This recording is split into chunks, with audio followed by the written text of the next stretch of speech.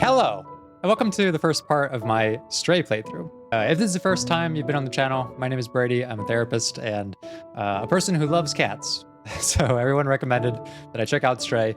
Normally on this channel, we're doing like kind of deep dive psychological analysis of the games that we play. This one will be a little different because this one is a streamed series, so it's just a little more relaxed, less like structured analysis. And yeah, we'll be chatting about psychology along the way. So if you'd like to join those streams, they're typically going to be on the weekends. I'll always have the VODs available afterwards. I'm also uploading this one again because there's some audio issues in the original stream. It's been a while since I went live, so I'd sort some of that out. There's actually still a couple of glitches early on in this video, but it'll all be fixed for next time. So yeah, more relaxed kind of playthrough. Just kind of hang out with me and the cats, and I hope you enjoy this first chapter of Stray. Oh my god, there's a cat in the menu? What? This is the best game ever.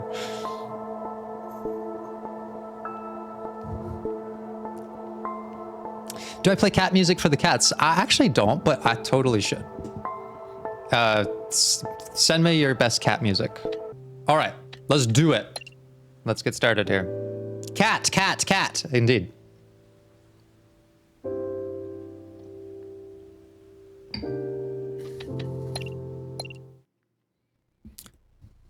I'm so excited.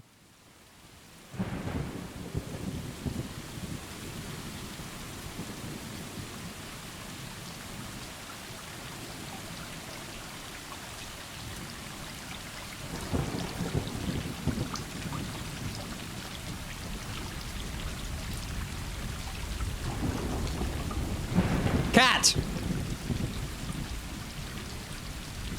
2 cats. This is already it. This is already 10 out of 10. Oh my god, there's 3 of them. Oh my god, there's 4.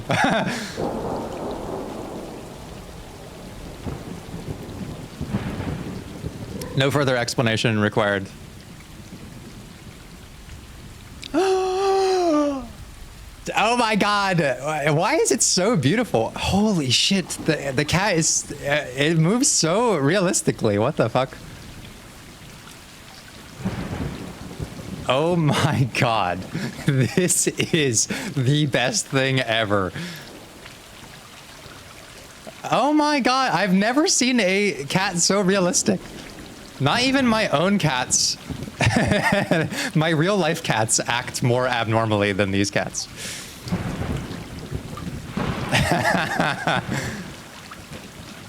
Wait, is the interaction on the tail because I'm gonna whap the tail?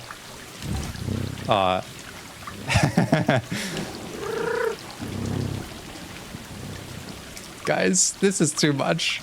I'm gonna cry. Is this supposed to be HDR? It's not. Do I have it in HDR mode or something? I often have my PC on HDR mode, so let me know if it looks a little weird. Why is the stream like 24 frames per second though? That's not supposed to be the case. Hooray! Now it doesn't look terrible. High frame rate. That's the thing. Look, I want to be able to appreciate the insane work that they clearly did to get these cats looking like this. I just can't believe it. Is there also like, I don't know, a documentary, or did NoClip make a documentary about Stray, or is there anything we can watch like as we play this to figure out how the fuck they did that? Is there, what else can I do? What? There is a fucking meow button. Ah! Ah! Oh my god, this is the best game ever.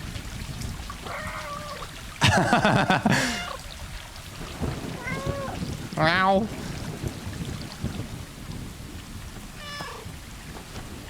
Oh.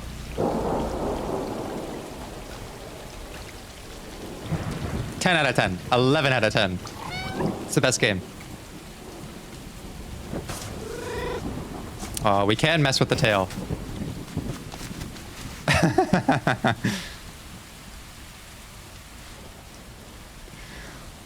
Oh my god, it is so perfect. The wild swinging from like, I'm attacking you, I love you. I'm gonna hit you, and now I'm gonna kiss you. All right. Let's figure out what we're supposed to do. We're gonna curl up with our buddies. You're gonna love this game. I already love this game.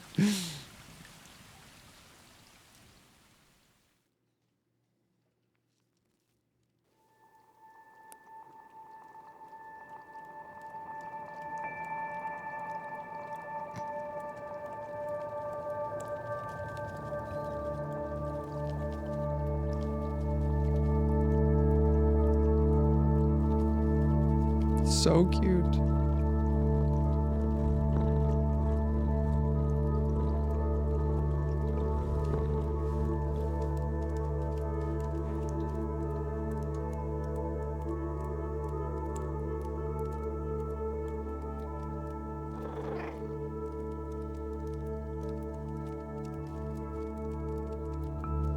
Oh, the sweet sunbeams.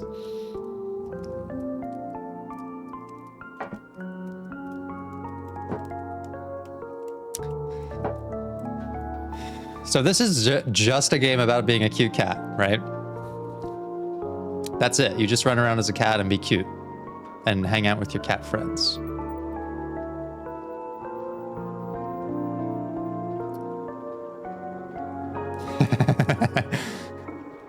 I mean, that's why you all would recommend it to me. That's the only reason you would ask me to play a game like this.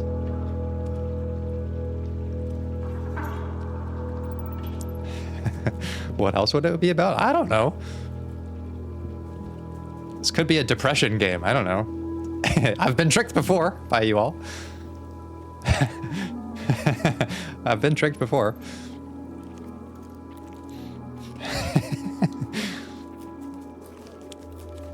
Oh my god, the sound effects are so perfect. The little pitter patter. Press B to meow. Literally the best tutorial ever made. And they respond.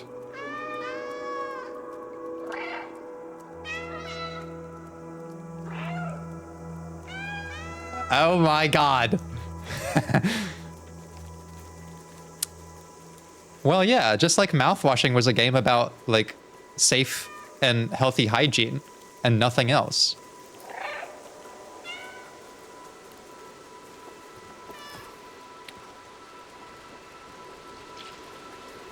Oh, that cat's running. I can run as well. Holy shit.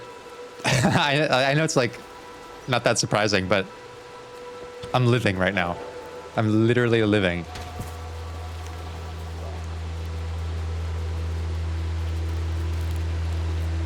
Not for nothing, the rest of this game is also gorgeous. Hello.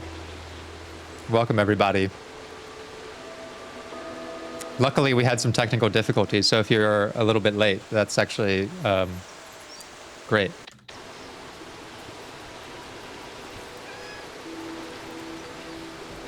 Oh, there they are. I also, like, I'm really a sucker for, like, minimal UI.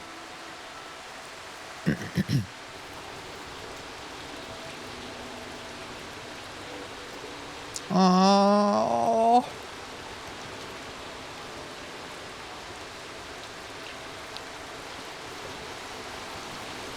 Very immersive, very cat.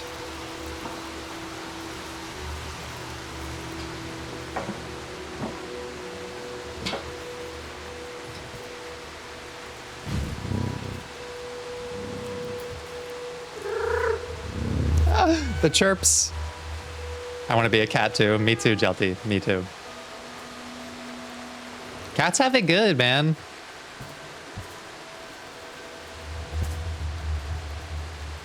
They have it really good. I love how we're just like a little gang. Just a little gang of cats roaming the underturf of society. We can go anywhere. We can be anything.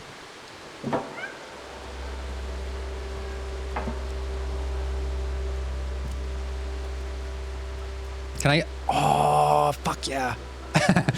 Now, this is gameplay. This is just straight up gameplay. Literally wouldn't be at all disappointed if this was the whole game. Just this. No story. No puzzles. Just cat parkour.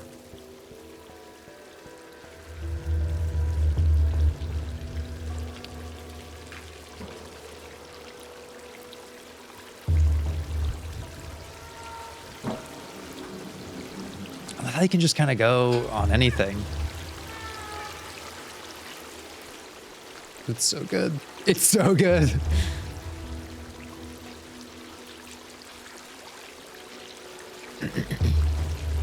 Where are they leading me, though? I feel like they know. Oh my god, this is so immersive. The camera changes. This is fucking art, is what it is. Hold L to observe. Oh, that's cat vision. That's what that is.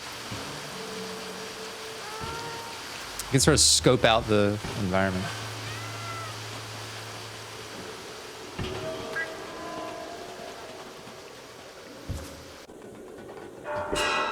There they go.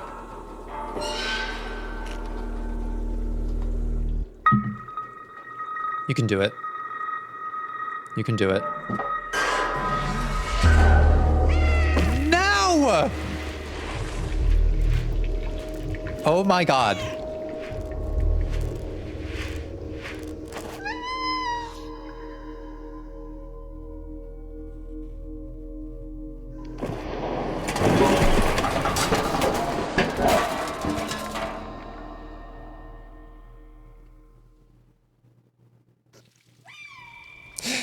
What?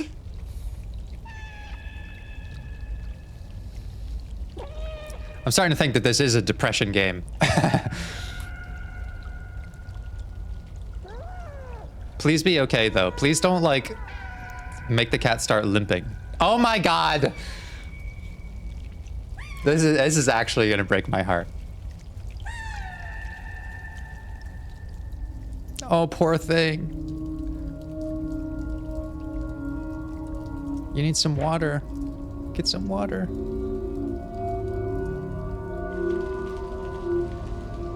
This is evil. The depression is realizing you're not a cat IRL. Yeah, it is.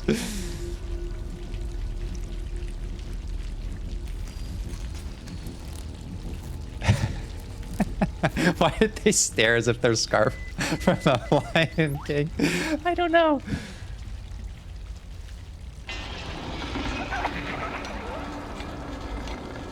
What are those? Kinda a depression game? Well, the thing about depression games is that usually they turn into healing games as well. Except mouthwashing didn't really do that.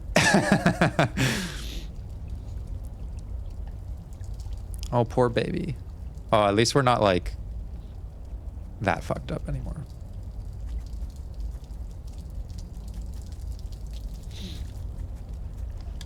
Horseshoe crabs.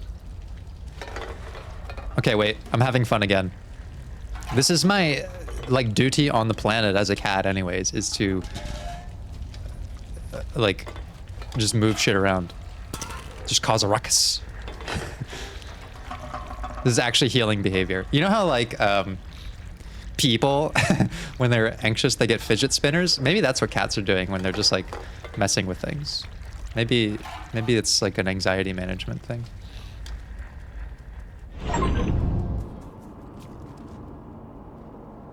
Okay, this is not a very welcoming space to be in. A dead city.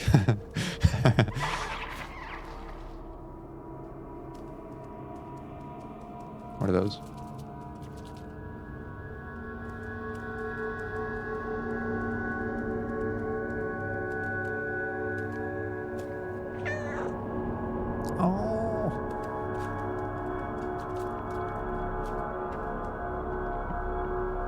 Okay, we're still quite agile.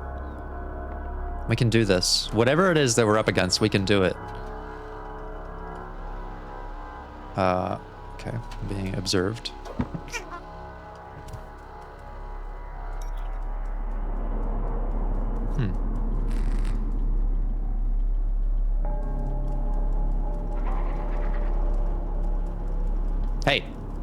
Hey.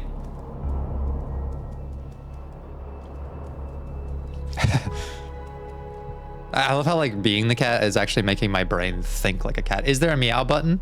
Yes. Yes, there is. A whole face button dedicated to the best thing about cats.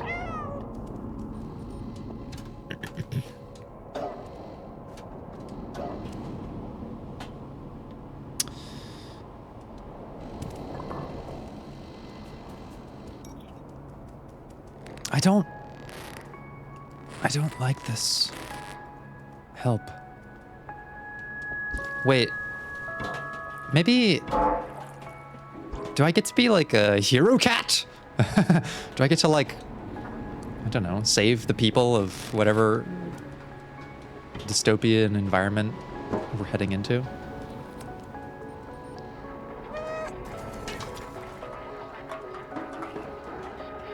Zero to hero, but it's a cat. Follow me. Okay. Up here.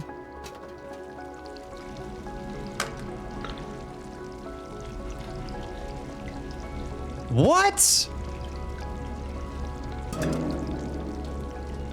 What is going on? Who are the geniuses who designed this? I've got a bucket. All my anxiety is gone. I've got the safety bucket. The coping bucket from Stanley. Imagine I could keep this the whole time. It's literally the coping bucket from Stanley. You can't change my mind.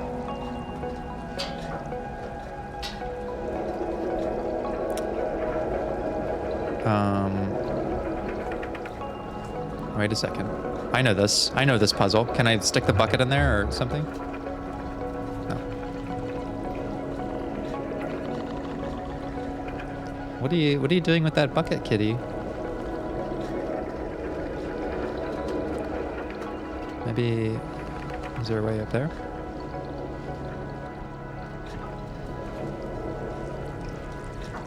Did I miss something? Should I fill it with something? I guess not. Let's try again.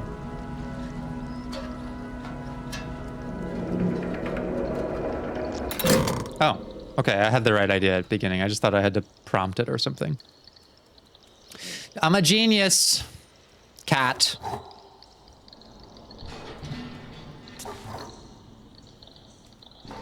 Best game. It's just the best game. Literally not even a puzzle. Literally just cat behavior. I'm just gonna leave one.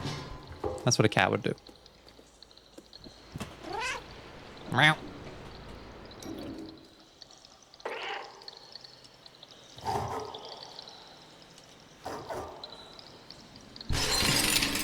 Oh my god, it actually is a puzzle.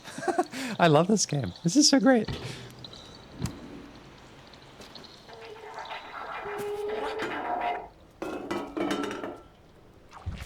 Ooh, I would love... Can we get more of those, actually? Like, that was like a cool, like, fixed camera angle.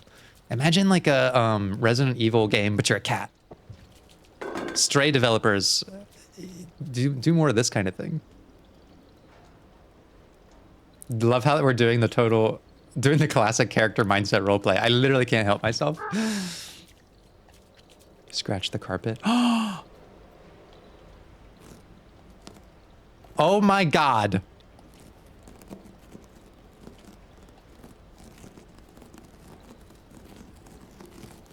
Wait, but it actually is like cat coping though. Because these are the things that a cat does when they're safe in their environment, like my cat.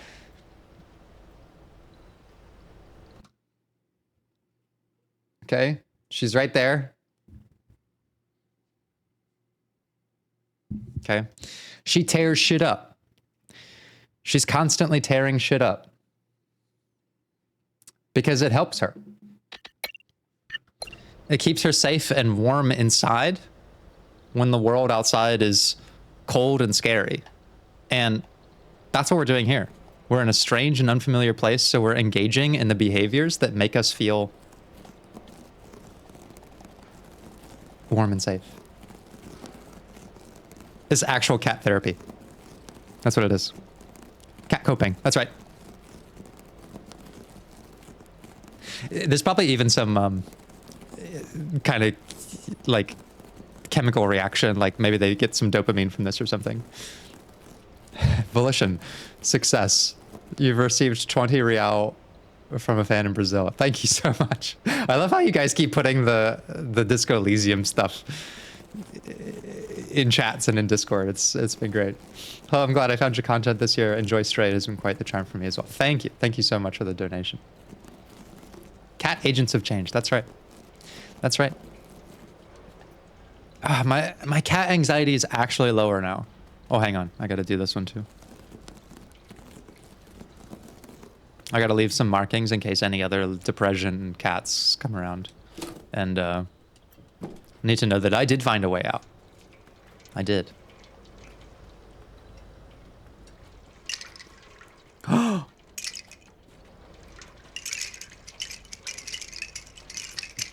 I just love it. I love what they're doing with this.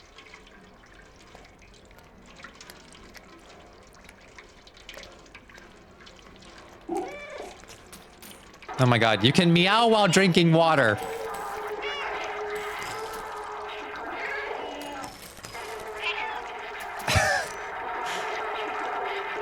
Also, something seems to be responding to me.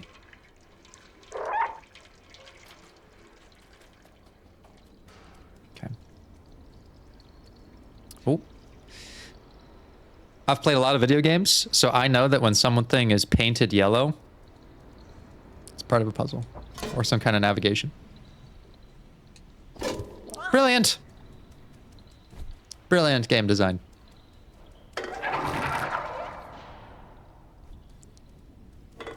Wow, okay.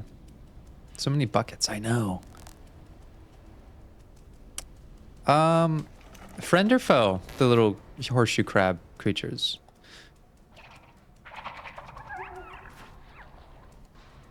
Unknown. Oh, shit.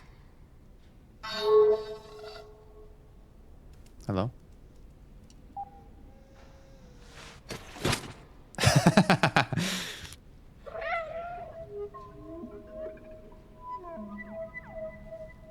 What a cutie. Okay.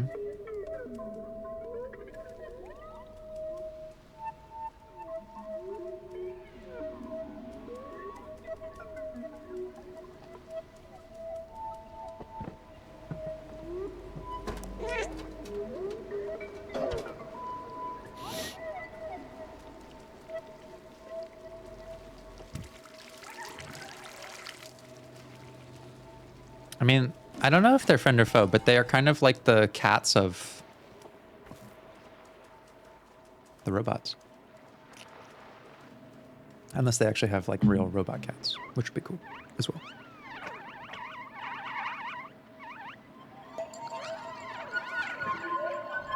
Oh, poor baby.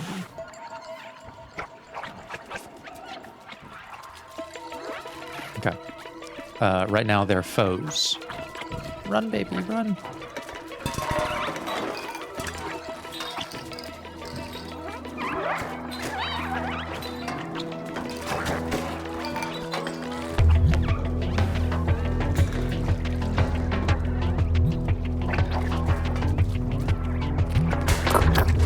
Whoa, whoa, whoa, whoa, whoa. Don't mess with my cat, okay? I will actually fuck you up.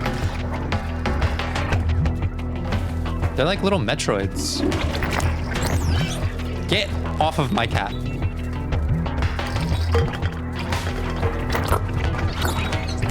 God, why is that being so disturbing? Leave her alone!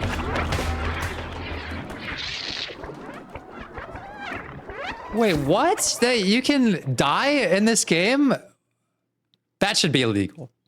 That should actually be illegal.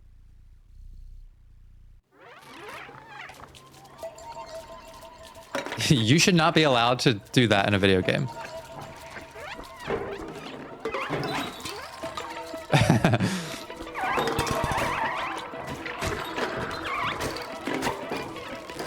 Go, baby, go.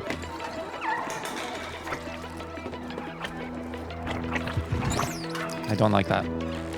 I do not like that.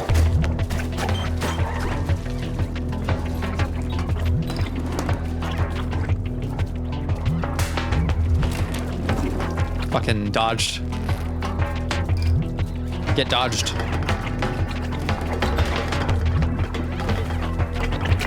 Leave me alone. Stay off my baby. Leave me alone.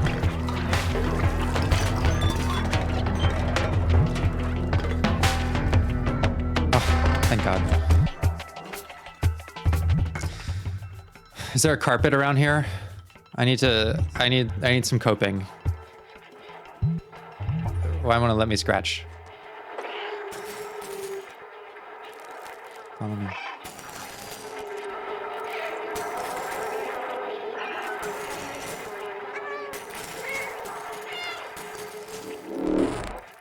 Okay, we're safe. Jeez.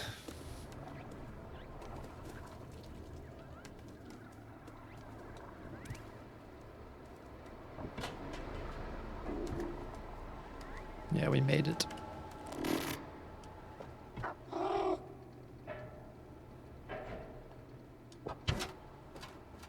Do some more cat parkour.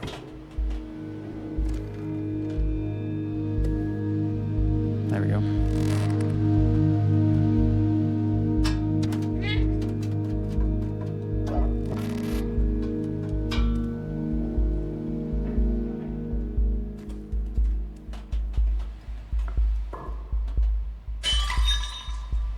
That feels good.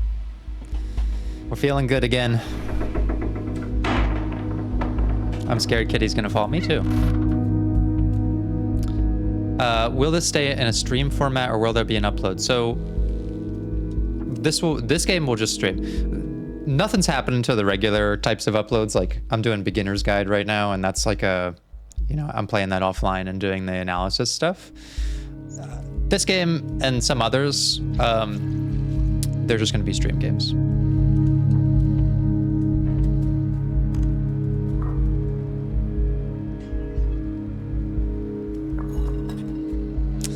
Like I'm still working on the Expedition 33 reviews. They're going to be reviews, but I'm trying to get to the end of the game before I say more about it. So that's why it's nothing's come out about it. I'll probably do a series of full deep dive analyses once I'm done with it.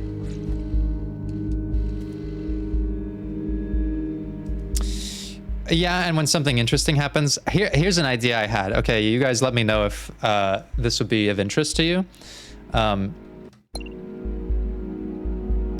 Would you be interested in a Eurobrady clips channel, like a completely separate channel that's detached from the Eurobrady channel for pulling out some kind of like little bits from things?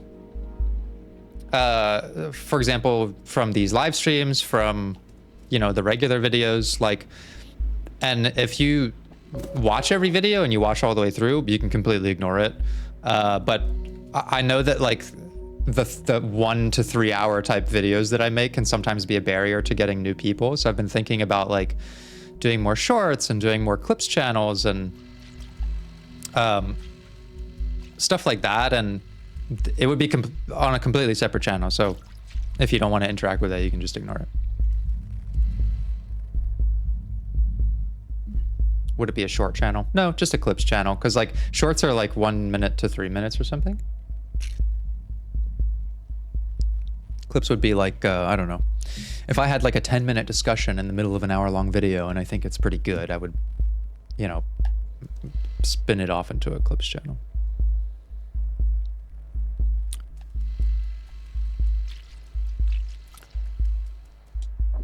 Just an idea I've had. Okay, I think I'm going this way. Yeah, I know that, well, another reason I had that idea was I get a lot of comments on the videos that are people putting like timestamps for them to like return to watch something. Because sometimes people want to revisit the episodes and find like a particular analysis if it applies to them. So that would also be nice. Like, if you want to see me talk about codependency and Slay the Princess, like here's the 10-minute slice of that cut out from everything else. Might be something I could do. Will Omori be a stream game? No, probably not. Well, I don't know, actually, maybe. Omori might be a offline game that because I think I might have a lot to analyze about it. Press B to meow.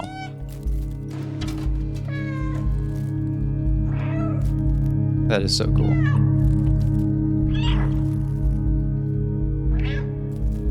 Omori should definitely not be a stream game. Yeah, I don't plan to do it as a stream game. It'll probably be more like the Expedition series where I play through it and then give you like some really tight, structured analyses rather than like the disco type where I just am saying something all the time. That's just, it's not really viable for those long games. Okay, that's where I came from. Undertale, also yes, but not a stream game. Also an offline game. So there will be, yeah, different kinds of games that I play. Yeah, I know I'm supposed to get on the wire, but she's not going. Why isn't she going up there? Do I need to like...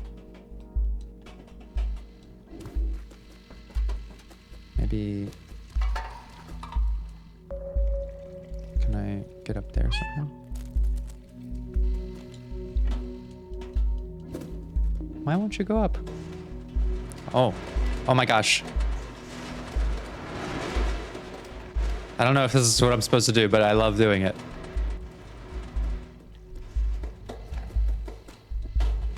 Did that?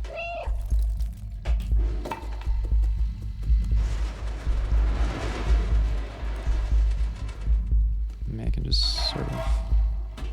Ah, ha! I thought I was supposed to go on the wire. Yeah, I won't be streaming the more like important games, like the games that I really, really want to do like proper analyses on. These ones are just going to be for fun with a little bit of light commentary.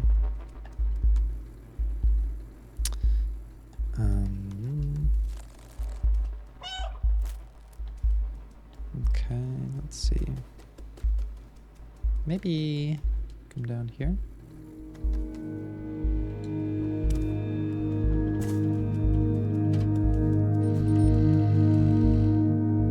Who is leading me this way?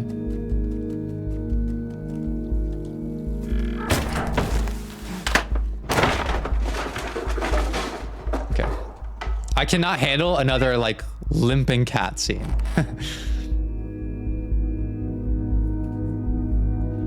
Yeah, Turf TF.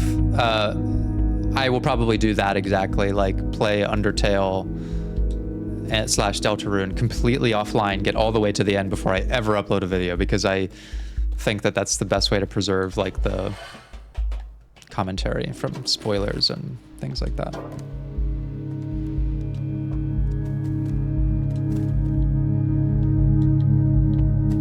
Okay, now we're making moves. We're getting places. We're figuring it out. This is a very resourceful cat. Like, way smarter than most cats. If you meow at the camera, it will nod. For real? Okay, the next time I see a camera, I'll meow at it.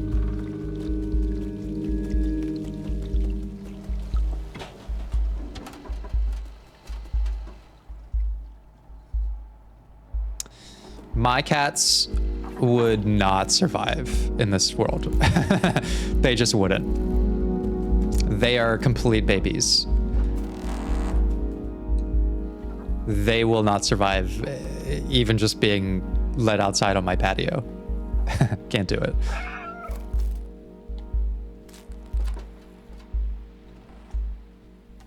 And I love them for it.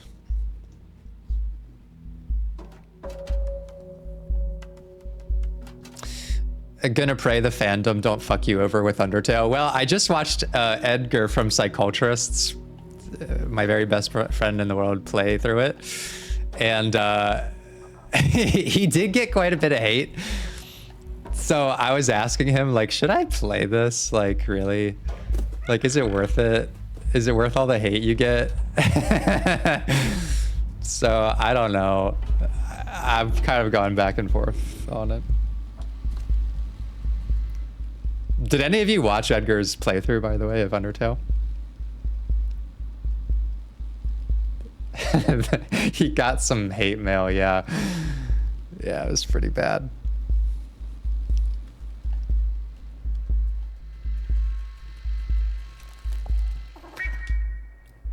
Also, I should mention, while so many people are here on Twitch, if you subscribe to the Twitch channel, which has been super dormant for a long time, but if you like use your Prime sub or whatever, go to the channel Discord, you get the same benefits as a Patreon supporter. Like, I have a special chat in there, you get a special role that everything that people sub for on Patreon, you also will get if you're a Twitch sub. So like, you know, I post the videos to them early.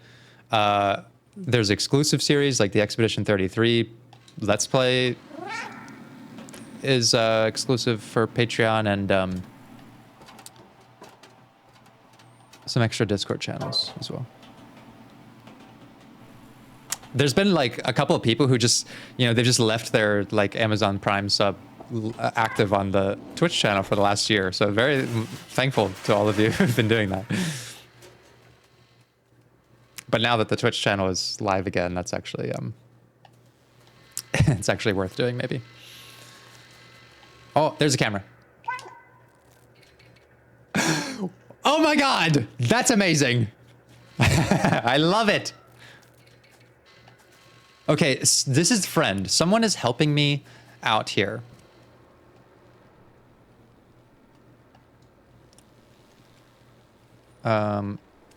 Okay, friend, where am I supposed to go? Through here?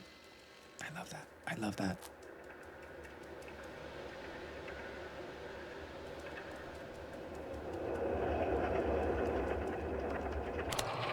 Oh yeah, another puzzle. The camera is chat. Yeah, it absolutely is. Oh my gosh. I have a little battery. My favorite thing though is meowing with like something else. Ah, I can't do it. You could meow when you were drinking water, so I was hoping that we would get like a... Okay, so we probably need to take the battery elsewhere, no?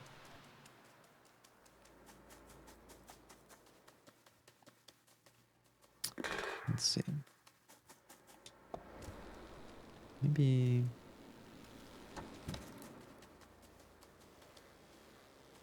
Never knew you had a Discord till you mentioned it. Yes.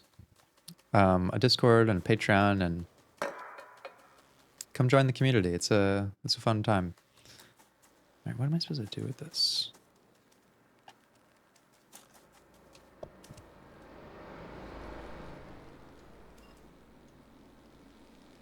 Am I supposed to drop it? That can't be the case. Maybe I'm not supposed to take it somewhere. Maybe I just needed to stop the fan and then I can go through it. Could be. I'm doing too much. I'm trying to think of like extra puzzles to solve, but the puzzle was just take the battery out. I gotta think like a cat, okay? I can't be thinking like a fucking stupid human who is overproductive in their thinking.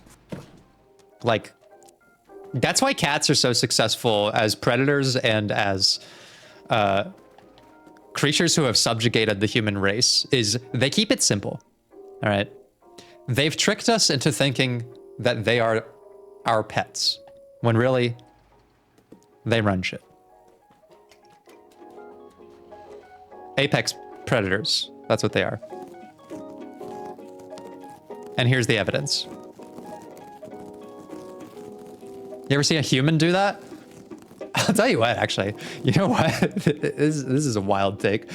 I'll fucking bet you, the next time that you're upset, you're really upset, you're mad, Go scratch a carpet. Just go dig in. See if it helps. I bet you it actually calms you down. I actually think that the cats do this to cope, and if humans did a little bit more of this, maybe everyone wouldn't be so fucking mad. That's right. Internet therapist says cats are better copers than humans. Go scratch a carpet when you get mad.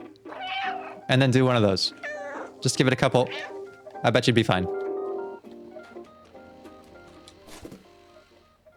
Need help. Yes, do you need help?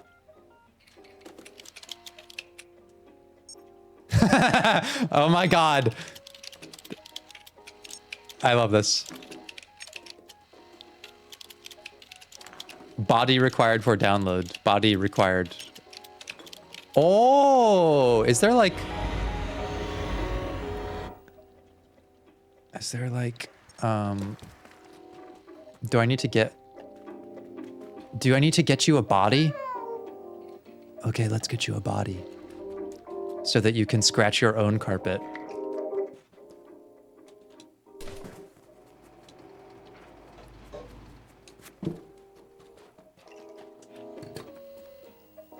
There will be world peace if we act like cats. Actually, kind of legit. Kind of a legit take.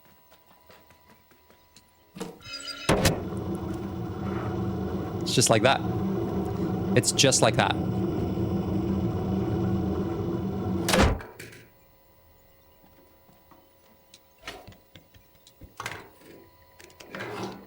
This cat is a fucking genius. Okay, okay. So we need a couple batteries, actually. Got one up there. Let me get up. Let me do the role play properly. Let's get up really high and then scope it out. Okay, what do we see? We got one up there. I'm in cat vision right now. We have to be up at a slight elevation. Okay. I see that one. I'm gonna go for it.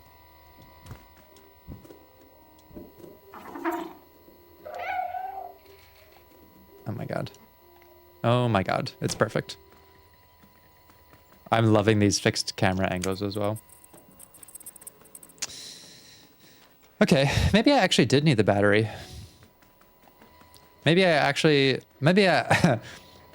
maybe my human brain wasn't that stupid and I kind of did need that other battery.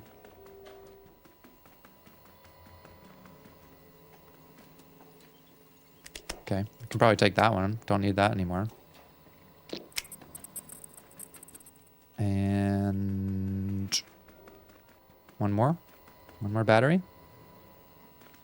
There's a battery. I'll take that. There we go.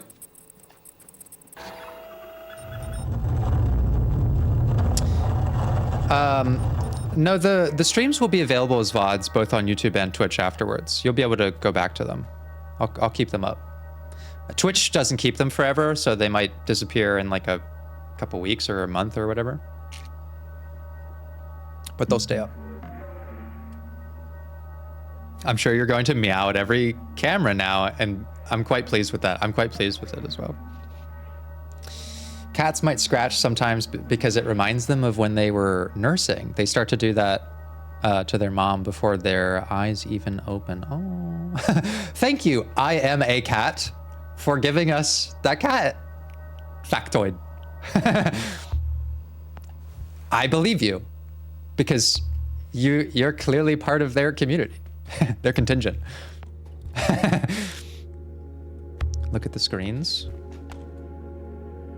Oh, they're cute. They're like little dudes. Little cats. Oh, okay. Maybe, is this the body?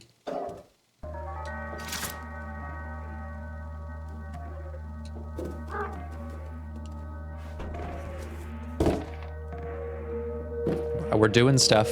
I don't know what we're doing, but we're doing stuff. What do we got here?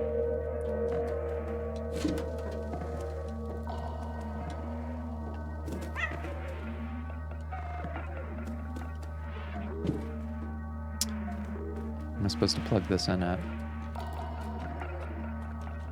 Maybe, do I plug it in like... What is it? Up here? This guy is very good at following directions.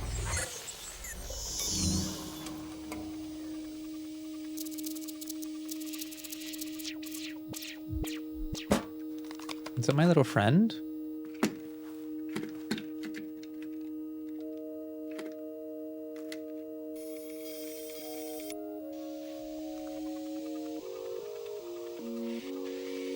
What a cutie.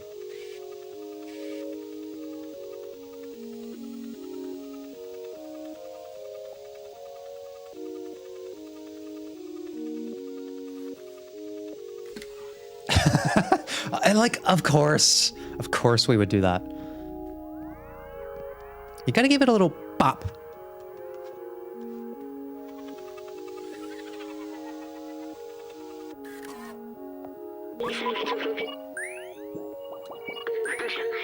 It worked. I'm free, thank you. I couldn't believe the cameras. A cat in the dead city. I can't remember my name. It seems my memory is corrupted. I've been trapped in the electronic network for so long. I know I worked for a scientist who lived here. For now, you can call me B12. That's what it says on my exterior. It's dangerous in the dead city, but you seem like you know how to handle yourself. Let's get out of here. Follow me. Okay. Not alone. Oh my goodness. That key unlocks the door. I remember that much. I love how this little robot, presumably, I don't know, it seems like modeled on a human. Maybe it's like a human consciousness or something, trapped in the network. And it's been sitting here trapped in the network, sort of like depressed, unable to speak, unable to recall its memory. But the one thing it remembers is that cats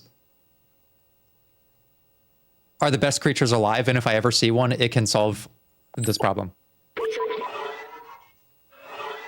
Like it has enough, it has that foundational knowledge that a cat could get us out of this.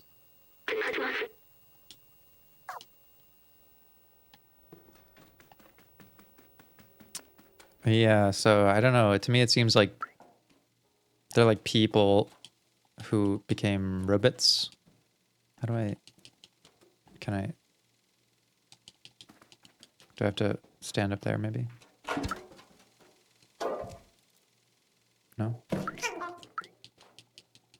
How come I can't read it?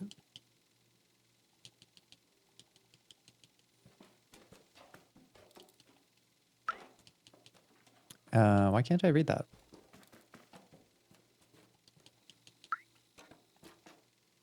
Maybe it's a later thing. Why can't I read that, Brady says. Because I'm a cat! Well, look, I just assumed that if the cat can read signage and arrows and knows what a battery is and how... Hey, it's not that far-fetched that I could read the... We read the fucking dialogue of the robot. This is valid. Cats can't read. How do you know? How do you know? How do you actually know that cats can't read? If I show my cat something to read, how do I know they're not just ignoring it like they do most things?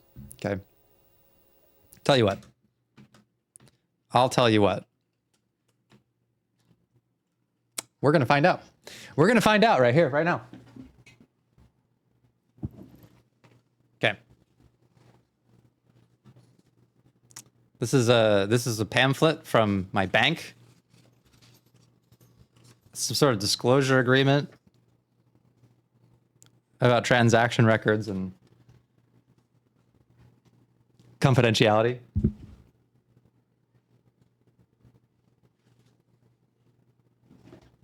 Okay. I'm leaving all of my banking up to you. now. All of my financial... Can you understand this? Okay. Here, check this out. What does that say?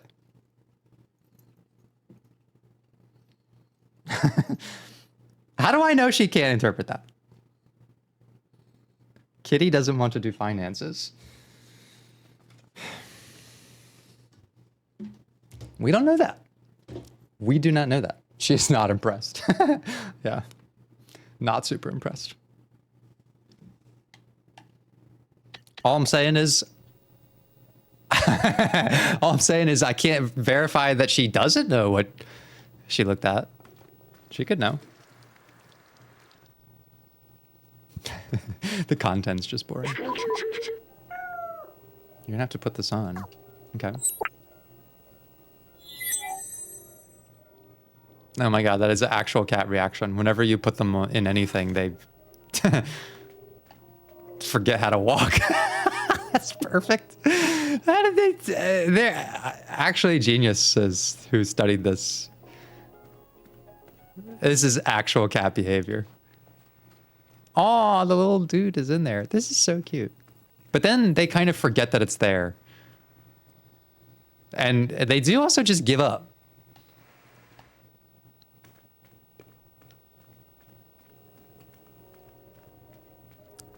You know, if they don't have any fight in them, they just flop down and say, all right, look, I'm just gonna be dead weight.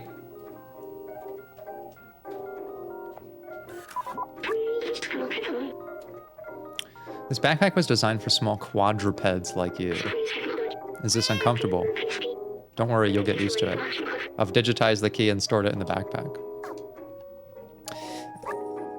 Oh, look at that. They do the same thing, like, when I put, you know, the collar on, they have it on all the time, but then, like, when I take the collar off to, like, adjust it or whatever, if I put it on 5 seconds later, they're like, what is this thing? I've never seen it before in my life. It's like... If you're ever curious about an object, you can show it to me. Or to others. Let's get out of this flat. Okay. Alright, we've made a little friend. Do a little bit of that.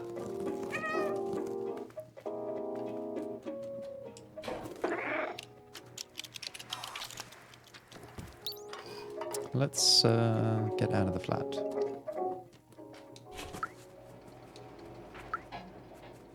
Oh, he can translate. It's an engineering degree. It belonged to the scientist I worked for. Okay, maybe... Can you translate the message in here?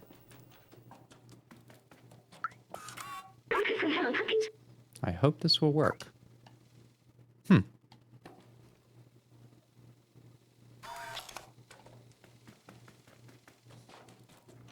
The cat was part of the plan the whole time.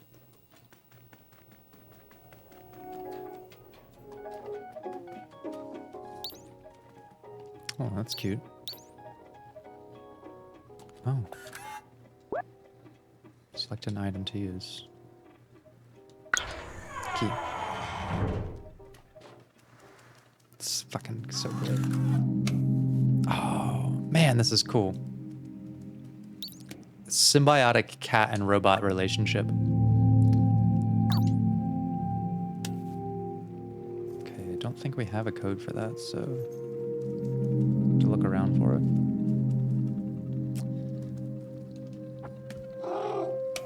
I know what to do. This is a puzzle that only a cat could solve. 3, 7, 4, 8.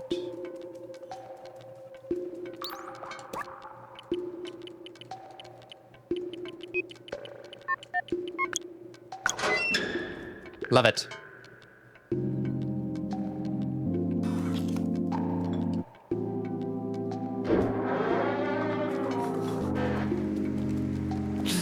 Oh my god, it's so great.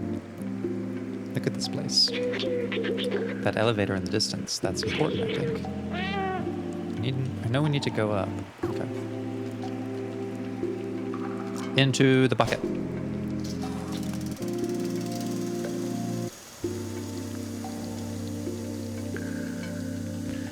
This kitty's having a big day. There's a lot going on. Seeing a lot of stuff. Oh, with the little paws hanging out. So cute.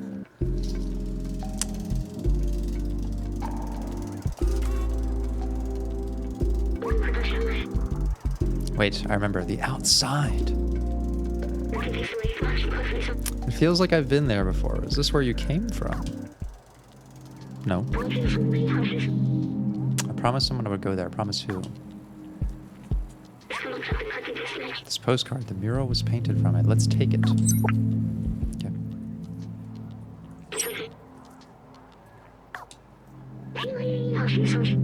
Why do I have these memories? How did they get here? Let's keep going. Okay. New memory recovered.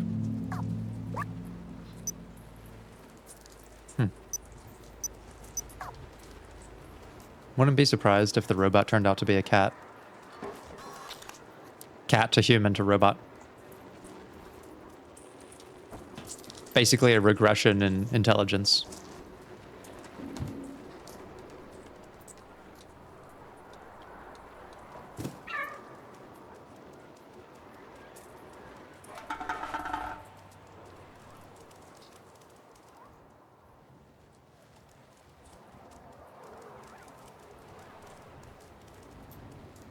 Oh, another bucket. Oh, wait. I'm trying to say. Safe zone. Oh. Don't lie to me, Robot. Better actually be safe.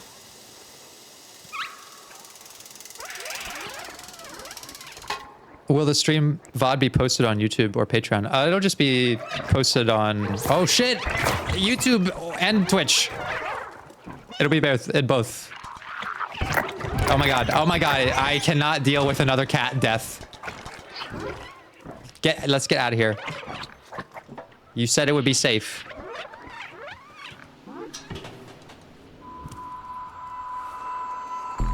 The slums.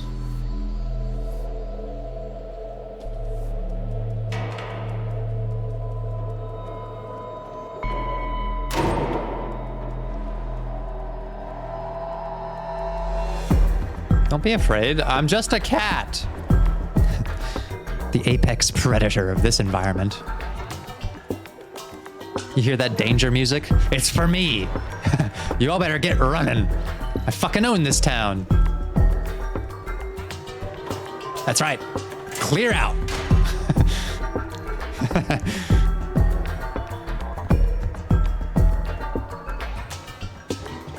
Fear me, mortals, exactly. That's right, scatter.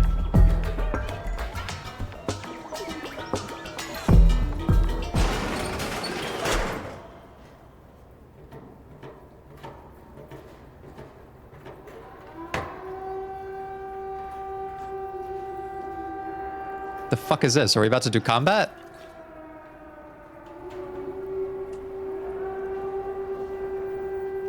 What is this? He's looking like he's ready to spar with me.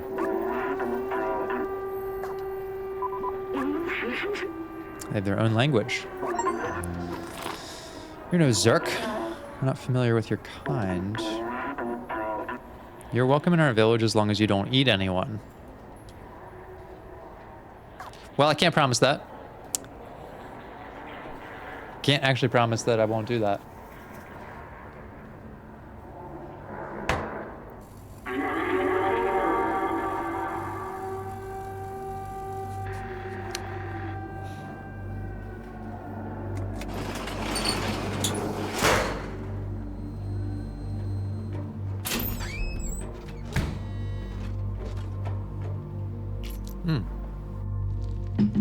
Pretty well-dressed robot.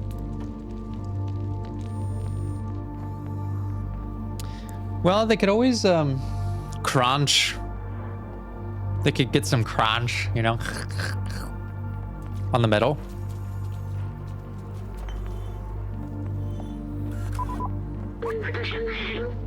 Seems to know a lot about the area. Should we show him the postcard? Maybe he knows a way out of here. Maybe so.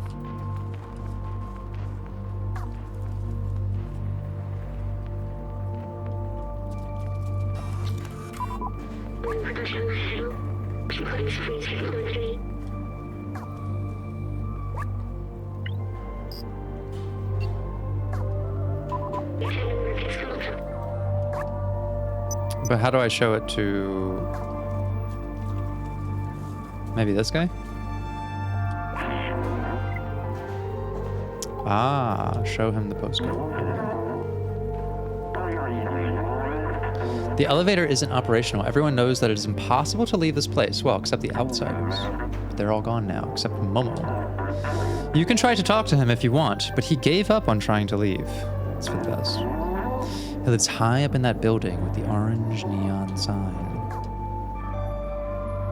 Momo, huh?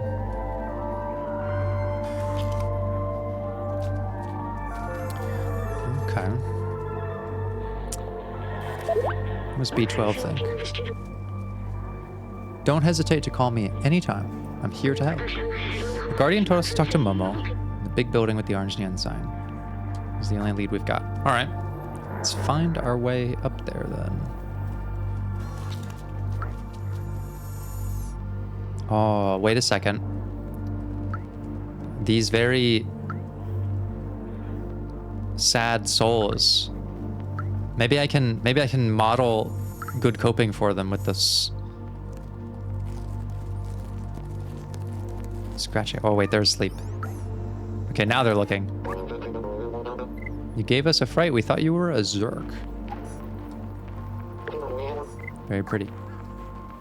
Okay, I'm gonna first get their attention, and then I will scratch. Check it out. No, they're too depressed. They're too depressed. You really thought you'd take the elevator. I've never seen that thing work, and I'll be 374 years old tomorrow. Such a beautiful dream. It's a shame it's a dream. Okay, so they've been down here for a long time. Momo has some pictures just like this.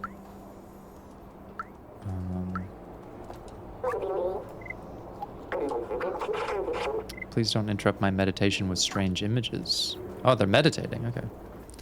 Oh, look, there's a cat. Can I... how do I get up there?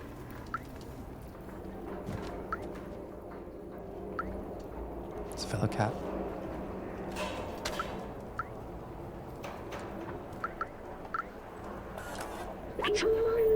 Only our ancestors can distinguish these colors. It is said they once dominated the world. Okay.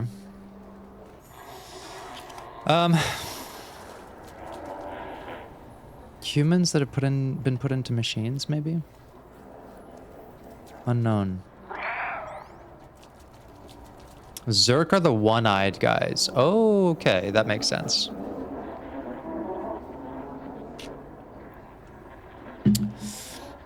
Not being charmed by the kitty being a kitty makes me question their sentience. Valid.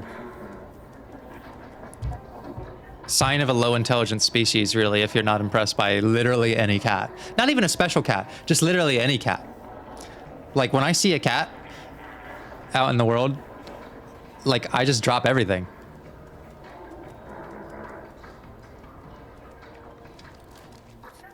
Doesn't even need to be a special cat, just literally any cat. I'm the merchant of the market. You give me something, I'll give you something in exchange. It's as simple as that. This is an ancient relic, a testament to the talent of our ancestors. It will cost you 3 energy drink cans. I can't do less. You won't take the postcard. Okay, let's get a cable. I'll take it for a super spirit detergent. All right. Music sheet. Masterful piece of art of a very renowned artist. 1 energy drink can. I don't have any of those things, though. We're fortunate to have these items to defend us against the Zurks. The Slums has its threats, and preparation is its key. Thinks it's a fake picture. Okay. Look at all the hidden gems in this trash! Pennies from heaven! Or somewhere. A blue sky, imagine that. Ah, man. They've all lost any hope. or even belief in a world besides this. It's kind of sad. Can you interact with them physically? Rub and snuggle? I don't know.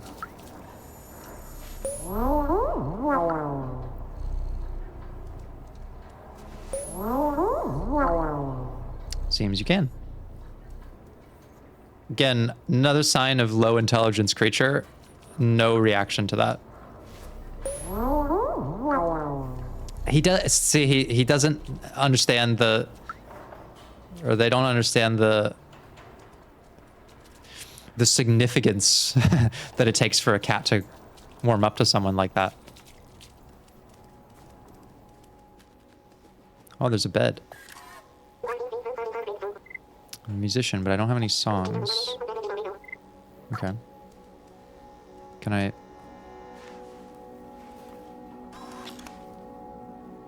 Oh, with the tail.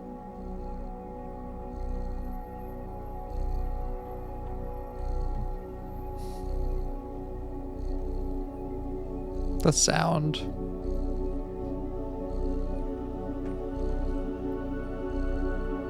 Okay, that is a high intelligence creature. Just silently watching a sleeping, purring kitty. You need to look at their screen face. Oh, wait a second. Have I judged too quickly?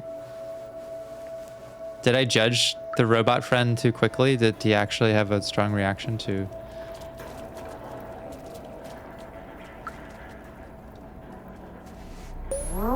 Oh. Okay, forget all what I said. These are vast intelligence beings. We are literally here to save them. To heal them. That's our mission. This is cat therapy. They react to meows too. This is why I knew I had to stream this game, so that you all can give me those kinds of critical tips. Oh, some of them don't like it though. This guy does not like.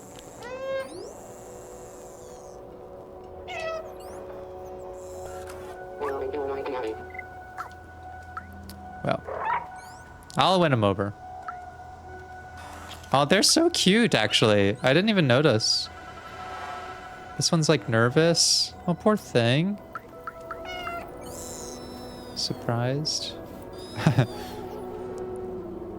They're very enthralled, actually, come to think of it, by cat. Okay, I judged them too quickly. That's something a human would do, of course. So cute. Stupid human judgment. Okay, now we're talking. Wait a second, what the fuck? Wait, that... Oh, that's brilliant. The controls are like reversed. When I have the bag on my head, they reverse your controls. Ah, it's brilliant. Why didn't this win Game of the Year? I know it was up for Game of the Year. What was it up against? Was it up against Baldur's Gate 3 or something? Should have won. Should have won, to be honest. Take safe's mysterious password. Use the digicode.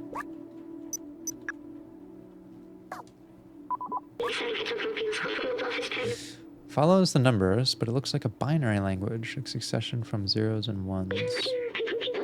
You must be able to decipher this code. It's related to the safe. Okay. Did it say...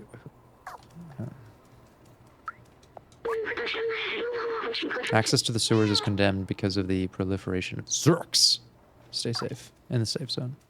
Okay, so the robots don't like the Zurks. The Zurks. But they like cats. Some of them anyways.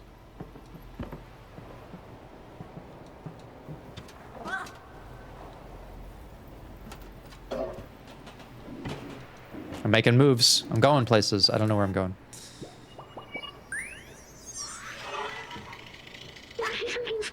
Remarkable. Companions have evolved so much. In the early days, their simple AI merely imitated human art. Ooh, that's it's getting a little too real there. Now this is all their own. Oh, it was against Elden Ring? Hmm.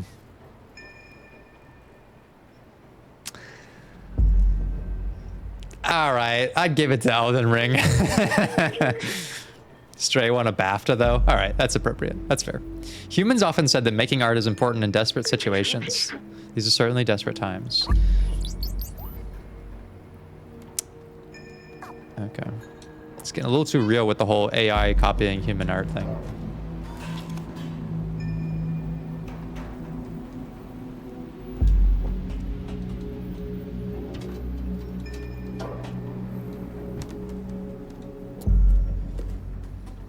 Okay, we got some more friends here.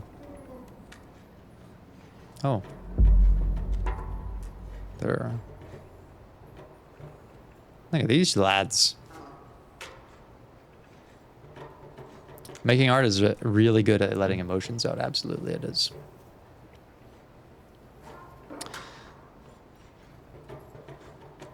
Oh, see, I've forgotten all about how this is all set up. It looks like Twitch is telling me there's an ad break.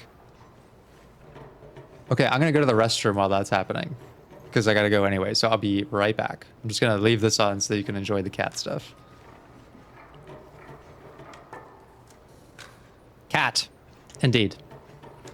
Does the cat have idle animations?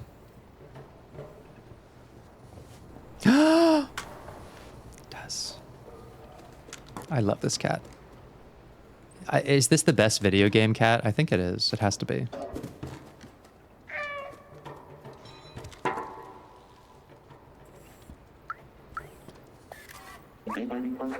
Please don't bother Vapora. She's so clumsy. Look, you can't tell a cat not to bother anything. It's like asking a human not to breathe.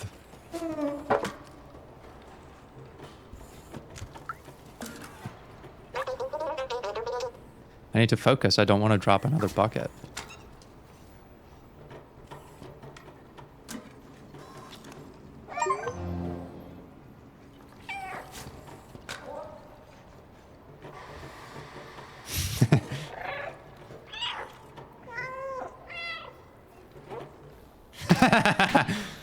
Wait, is that actually a solution to a puzzle?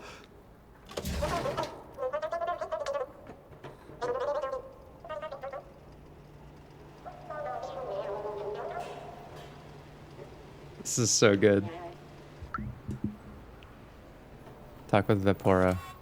It's okay. This is just exposure therapy, okay? Oops. It's okay. Just a little bit of exposure therapy.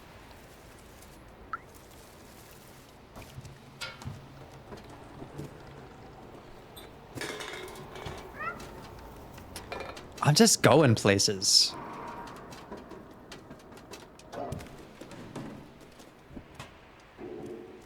I'm just figuring out the land.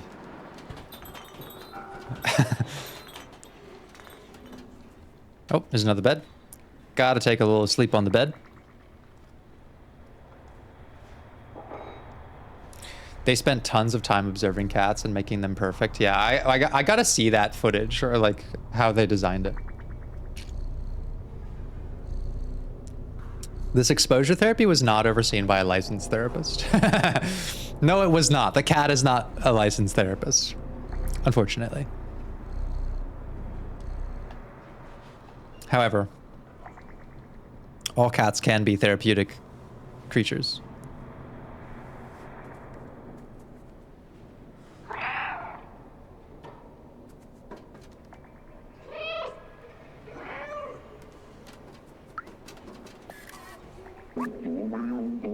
Those circles of light are pleasing to watch, but I want to see the real sky one day.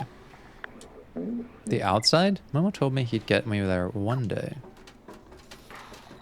So Momo's place was this, no? Let me go up there.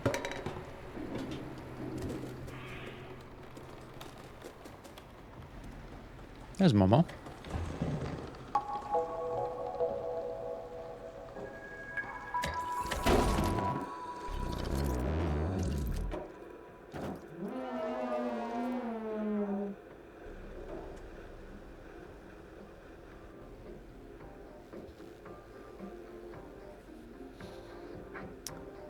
Oh, they did mocap with the cats? Okay, yeah, I do have to see that. Yeah, unfortunately, he's got sad vibes. What's wrong, friend? It's never going to work. Why did I let them go? I'm all alone now. What do you want? This is a picture of the outside. Do you want to go there? Yes, there are 3 cat friends waiting for my return. Don't bother, it's a waste of time. It'll bring you only loneliness and despair. My friends had this dream too, but now they're gone and I'm all alone. I don't know where they ended up. I tried to contact them, but that fucking receiver doesn't work. My friends and I took notes of our research about the outside. Here, take mine if you really want to go out there. You're on your own. I'm done with the outside. Good luck. Momo seems very sad. He misses his friends. He just like me. Let me check the notebook. We must go outside at any cost. We must protect our brothers and sisters. We must stay away from Zurks.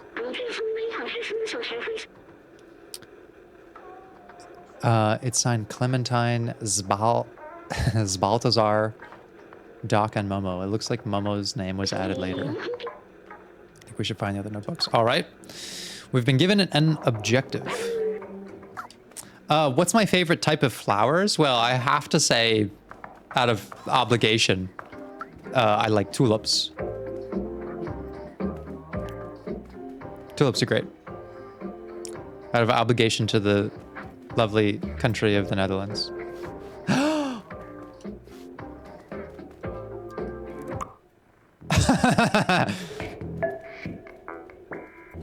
I'm just here to fuck shit up. Like, what reason is there to be depressed in this world when you have, like, all of the stuff that makes a cat happy? Also, why does he have this? Like, has he met a cat before?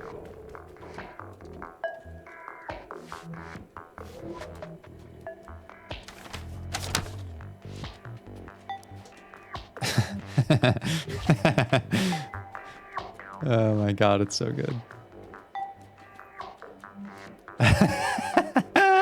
It's actually so hard to control now. It's brilliant. I'm doing all the things, all the cat things. Oh, poor Momo, though.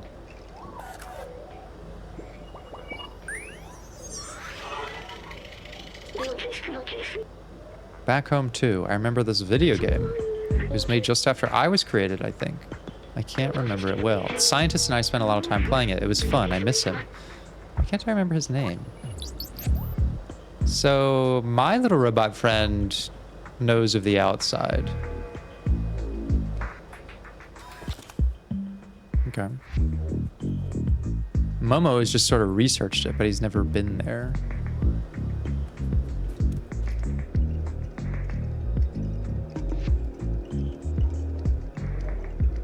What do I think about dogs? Love dogs.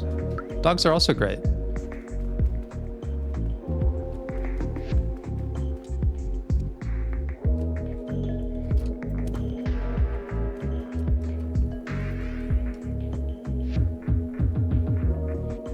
Oh, I can do the wall as well.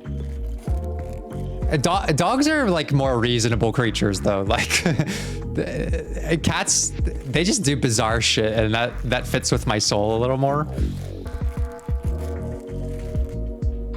And dogs, I feel like are, I don't know, that like what they do makes a little more sense for being dogs. But I find cats are just more interesting because they really don't. It doesn't make a lot of sense. Like, for example, like I love being around dogs. I love hanging out with them, but I'm never fascinated by a dog. Like, I don't look at a dog and I need to feel like I have to study what it's doing. Whereas I look at a cat and I'm like, it's like a puzzle box of a creature. Okay, so we're looking for these notebooks. Symbol matches the notebook. Okay. That seems like a lead. Let's follow it. Bucket-chan, take me to the next objective. Nah, never mind. Elden Ring should have lost. It should have lost. I mean, just look at that. Look at all this. This is like a cat's fucking playground. The pie actually broke into different pieces too. The physics are brilliant. Elden Ring should have lost. Big L for Elden Ring. It's actually good physics. Can I chew on this?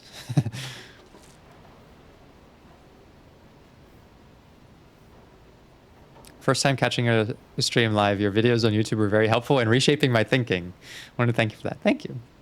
It's always like lovely to hear that these sometimes nonsensical videos I make help people understand themselves.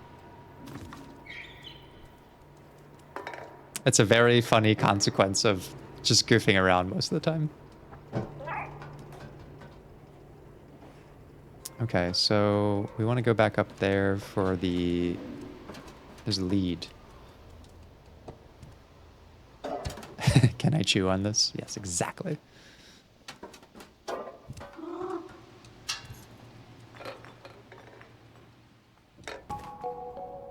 Okay.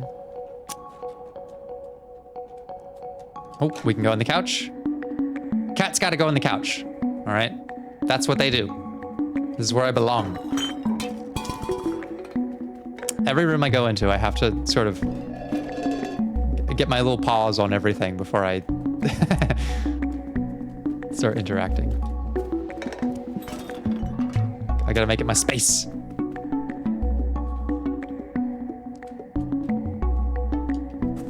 Gotta touch this bed. Gotta touch these cans. Gotta touch this computer. An outsider's notebook. It's the same logo as the one Momo gave us.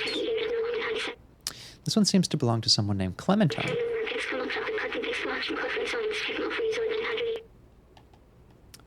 Everything's going according to plan. We managed to contact the upper level before the transceiver went down. They're in a place called Midtown. Apparently, it's controlled some kind of oppressive force. I talked to Momo earlier. His eyes. I know this look.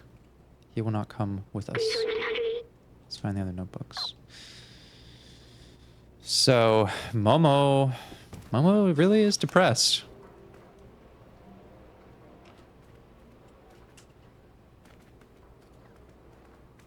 Okay.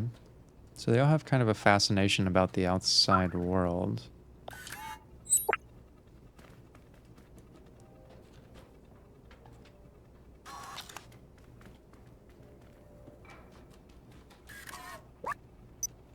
What did we just pick up? Some sheet music. Maybe we can give this to our music friend.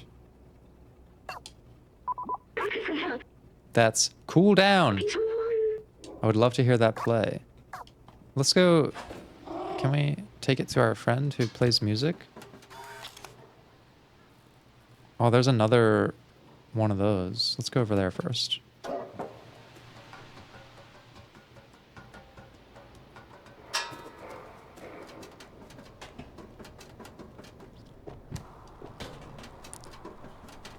Hello, Brady. Love your content. Thanks for expanding my emotional views. Thank you.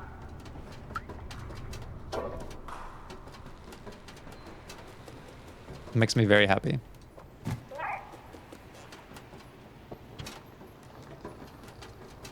How do I get over there if I can't ride Bucket-chan? Maybe I have to go...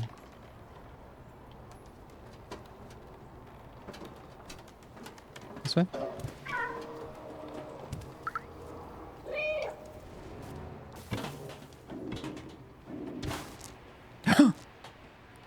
Okay, I'm glad that was a fake out. It's just for realism, folks. This cat's not actually in danger.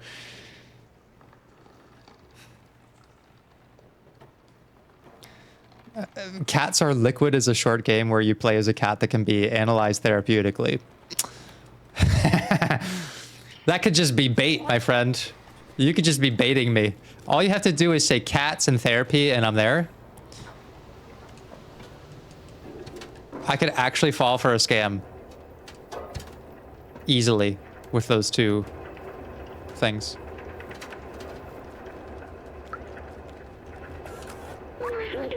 Ventilation power supply. Well, let's turn it off.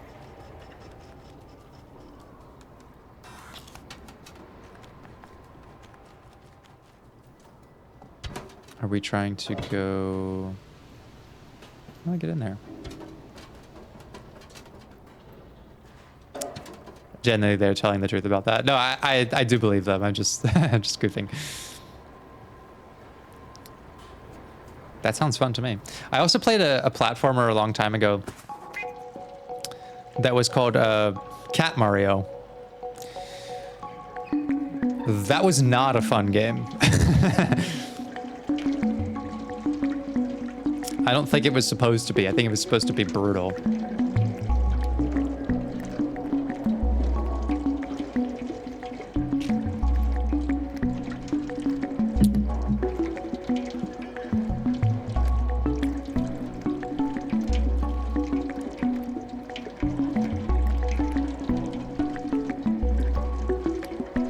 Can I join in on saying thanks to you because you're really helping me while I'm struggling to get autism therapy? Absolutely. It's very humbling. It's very humbling that I may have played even a fractional contribution to people's like mental health journey. Especially, it's always lovely when people say that seeing something on the channel kind of got them started. Like when they are like, oh, I was inspired to go to therapy or something like that. That's always very, very heartwarming.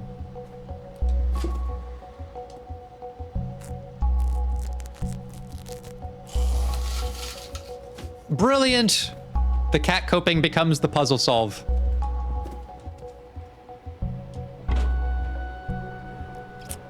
Wait, I don't think I finished doing everything in here.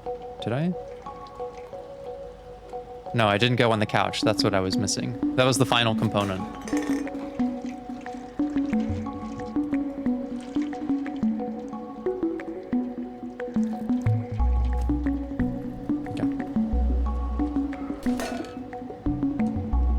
Gotta knock this stuff over. All right, now I'm good to go. I'm good to go.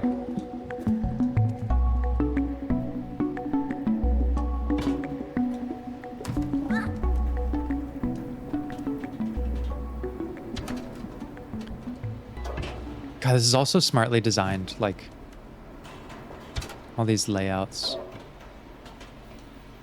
Yeah, I do think that I did not solve that vent puzzle. I'll come back up here, but I want to see if this guy can play the music.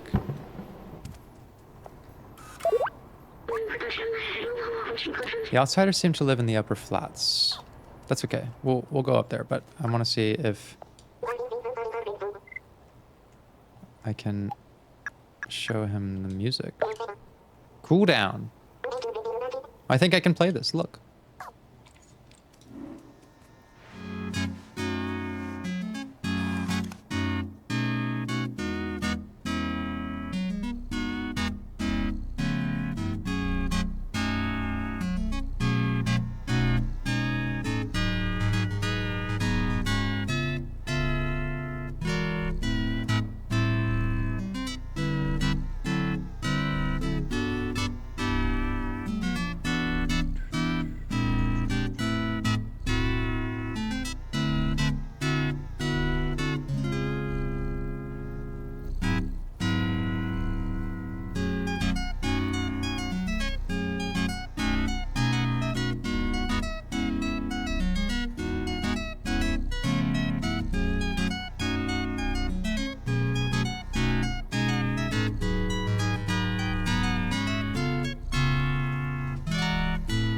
This does have an immaculate vibe.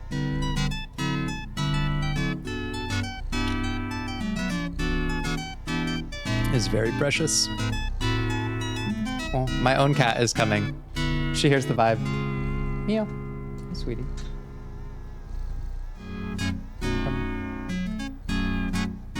Wanna come up? Come here.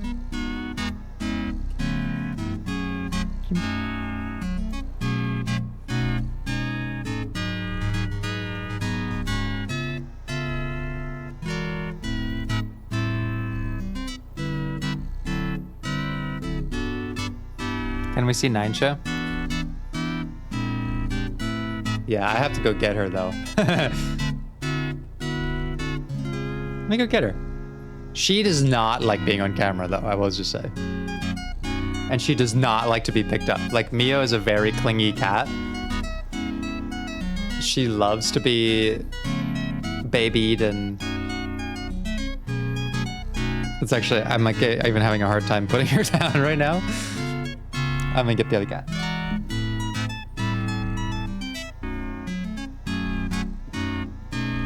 This is the other baby.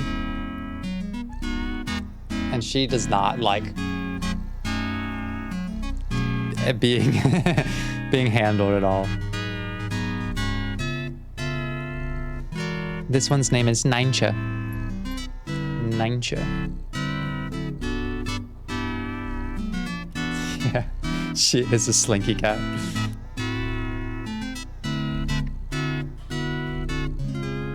Ninja.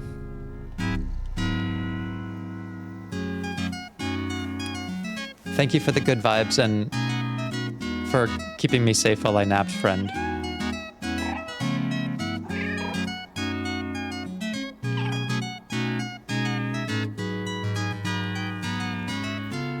Alright, we're back to the rooftops. Back to our mission. Look, every cat's got to take a break, okay? It can't all be dystopic dungeon crawling, puzzle solving. Sometimes a cat's just gotta unwind. Cats can get stressed. Finding your channel in the beginning of the year made me return to therapy. I think that's also wonderful.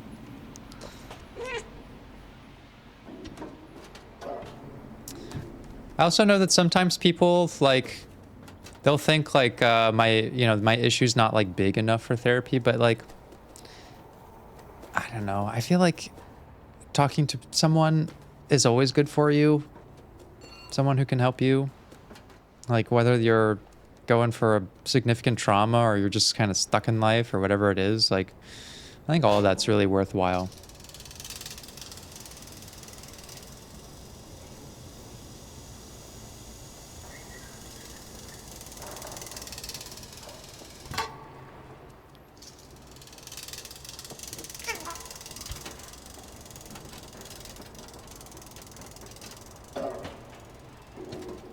Okay. Oh, wait. This friend seems to have powered off.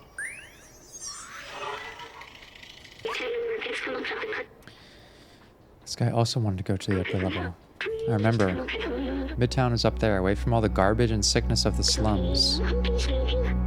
Even in dire times, humans could not help but divide themselves by social class.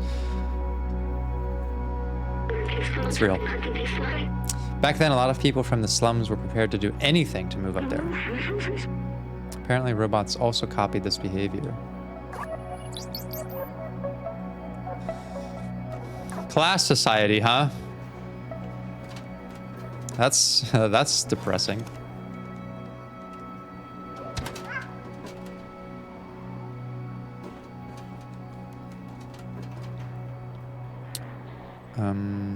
Okay.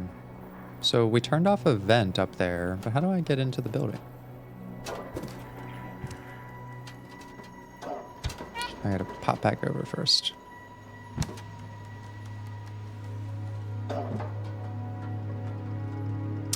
So many therapists tell me that I don't need therapy because I seem fine, just because I don't open up immediately about my biggest issues. I'm sorry. That should not be the case.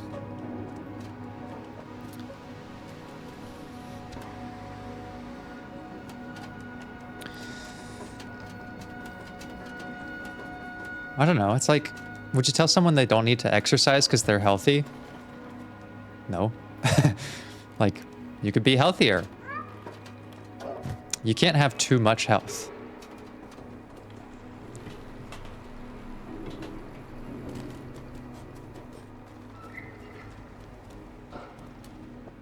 Okay, so we came through here.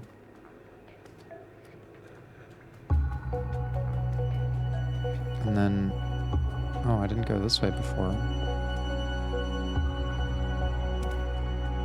Oh, it's just a bathroom or something. Okay.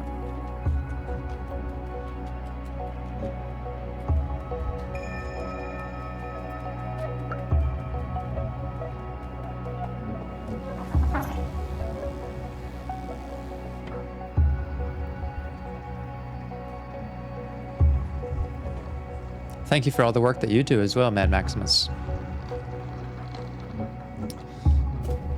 The world always needs more people willing to be in the industry to help out with mental health, because the industry is not great in a lot of places either, unfortunately.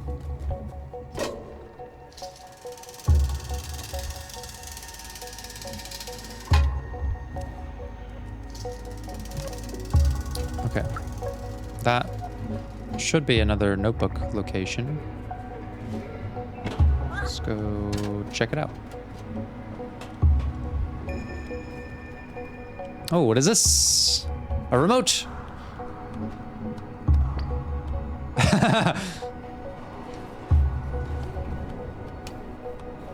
I love that. What does the kitty think of the news?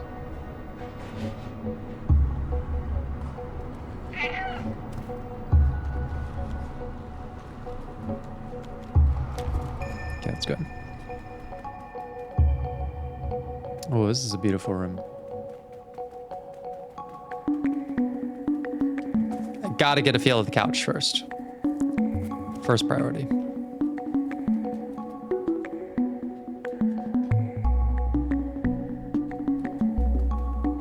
Got some pictures of the outside.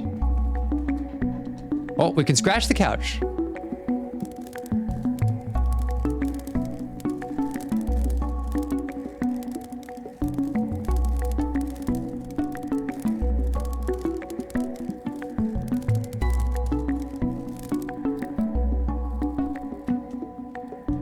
I feel calm and rested. Hey Doc, I found the keys to your safe. You need to be more careful with these. It's not enough to bury your safe behind a bunch of books. Could that be the... Well, there's keys and there's a password for a safe. Maybe it's a different safe.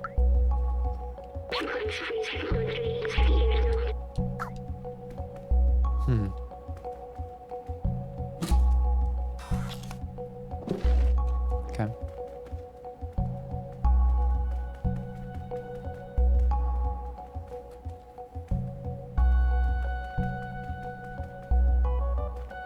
Looks like there's something on the bookshelf we can interact with.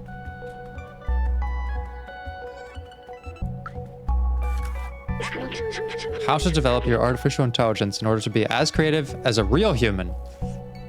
Volume 42.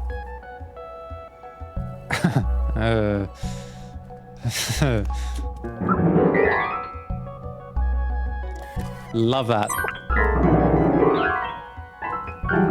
They thought of everything. They really thought of everything. Like literally everything. Even cat in the bookshelf sleeping.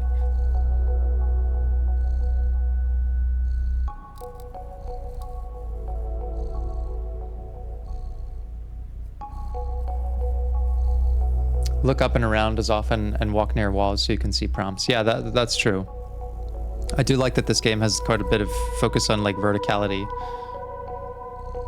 which is easy to forget sometimes. Broken string theory. The great bolt shortage. Get some wine bottles. I love this. This is so artistic.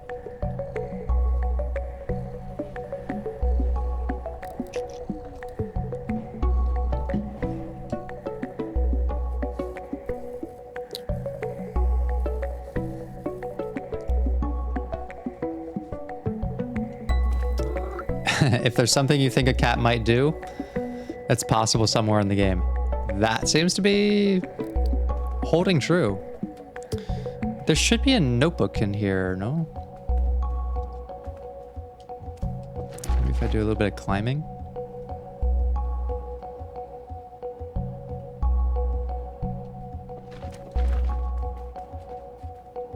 One of the expedition people with notebooks.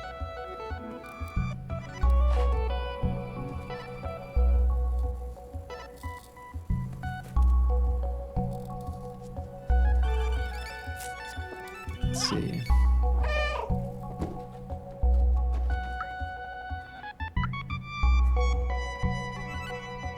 So what did this say?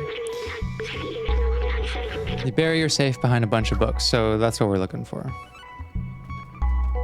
I'm gonna knock some books over. There it is.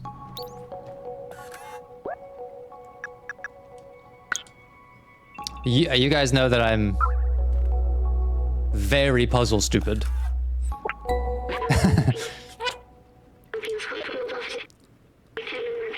This one belongs to Doc. After weeks of research, I've combined a spectrometer with a powerful UV lamp. With this, we should be capable of warding off the Zurks on our way out.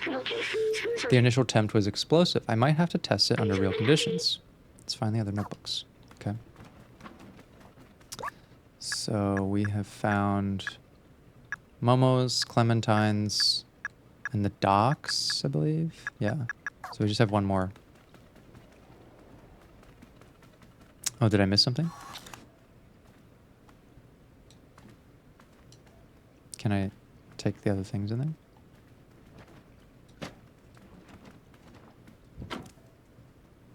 I don't think you can take that.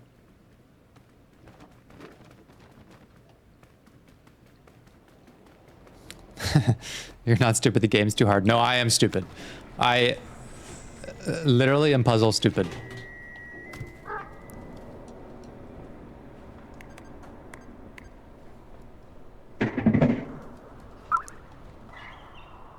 I think I have the puzzle solving abilities of an actual cat, which is like just sort of feeling around until I figure something out. Oh, this guy also looks not too happy. Maybe I can cheer him up.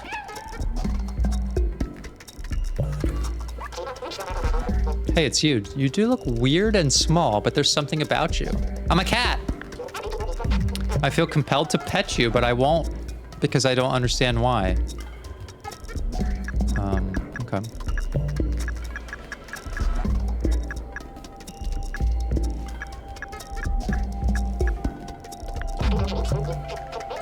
There's a logo of the Outsiders. They were a group of people looking for the surface. So, one day they decided to put their plan into action and went into the sewers. Sadly, not a peep from them since. Momo stayed behind. I think he'll always regret that decision. What about Clementine? Okay. So they must be humans, because he has like a biological instinct to pet the cat. Yeah, I don't even need to roleplay. I just literally am one.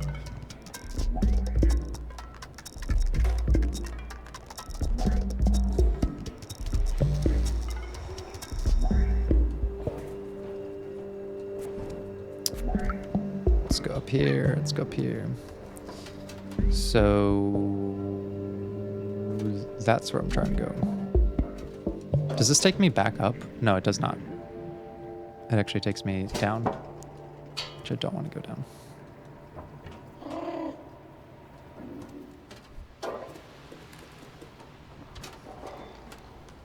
Okay, so I took the battery out of that ventilator.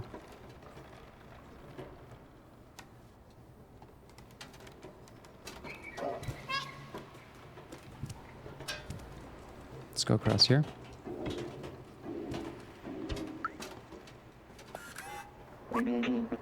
Oh no, not again.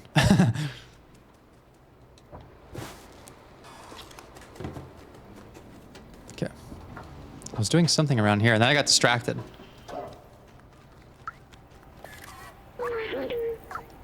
Ventilator power supply. So that must mean there's like I turned something off. And now what? Does that mean I can get in somewhere?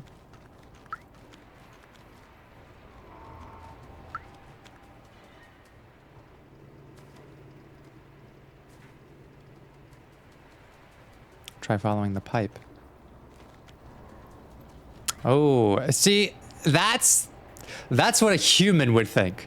The human would say, there's a ventilator, there's circuitry, you have to look at how the pipe travels, okay? My brain does not do that. That is a very logical, sound line of reasoning. I'm telling you, I'm puzzle illiterate, like. Okay, so if I follow the pipe, I mean... Didn't I... Wait, it is this. Didn't I go in here? Wasn't I already in here before? Maybe I just didn't find the notebook.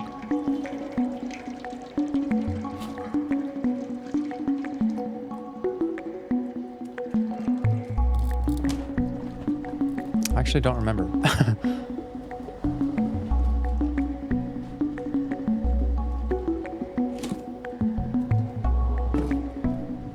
Well, yeah, oh yeah, then I scratched the thing open and I came out here, but I never got a notebook in this area.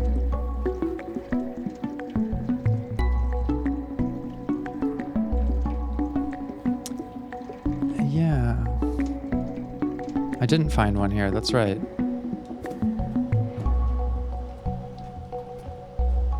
But I don't see... Where to find one. Welcome back to streaming. The animations look great. Yeah, they're freaking amazing. Is this a puzzle? Is this box a puzzle somehow?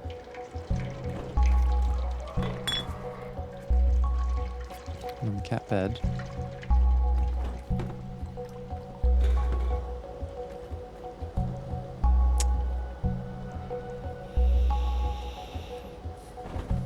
Would you play a therapeutic game if it has some puzzle elements? I would try. I don't know how successful I'll be, though. Yeah, I've heard Superliminal is pretty good. Okay, there's clearly not a notebook in this room, probably.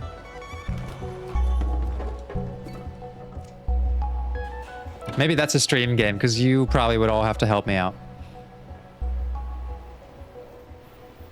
A window leading to a blocked room. Well, I mean, that would make sense.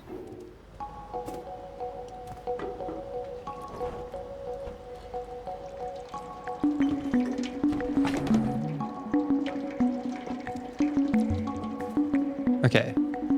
If you've played this game, help me out. My puzzle illiteracy is blocking my brain at the moment.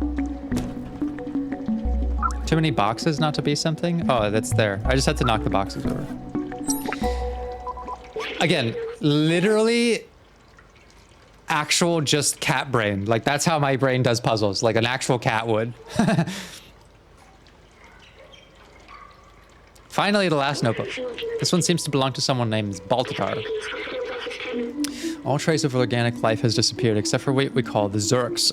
Hello. Ever heard of a cat? They seem to eat almost anything that moves and breed at an inconceivable rate, as if being locked in this city wasn't hard enough. Oh, there's also a note in this book. It says, I found a design flaw in the transceiver, but I think I figured out how to fix it. Here's the equation. With this, we should be able to help Momo repair the transceiver. Can communicate with the upper levels. Show him what we found. Okay. So it's back to Momo.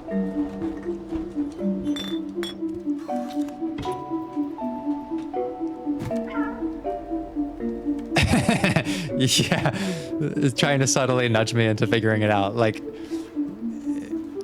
I am an actual cat brain person when it comes to puzzles. I've said this before, but like, I'm really not that smart. Like, I'm smart at one thing. I'm smart at the therapy thing. Most other things, no. Not really. have a very strong emotional intuition and a very poor, like, rational intuition.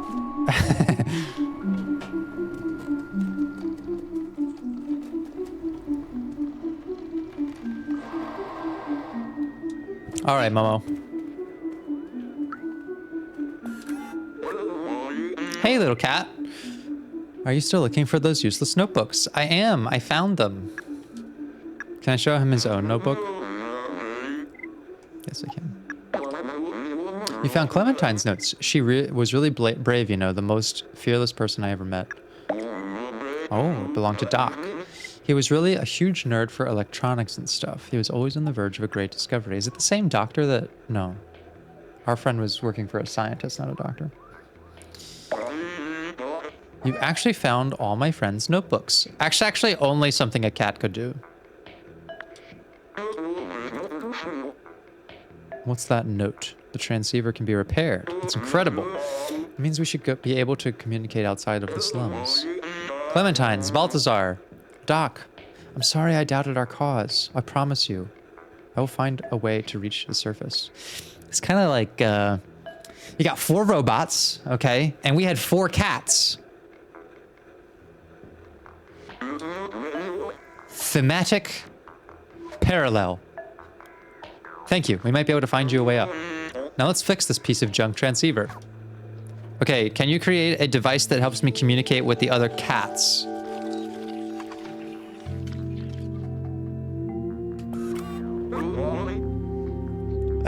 Brady, I've seen you literally take the state of mind of multiple games and extrapolate the rest of the narrative before you triggered it. You're plenty smart.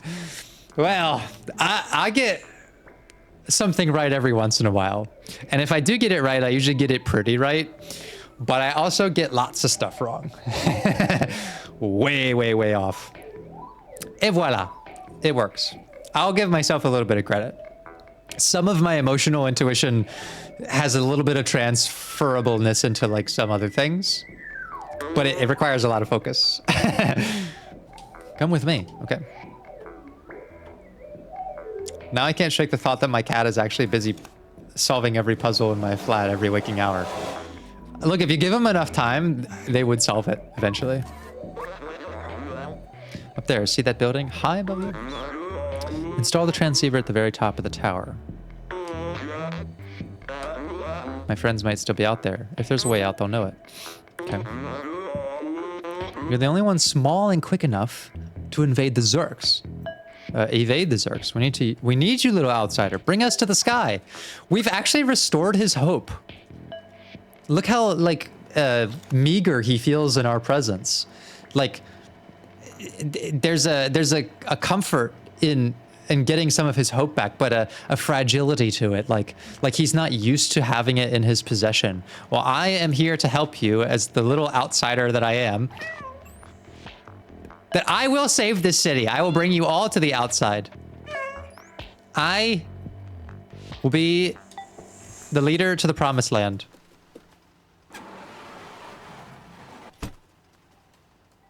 As is the role of every cat.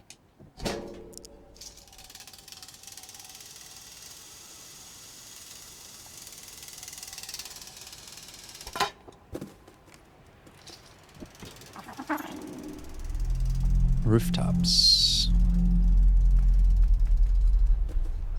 Okay, looks like we're going up to that building up there.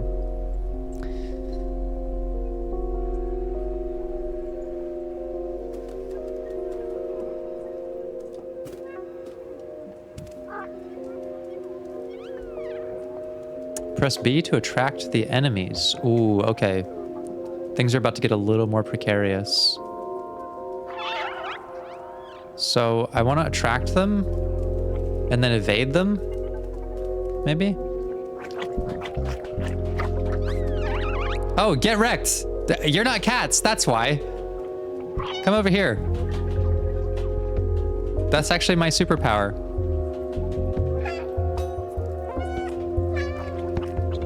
Get fucked! Oh my god, it's actually brilliant.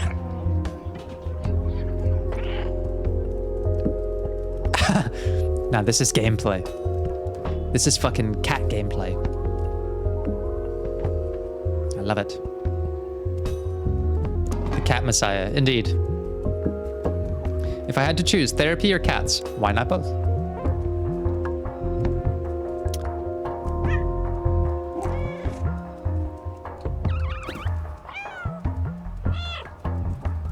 This is actually such a brilliantly designed game.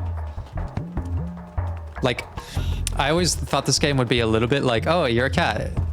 You know, maybe it's a bit of a gimmick, but like, actually, it's kind of legit. They kind of incorporated all of the cat stuff into the gameplay really, really well.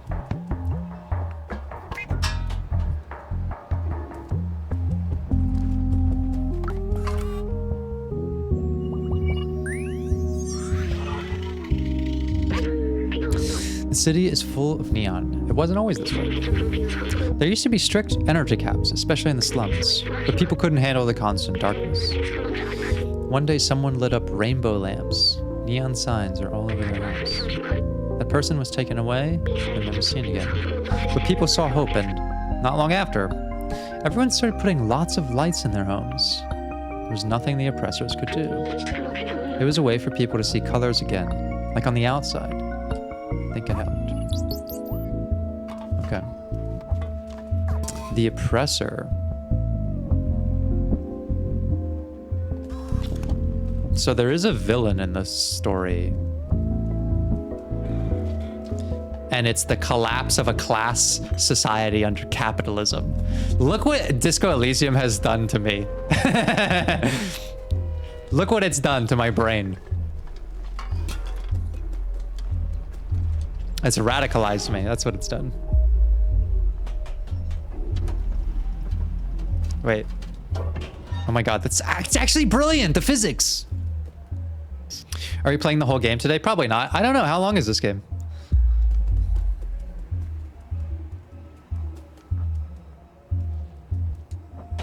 Oh, wait.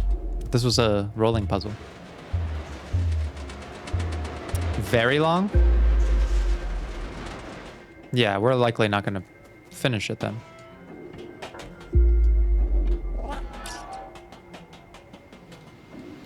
Meow. This is just a stream of me making cat noises now. I become whatever the game is like shifting me. So when I play Disco Elysium, I became a radical socialist, communist, whatever. I'm still not familiar with all the terms. And this is just going to turn me into a cat.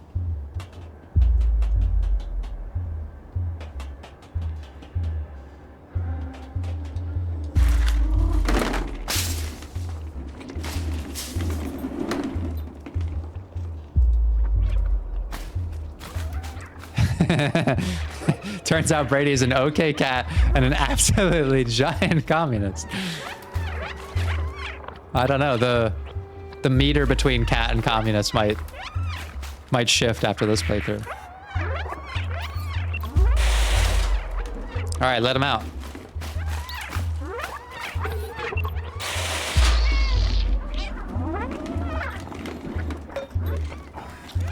Oh shit, that was not what I wanted to do.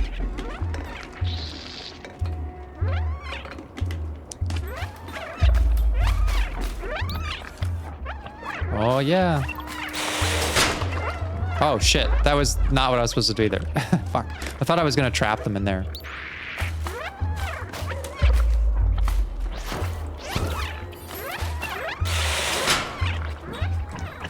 There we go.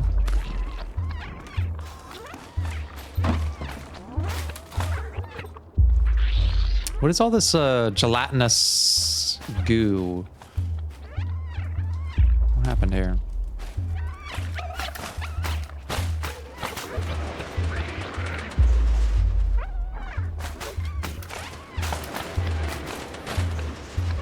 Cats are more traditionally anarchists. I'm okay with that. I'm completely okay with that. Cats are ultra lib hustlers. I won't even disagree.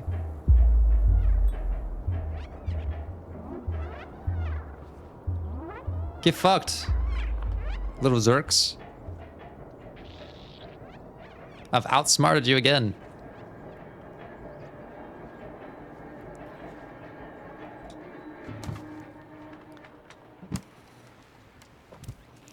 The goo looks like exploded humans. Silent Hill vibes. By the way, I also will be playing Silent Hill 2, the remake, at some point. That's probably going to be an offline game as well, because it's kind of long. And I'll do like, yeah, I'm probably going to be moving further into those like longer games that I do like a professional analysis on. And then I'll keep the like let's plays like the Stanley stuff for medium-sized games. Like I'm doing the beginner's guide like that, and I had some other ones in mind. I can't remember right now. Doki Doki Literature Club, that's what it was. That'll be like the regular format. Like you'll see everything, but it'll be an offline playthrough. Silent Hill 2 has 2 hours of story for 20 hours of gameplay. Exactly. So like I won't be like, you know, streaming it or doing the full let's play type of thing. I'll play through it and then make a video or two on my thoughts. It's trying to find like the balance of like how long is the game, how in depth is the psychology. It'll get a different format based on that. This game has like very little of it, so just gonna stream it, right? Who knows? I could get to the end of this game and then feel like I have like a fucking essay to say about it, but I'm not going in with that as a plan.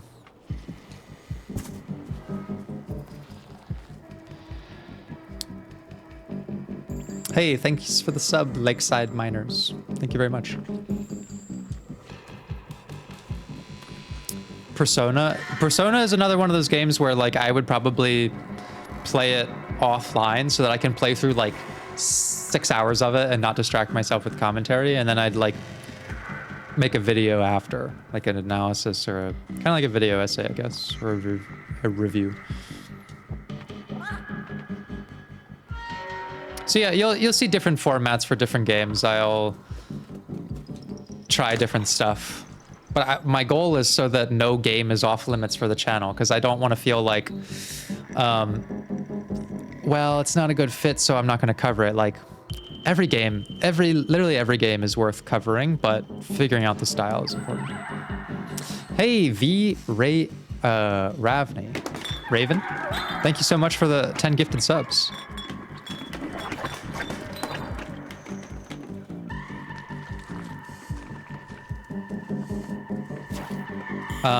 And for anyone who's getting a Twitch sub, yeah, reminder that you can enjoy all the Patreon benefits to that as well.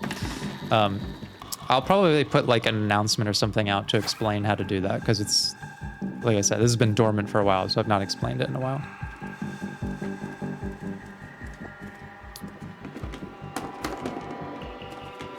Okay. I think we need to go this way. I'm fucking, I'm like absolutely a higher level being than these fucking idiot creatures. They're just literally throwing themselves off into the abyss because they can't chase a cat. Actual like subspecies behavior.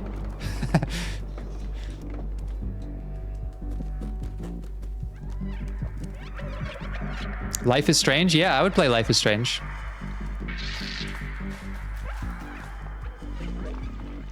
Maybe that's a stream game, maybe it's a offline game, I don't know. I kind of want to play it all. Oh yeah, 1000 times resist. That's another one I also want to check out. Basically expect that if I can find it even just a little bit interesting, I would totally do something on it. Just comes down to figuring out the best way to cover it. Oh my god. Oh my god. I'm actually stuck in here with them. Shit. They're just pissed off because I called them subspecies. Now, why can't I just, like, go there? It's a bit odd.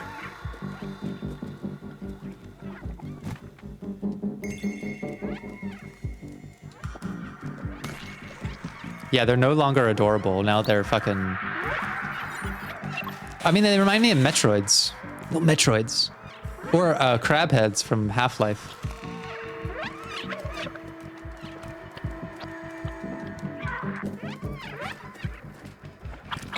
Oh, shit. There was some hiding. All right, get them all out. Get them all out.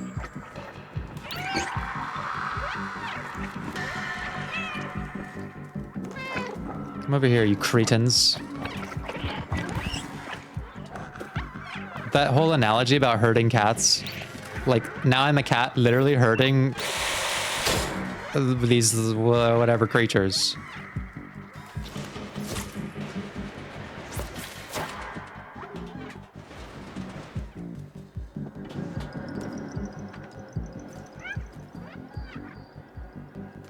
Was I supposed to do something else with this?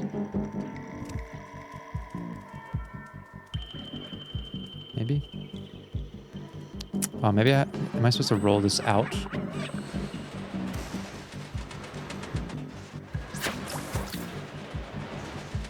Yeah, I'm probably supposed to get it out.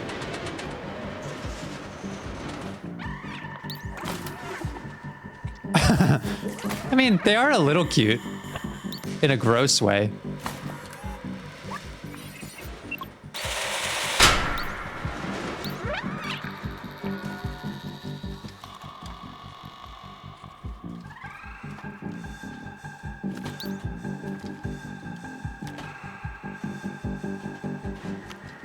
No, jump up there.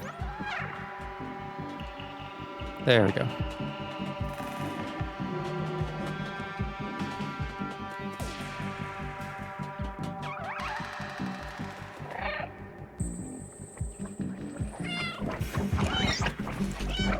Go, kitty, go!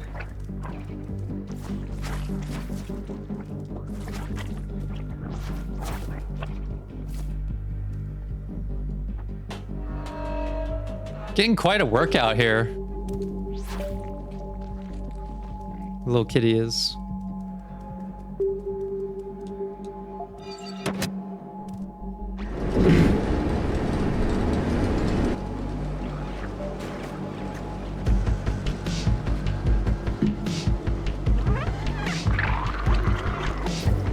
Alrighty. Oh shit! I thought I was gonna be able to jump down.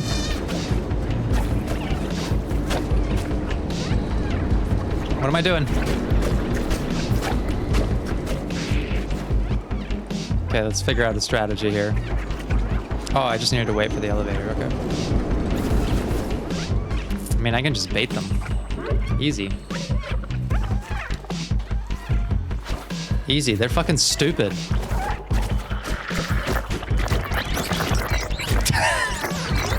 No! Oh no! Oh, it's so mortifying. Little misfortune? Yeah, I would play that. Every single time, I know. I literally never learn. Every game I do this in, I get wrecked. Every time I call it easy. Every time I talk shit, I die, I know.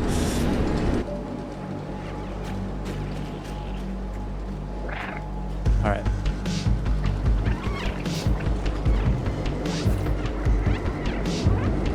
Just have to distract them.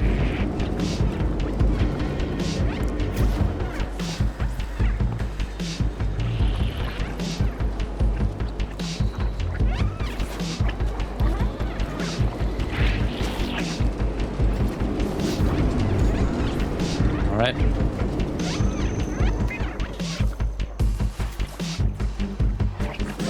Oh, that's what got me. More of them drop down. I wasn't anticipating that. But I wonder, like, am I supposed to jump up there?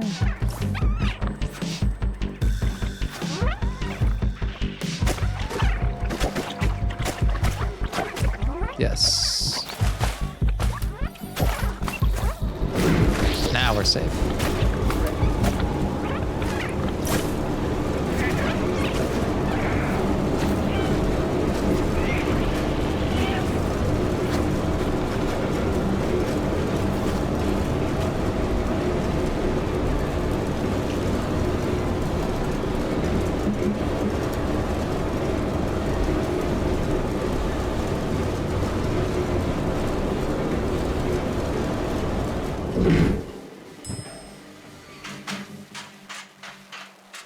Meow. Meow. Me. Meow.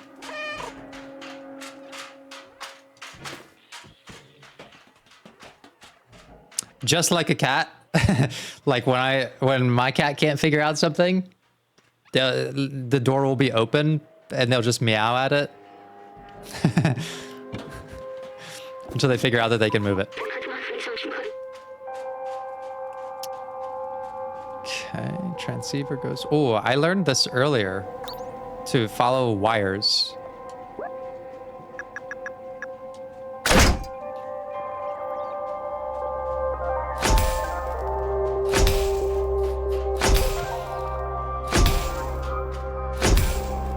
Stray is kind of like Half-Life, but with Cat Freeman. It's kind of got a similar like Black Mesa visual style. Even the music's a little similar. Okay, actually, Walnuts, you may have just said something profound. This is Half-Life cat version. Cat life.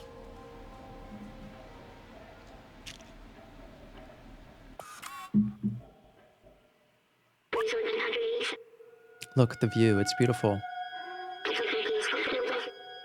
I remember now, the city. It was meant to be a shelter.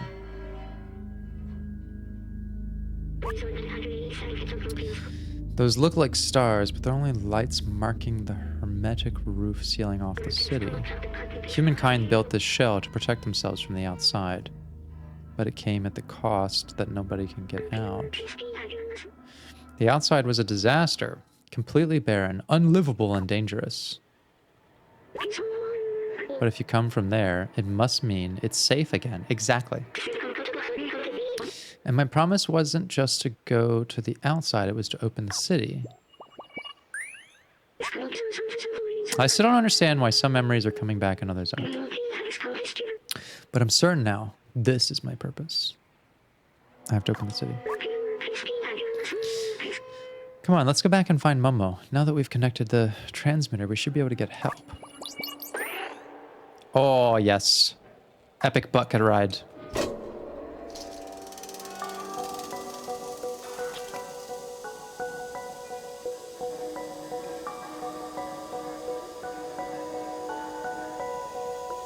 Have I seen Arcane? I only saw the first season. Still haven't watched the second one. It's a good show. Actually, pretty similar vibes, Arcane Undercity to this.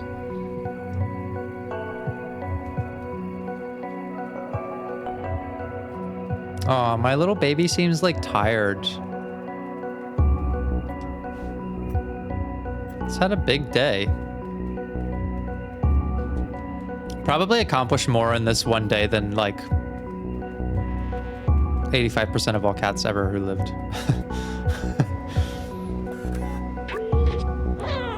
A note. If you're reading this, little outsider, that means you're still alive. Excellent! I took some equipment to the bar to take advantage of their antenna. Come meet me there. I've locked the window, but the code to open it is quite simple. It is... Okay. It's case sensitive. See you at the bar. The window near the entrance. All right.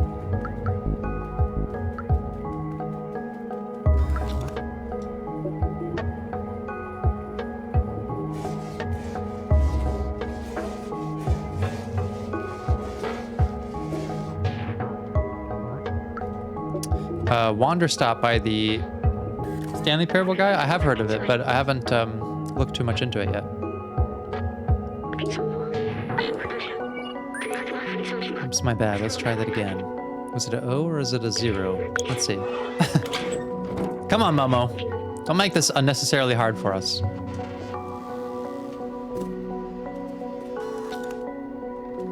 All right, to the bar.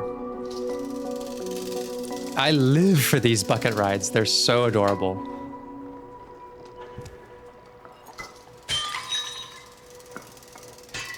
I just love it. I love everything about it.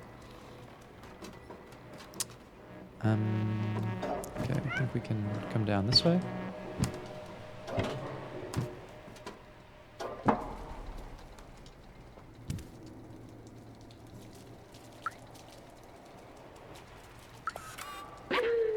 Announcement. I'm looking for any sheet music to play the guitar to add some ambience. I live near the elevator. Okay. I think we did find another piece of sheet music. I'm cleaning the porch of my shop. Again! Stop playing over my shop, you clumsy rascal. If I get paint on my paws, does it go...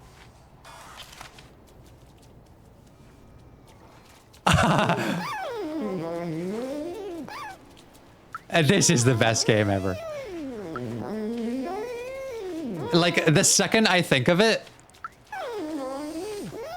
of course they thought of it too. Hey, don't be mad at me, okay? I know I'm the one who caused the mess, but I'm having fun.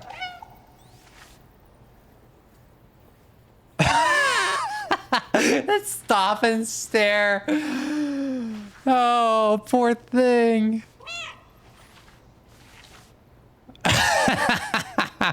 Every cat owner knows this feeling. Aren't you proud of my work, Cosma? This is brilliant. I'm gonna go track it inside.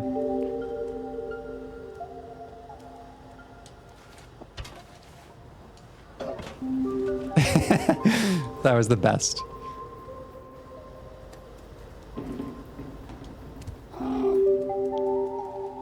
What do you need a laundromat for? You're a robot. Look what you did. How do I give a cat therapy? You don't. They give you the therapy. You've misunderstood the power of balance in that relationship.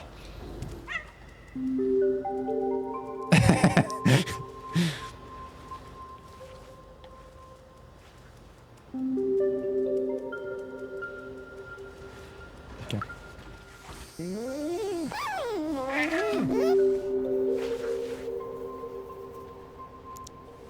I'm sorry. You can tell that he is like a good person though, because he's internalizing his you know, anger at the situation, but he's not taking it out on the cat. He's not interacting with me at all, actually. He's really struggling, but he's holding it in. I think Cosmo's legit. I think he's good. He's good, dude. No, this guy is grimacing. The guy's cleaning the paint again. Sure is making use of all that detergent. This... I bet some people would pay a lot for that super spirit. Okay. Yes, I believe we could trade it at the merchant.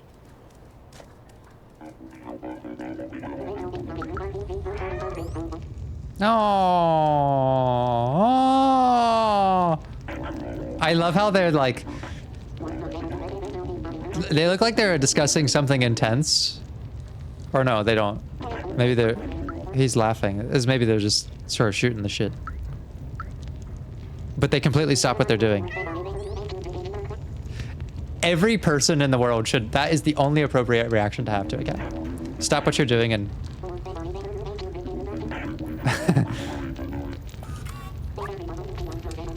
I left it in the streets and the next day the Zurks had consumed it completely. It's crazy, right? They can eat everything. It's a very odd binary code you have here. Only a real geek can read this. Okay, I gotta find a geek. All the weird stuff happens to you, mate. I don't dare to leave our village. It's too dangerous. Besides, the Guardian is the only one who can open this door. Okay, gotta find a geek.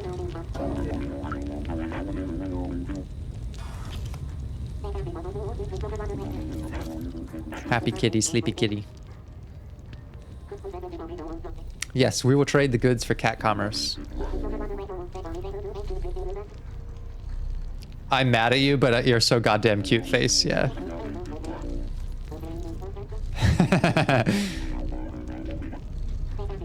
Oh, thank you, Ren.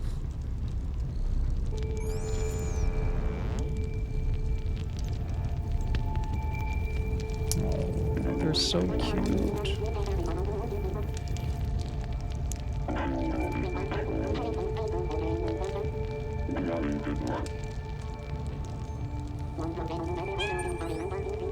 Oh. That's very much like my cat Ninja. She will sleep all the way through, like, but still be meowing. It's so cute. Have I played Night in the Woods? I have not, but I do plan to play it. That's on the list. I don't really have a list, but it's on my. It's my intention to play Night in the Woods, which I also believe you get to be a cat.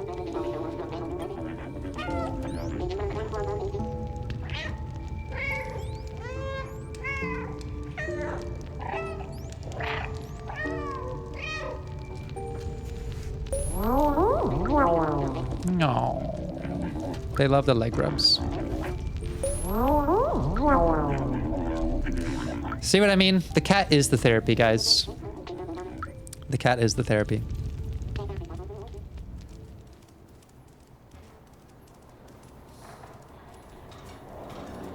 Kitty must be hungry. That's true. They've been at it for quite a while.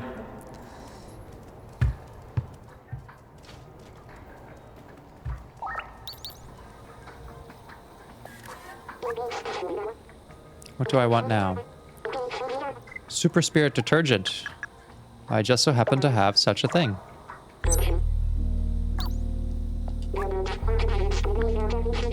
Three energy drink cans. I don't think we have those. Well, we have one.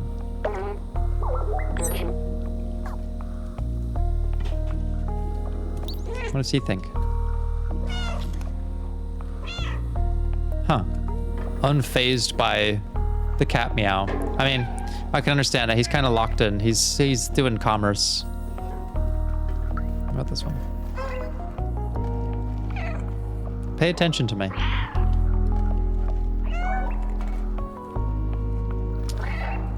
Do I have any more Expedition 33 videos coming? Yes. Although I'll take a different approach with that series. I'm trying to finish the game before I make another video on it. Partially because I thought like doing a video on like Act 1 before I go on to Act 2.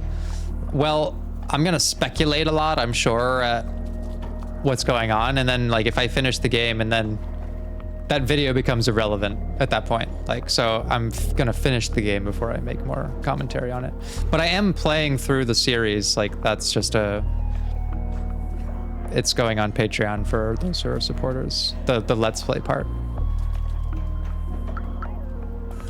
But I'll make more like analysis videos. What do I need? This. A real geek.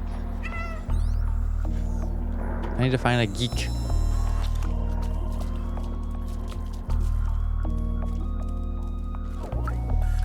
Got some more music for you, friend. Mildly important information. It was composed by a renowned algorithm.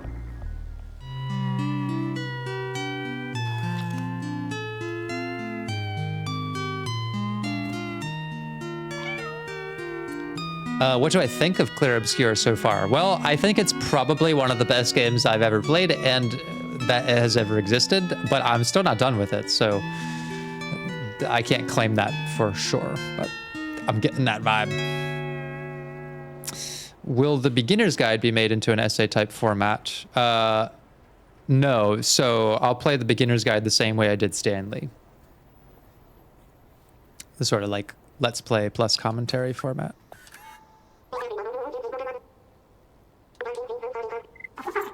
Yes, I have one more for you, friend.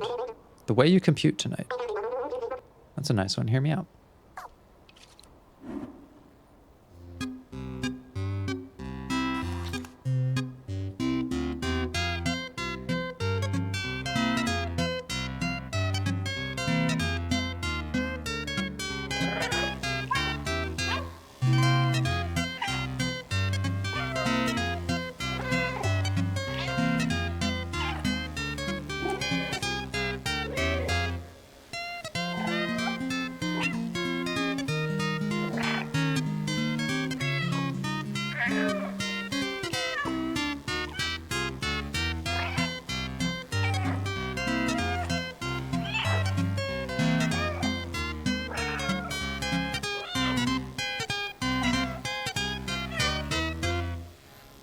Yeah, there's a chance I'd start another long game before I finish Expedition.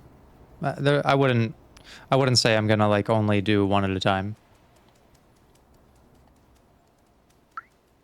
But Omori is like very high on the like to-do list right now.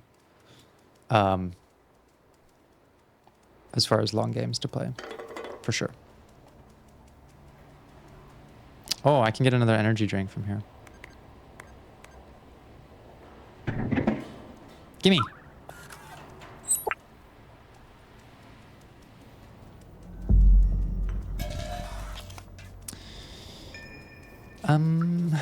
Okay. What was I supposed to do? Find Momo. That's right. He was at the bar.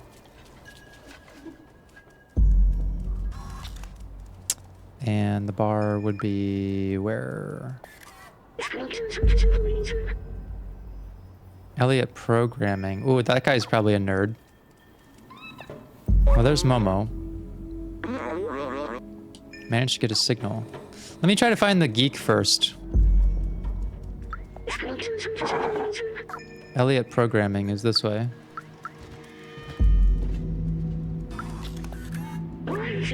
Grandma clothing. Hello, little one. Do you have any electric cable for me? Actually, I just so happen to have one electric cable for you. I'd love to make a poncho for you. What? But I need that cable. For real? A little cat poncho?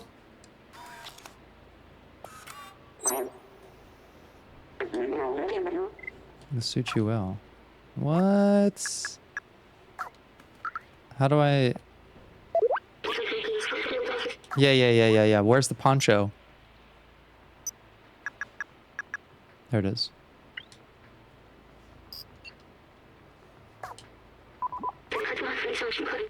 Perfect for a cold robot. No, it's not for a robot. It's for me. Okay, maybe I can't. Maybe I have to give it to someone else. No, Grandma's great.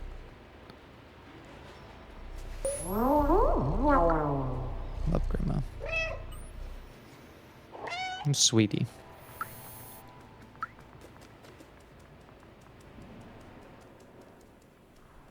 Okay, we're looking for the programmer.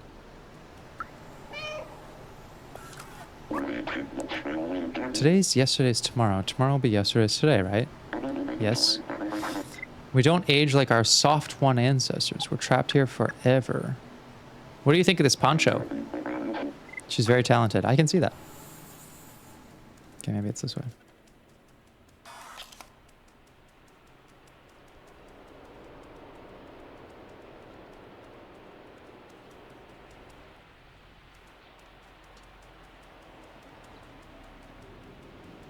I think this is where I came from.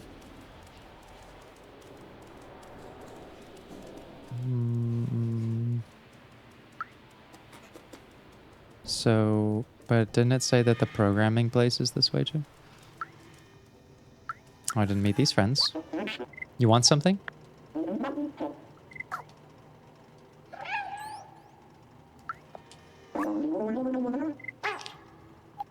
What do you think of this poncho? I mean, they have these little cat things everywhere. Like they clearly they clearly like worship these creatures. Oh my god, I'm kind of sorry.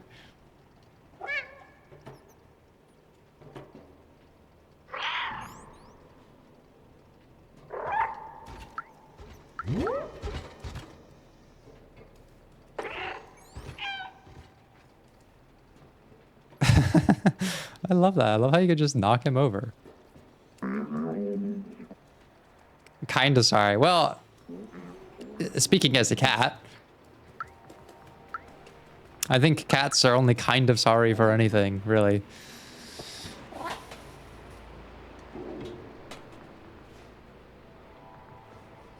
Where would the programmer be? Maybe...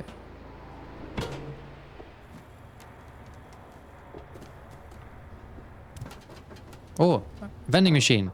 Energy drink.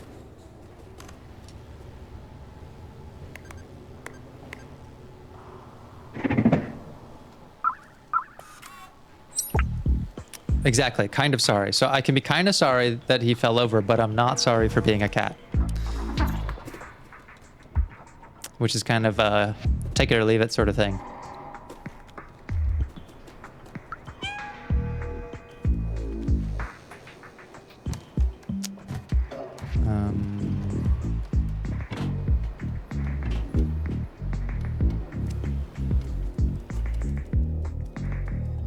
Where's this programmer?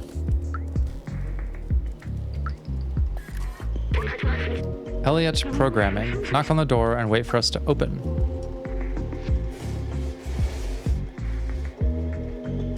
Let me in. Outsmarted.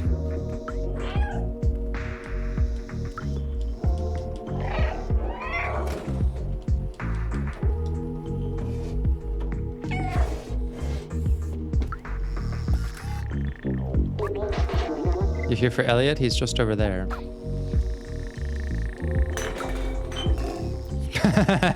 Just here to fuck shit up.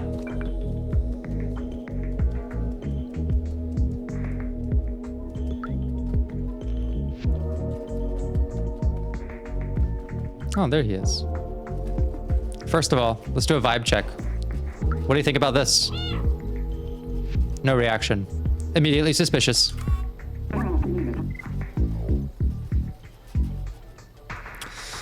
Yes, can I help you? Tell me about this. Just a second, I need to calibrate my lenses. Here, it means Duffer bar. Strange. Who gives rendezvous for a binary code? I don't know.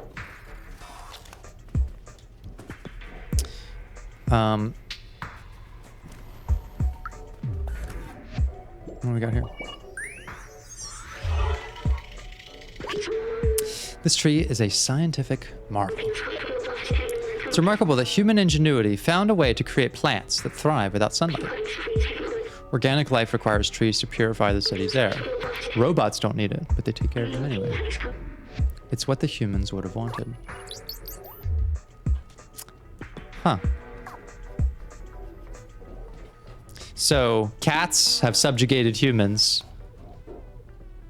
Humans subjugate robots. That's the cycle of the hierarchy there.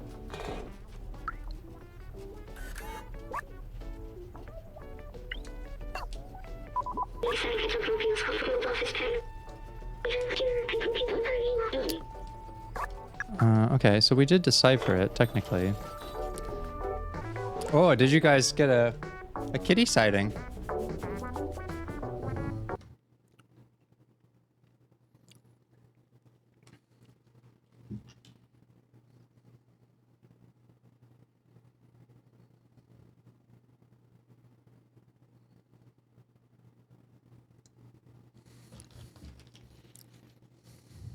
She is such a sweetie.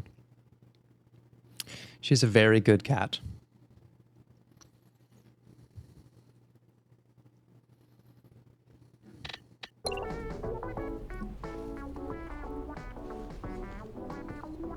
Cats on the couch in the game, cats on the couch in reality. It's true. Arena, you're asking a dangerous question there. How much coffee do I drink during a day? I think it would be unhealthy or unwise to disclose that information as a mental health provider. I don't think I should.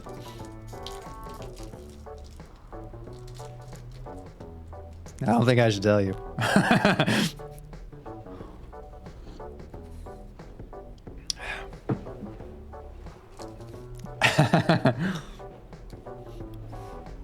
Addiction specialist drinking addictive drinks.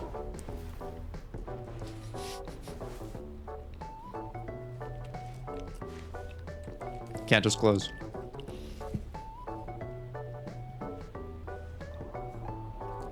No more coffee. Listen, I need it. I need it and I enjoy it.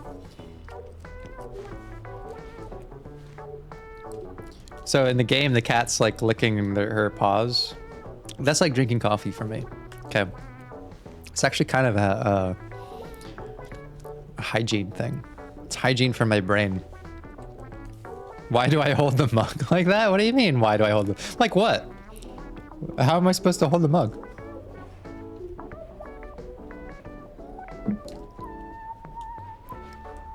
How do I sleep? I don't know. This is actually kind of insane. My cutoff time, I don't really have one, but I probably stopped drinking coffee around 7:30 in the afternoon.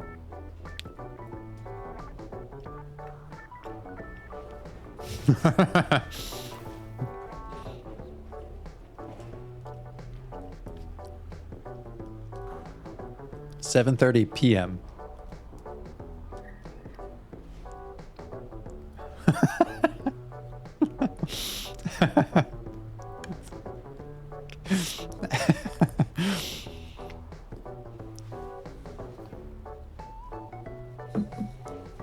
However, I don't drink any, there's no sugar in it. I don't put sugar or creamer in it. I do put a bit of like oat milk, which has some sugar, but not a lot.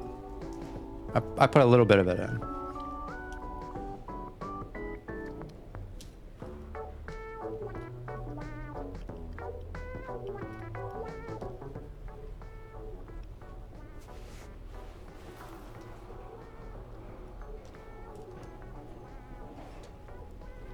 Do I know what they put in oat milk? Presumably oats? I don't know.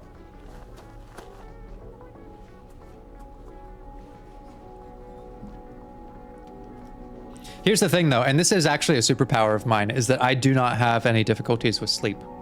Like, I can get to sleep within a very short amount of time. Sometimes I'll take micro naps.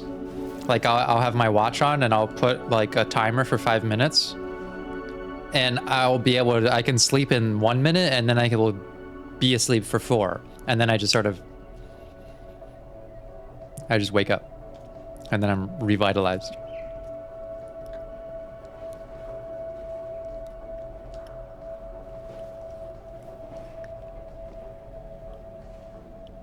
Are we at the end of the stream? No. Just taking a small break. Little coffee break.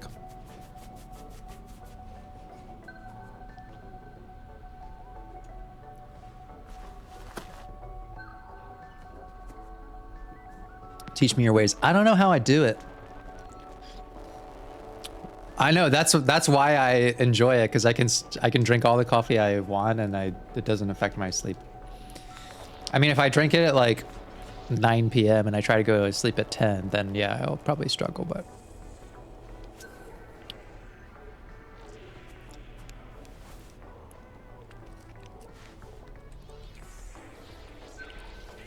Am I a tea fan? Yeah, tea's fine.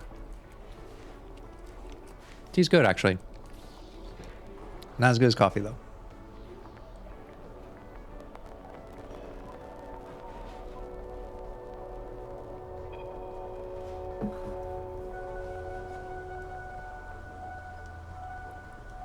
Yeah, oat milk's good. Do I know how long we're going to go for today? I don't know. No reason to hang around until the end of the stream, though. You know, we'll be doing these kind of regularly. I'm not going to pick a schedule for it, because the whole point is to sort of do it low-key. I don't know. We'll play for a little bit more.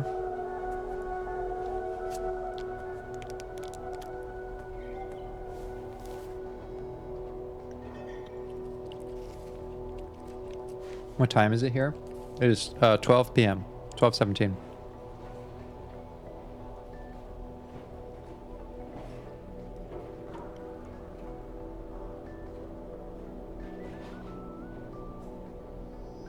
Is there anything that actually helps with sleep, though? Yes.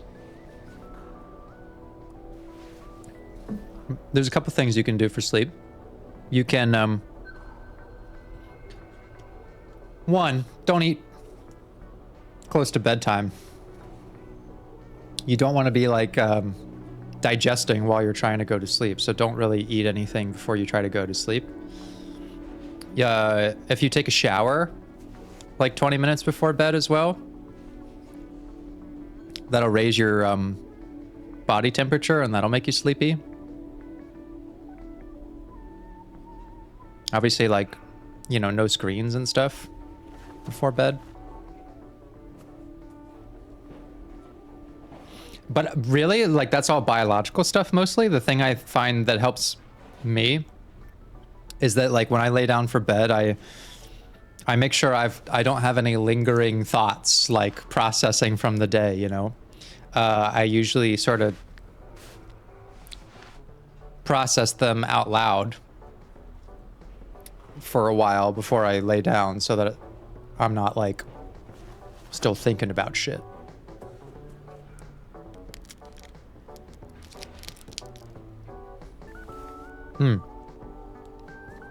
Also, no exercise, or sorry, not no exercise.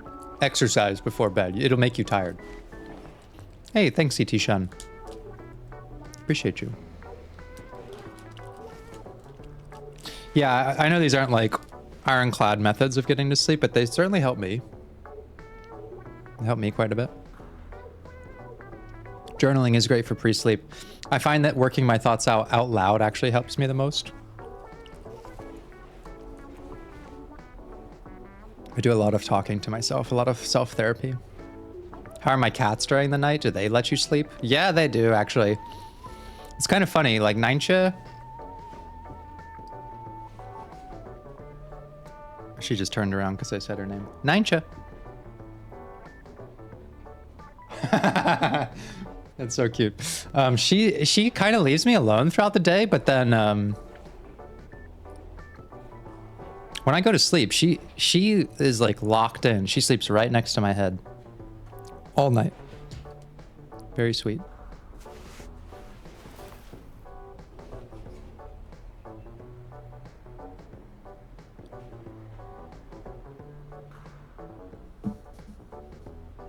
But then they wake me up.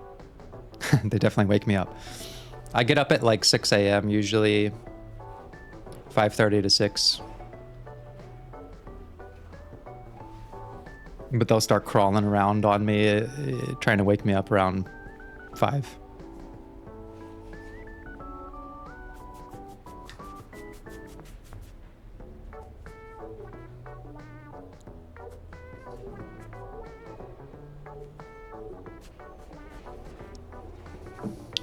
Yeah, 5:30 to 6. That's usually my wake up time.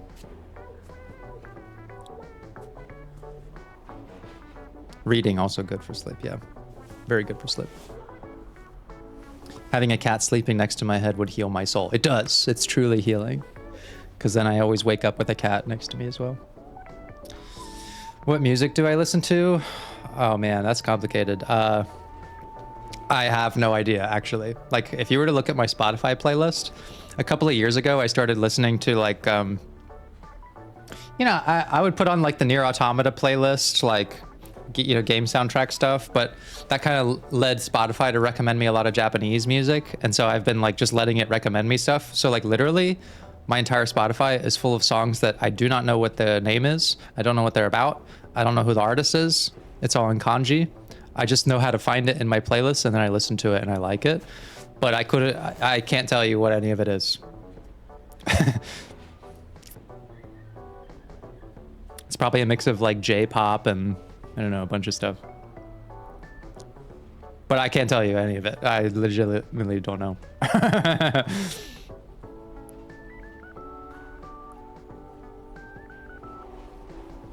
Someone asked what's my favorite game and game genres. Yeah, it is Nier Automata. That's my favorite game of all time.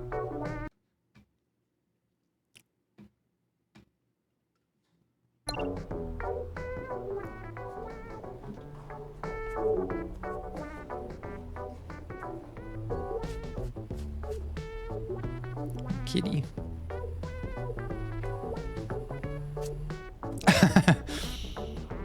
God, they did so much good work on cat behaviors.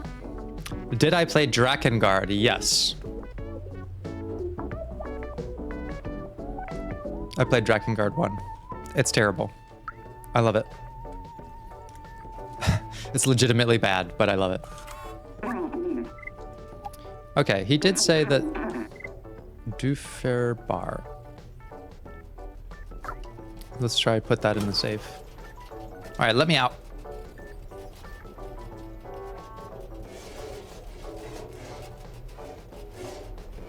Does the geek need a poncho? He looks cold. He does look cold. Oh my gosh.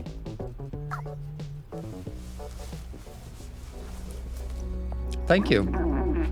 Thank you, Thomas Mills. Oh. This game is actually cat therapy. We're just going around and solving the depression and somatic discomfort of beings who've lost hope. Therapist cat. On the loose. On the case.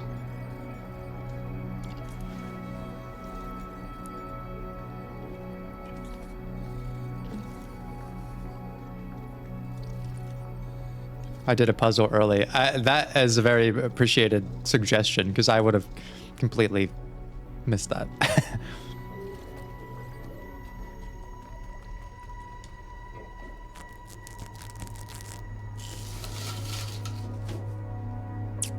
If I want the cat's camera of... See, you guys are actually giving me the best tips. Thank you, Labs. That's what I was really looking for. I try to recreate the thumbnail of my announcement video. So cute. I just want to boop.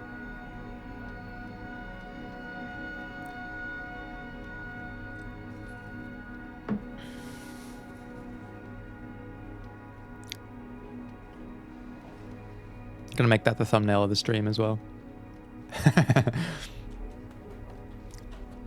I hope at some point a robot does boop the cat.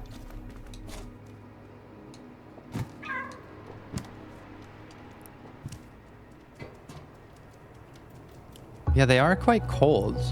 But are they just mimicking human behaviors? Like, that is one of the implications.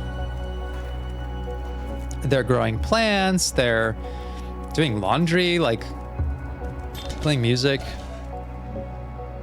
But do they like humans? Like, I don't know. It's a mystery.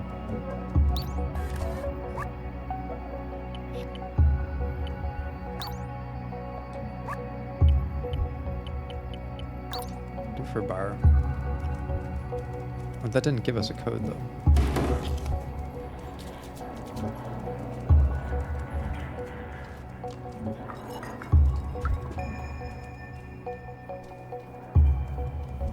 Is this the bar? Right, Momo was in there. What are they drinking?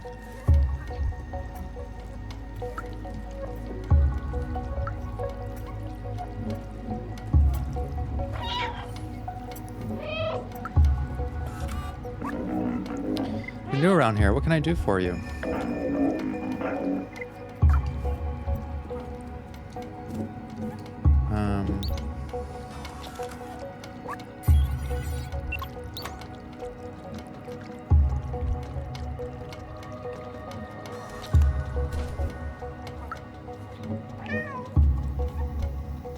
I like the bartender. He likes me.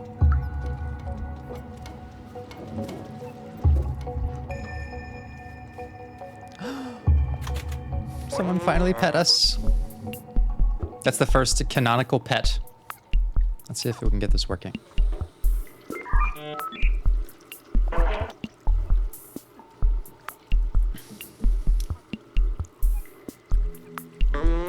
I've almost got it. Hello, can anyone hear me? Yes, we can hear you. We are from the slums. We're looking for a way out, and... Is that you, Balthazar? Momo! I can't believe it! I'm so happy to hear your voice, Balthazar. Where are you? Are the others okay? Look at us, like, connecting long-lost friends. Truly the, like, actual cat therapist arc. We're safe. We found a way up. We're restoring hope. We're making friends. We're connecting people. We're fucking warming them up, both inside and outside. You still hear me? Go through the sewers. Very dangerous. Sewers. Damn it! We've lost the signal. Can't believe it. Baltazar is alive. He and the other outsiders managed to go up through the sewers. The sewers are the most dangerous place in the slums, but if Baltazar made it, there must be a way. There must be a way. You'll never get past the sewers. It's infested with Zurks. They'll make a quick meal out of you, especially you, little one. Many tried their luck in the past. It doesn't end well. Anyway, I warned you. Your business is none of my business. All right, friend. What kind of cat therapy do you need?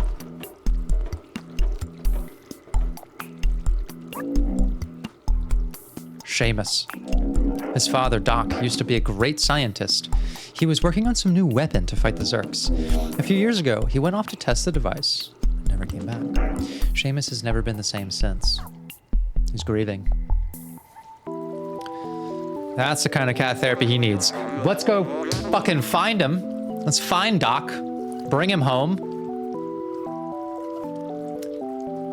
And restore Seamus's hope in himself. He's just scared like I was. If Doc built a weapon, that's our ticket to the outside. I do hope that there's a weapon at some point. I want to be like... It's cool to be dodging and weaving the Zurks, but I also want to be like blasting them at some point. Might be a clue in Seamus's apartment. Follow me. I want like a backpack mounted turret that's just blasting Zurks.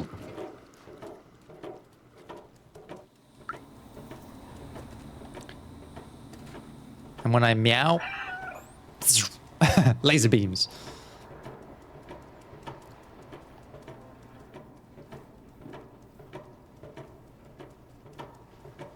I think this game has the best animation I've ever seen. Like, my brain has stopped, like, interpreting it as game animation because I'm like, it's just so flawless. Like, not just the cat, but the robot, too. It's so good.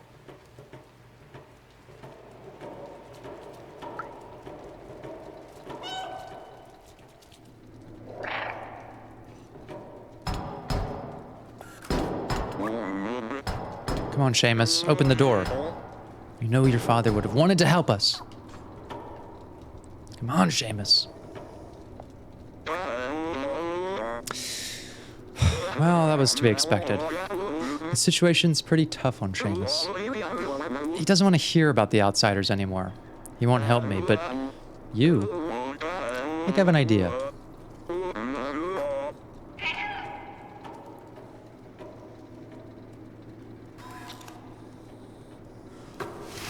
Oh. Here, take Doc's notebook and show it to Seamus. Okay. Contains a lot of information that will hopefully act as an electroshock. Find the secret lab, little outsider. I'm going back to the bar to try to reestablish communication with the others.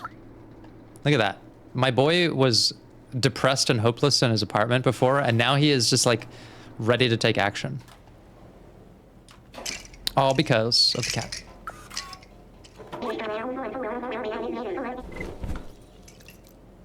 Poor Seamus. What are you doing in here? Sorry. What are you doing in here? I told you, going through the sewers is a suicide mission. Leave me be. What's this? Wait, is this my papa's? Oh wow, I never knew. There's a secret room here in our flat, but where? I'll find it. I'll find it for you, Seamus. Don't give up hope yet. Doc is out there. I'll just start fucking shit up. Easy. Fucking simple bullshit. Okay. Do you know the code?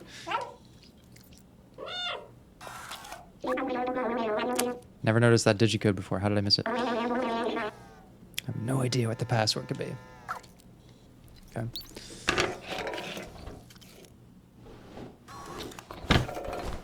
This cat has good, like, puzzle solving intuition.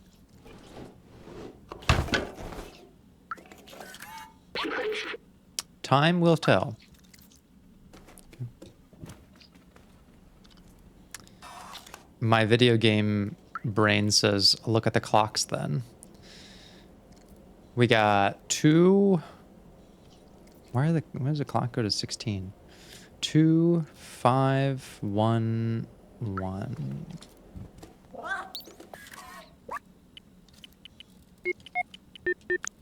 Aha! So I do know how to solve puzzles.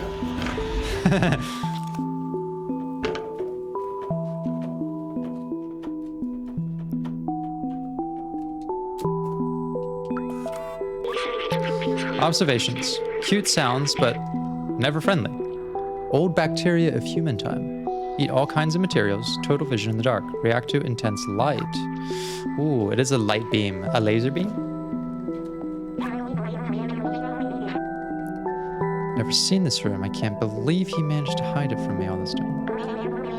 His blueprints. They must be for his Zurk weapon. Papa was always so secretive with his work. He told me the weapon was working in theory, but it needed a real-life test. He went outside the slums and never came back. Give me my blaster. Give me my cat blaster. Now! Robot news headlines. Zurks are officially no longer under control. They now eat metal.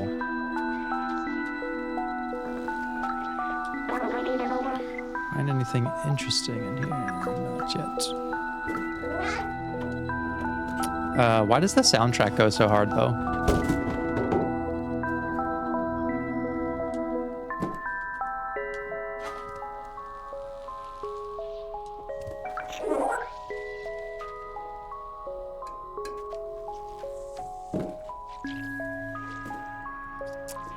Let's see. Got a lot of these Zurks hanging around.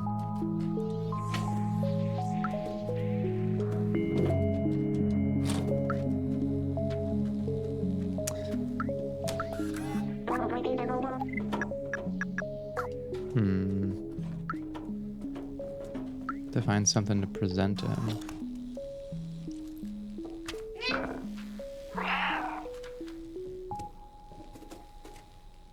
I don't see any items, though.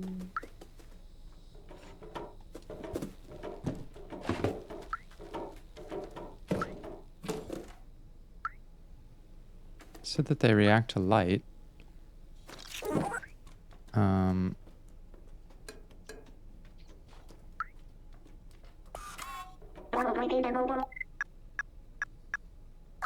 No, I don't. Oh, maybe up there.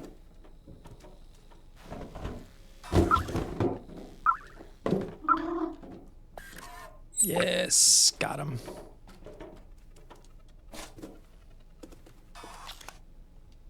Come here. Yes, I did.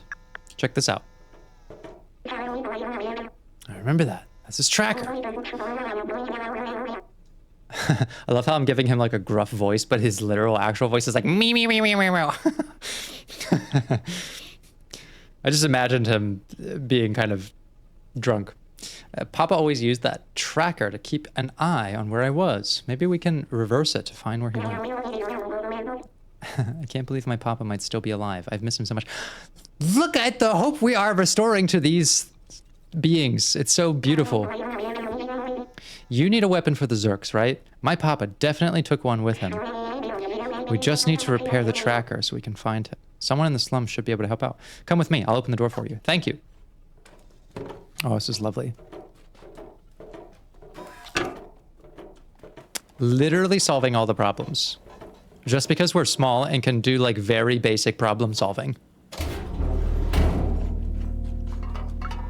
Like that's actually the only difference between us and them so far, is that we can do the basic problem solving and we're small.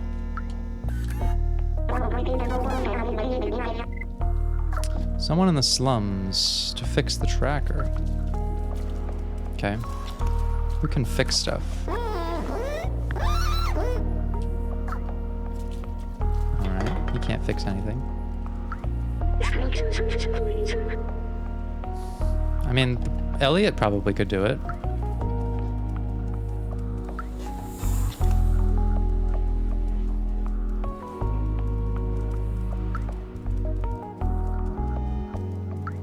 Where was Elliot's place? Was it around here?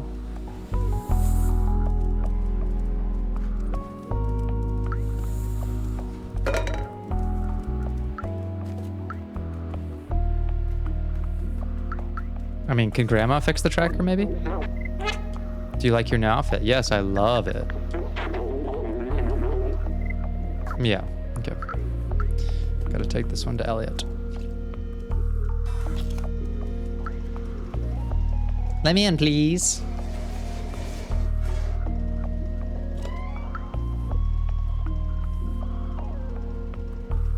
Oh, there's more stuff in the upper floor of the bar. Okay. You can check that out too. Ooh, some more music.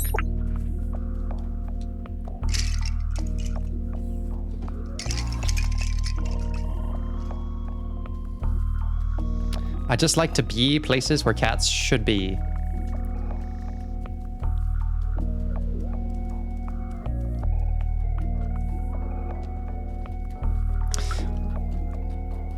Okay.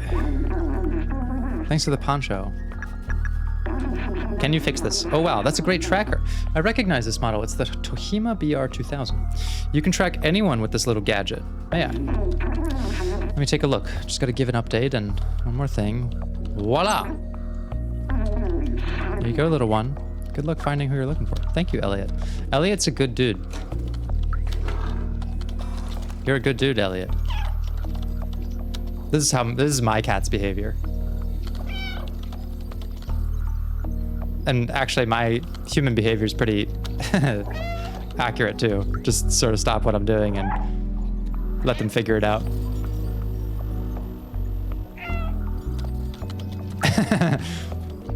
Very accurate.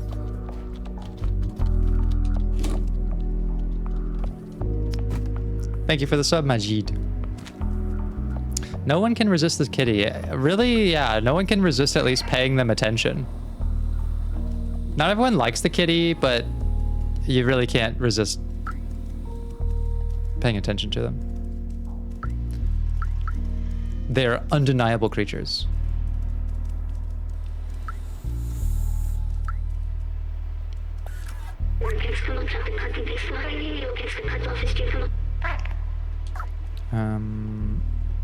Where was that place that I was just at?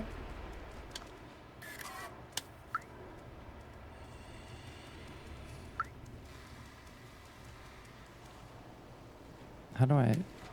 Oh, there we go. Where was I a moment ago? Oh, right. I had to go in through here. Look what I found. Did you manage to fix the tracker? You did it. Well done.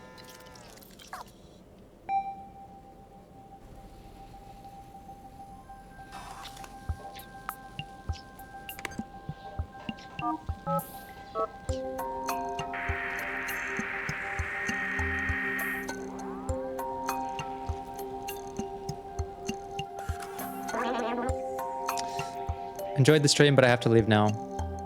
Love your videos. Have an amazing week. Thank you, Pizza. Do you ever see your clients outside of sessions? How do you handle that? No, I've never run into one outside of a session. Yet. But the recommended policy is to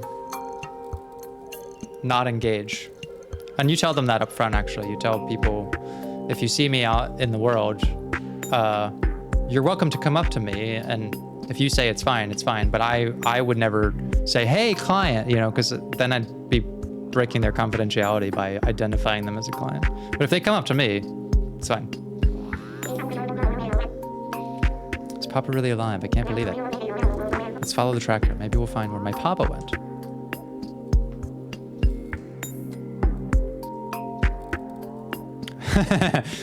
Loved your Slay the Princess playthrough. Just one thing. Did you remember to set the stream category? The stream category is just cat, cat, cat, cat, cat. That is by design. I did probably forget to set it to stray though. That's okay. I think that the right people who are looking for this will find their way to this stream. I know how to market it. Who's my favorite robot we've met so far? I don't know. I really like Momo just because of his like his energy and the way he bounced back and has sort of become like the leader of this operation in a little bit.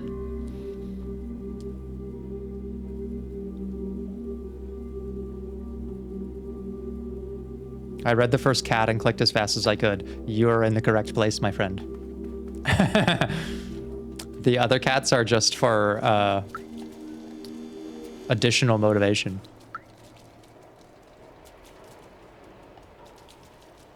However, now that I am a 2-cat household, I am of a very strong, faithful belief that you cannot just have 1 cat.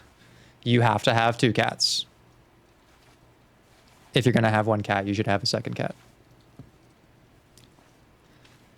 They need each other. How often will I stream? Unsure. Maybe it'll be a weekly thing. Maybe I'll do it once in a while. I mean, I will usually be announcing it either on the YouTube community page, or I'll announce it in the Discord or something.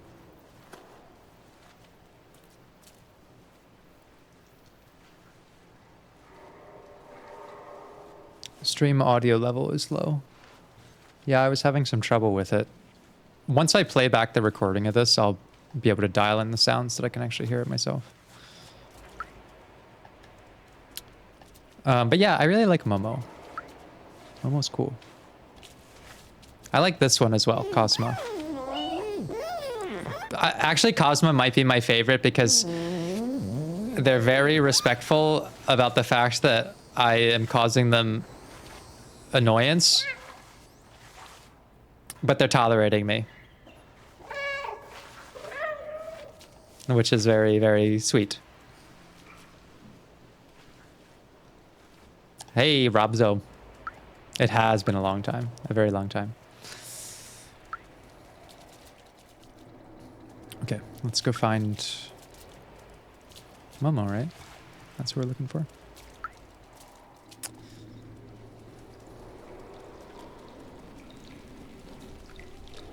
Ooh, another vending machine. I think I've collected 3 of them now. Which means I can get another thing.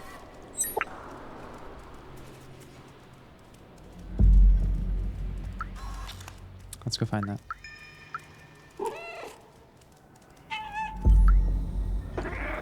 Don't be worried, friend. I'm gonna solve all the problems.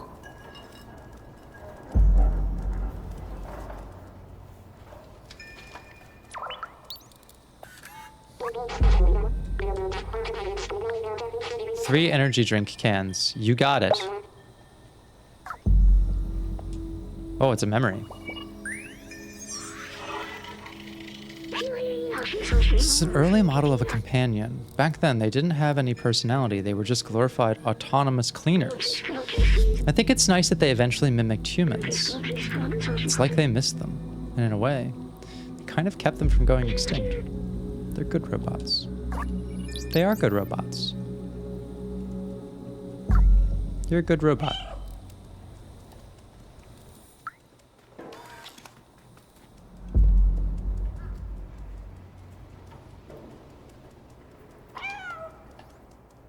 So they started to mimic them because they missed them. That's really kind. Look at all the great stuff that falls into our trash. So many treasures. You should visit the barterman. Yes. I'm a little confused about that code thing because we did get an answer, but it was not a 4-digit code. Thank you for the music. I'll practice. Yes, I found one more. Untitled. 44 notes.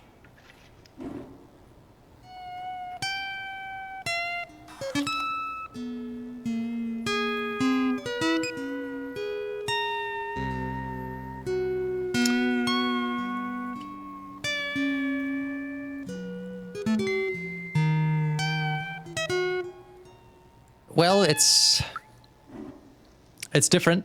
It's different than the others, I'll say that. Would I act casually with them if they do come up to you or be more like I am in session? Probably pretty casual. Probably pretty casual.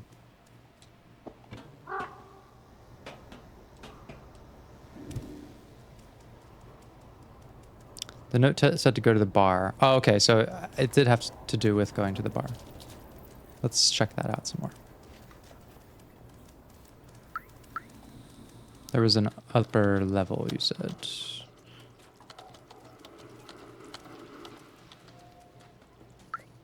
I do like how optimistic that view of like AI is, though, that like, let's say that we create AI that becomes sentient and does away with us. Maybe one day it'll get smart enough to have the emotions that say that it will miss us. I don't know. I like that it's optimistic. How long will my streams be? I don't know. Until I run out of energy. Did they consume this? The original design didn't have a digestive system. Maybe they somehow evolved by mimicking humans. Do you think I should try some of it? I don't want to be disrespectful of their ways.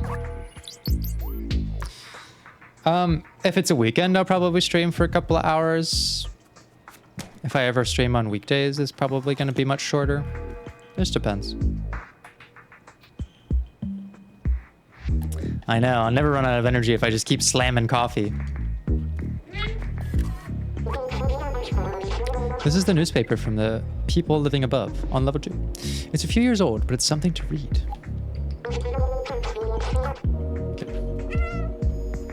Hey! Don't give me that face.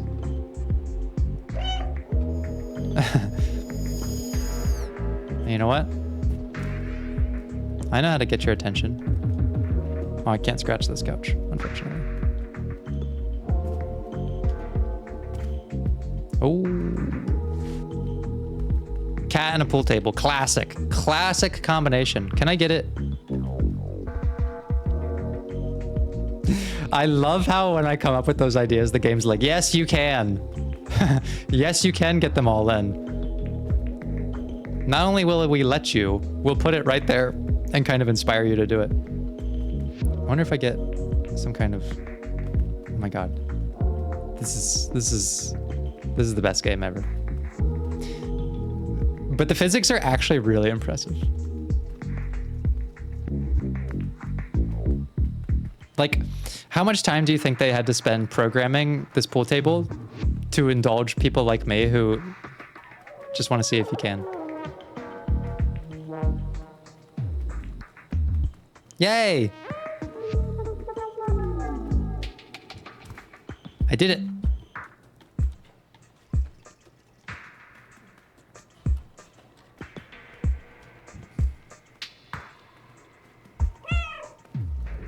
Oh, there's a thing over there.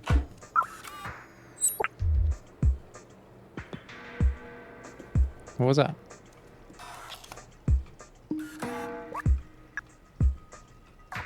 Was it more sheet music?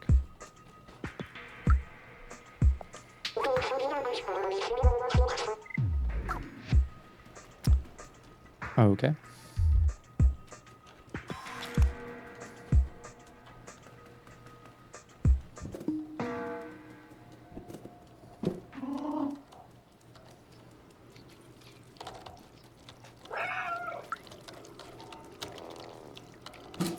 Differ bar.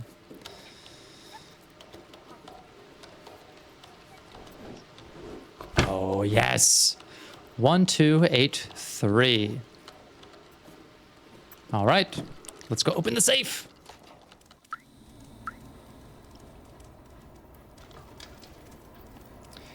Getting shit done as a cat.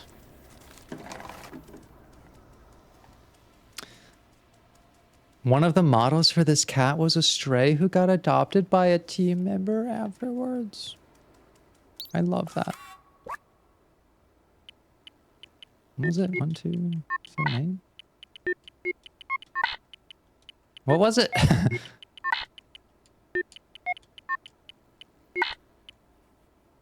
I'm an actual idiot. I literally just looked at it.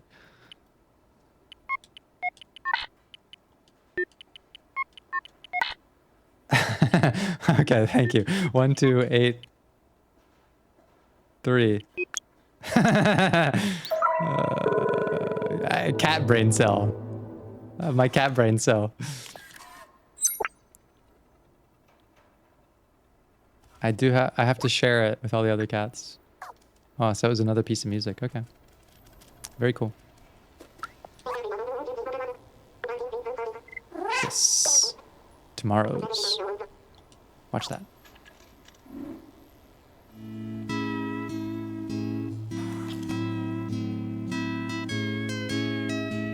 This is like SpongeBob vibes. You are playing as an orange cat after all? Well, being a redhead, I think if I were going to be a cat, I think I would be an orange cat. I think I have to be an orange cat.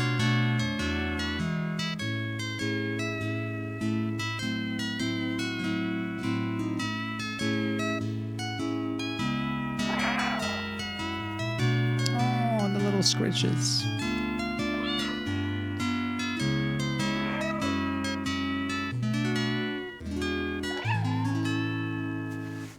Orange is a character, not a color. I believe it. Unreadable sheet music. Can still try.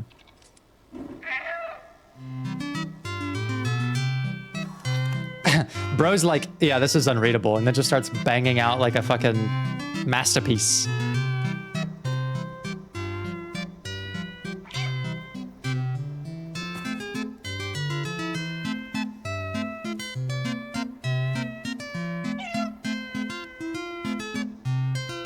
Did I trip the robot? Yeah, I did.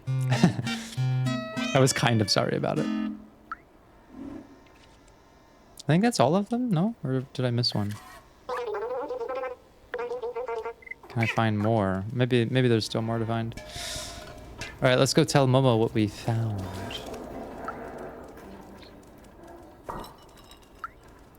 Momo. Momo's got a cool coat. I'm really struggling to get the connection back. Did you find anything interesting at Seamus's? Well, I thought I did. You want something?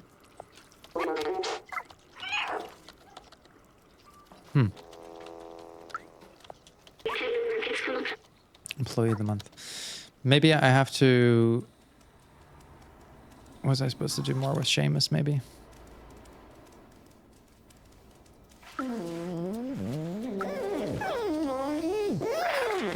I always have to say hello to that guy. I just love him.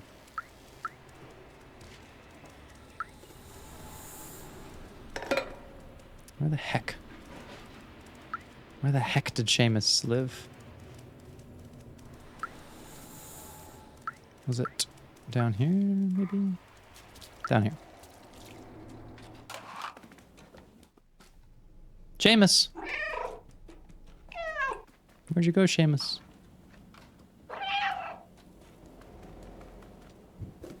Where'd he go?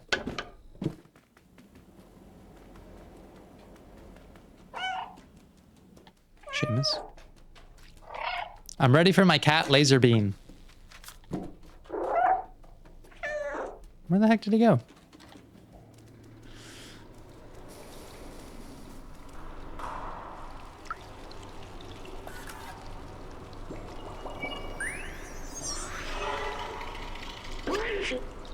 Rip humans. Humans were the first residents around here. It seems they're all dead now. What do you think it feels like being dead? Well... It's kind of a big question for a cat. I know it's silly coming from me, but are they actually at peace? Will I be at peace when I die? I don't know what death feels like for an AI. I'm sorry, I didn't want to break the mood. Jeez, man. I don't think Kitter is very fazed by the question, though. I think Kitter is just happy to be alive.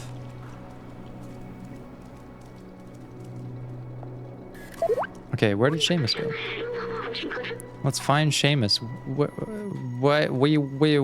Where did he go?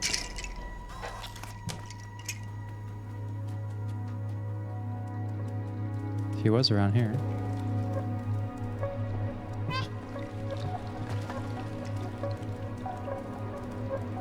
Maybe he went back to the bar? Did he go back to the bar?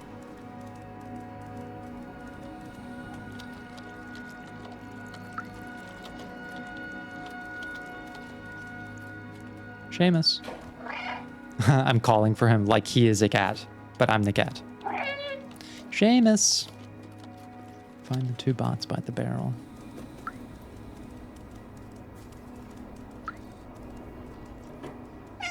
Where'd you go, Seamus?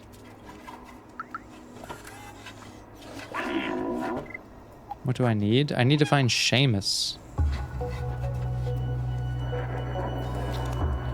Oh, he ends up near the fire barrel, guys. Gotcha. I will look for them.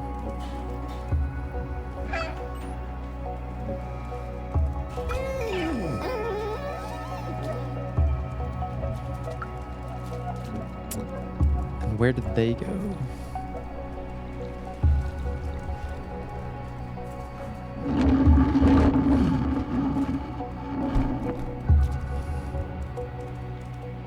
No, it's not that way.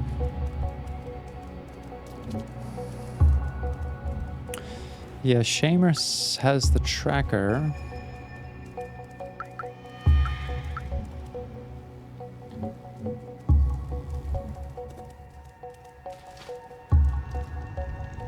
Maybe he's around here. There he is. This must be it. He really left the slums. It's dangerous out there, but I must be sure. I need to know. Let's do this. All right, into the sewer. Psst, psst, psst. Seamus. My cats don't really respond to psst, psst, psst. No, that one's knocked out back there.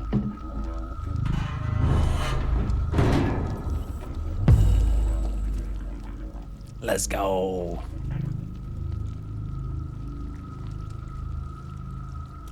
I'm ready for my cat laser beam.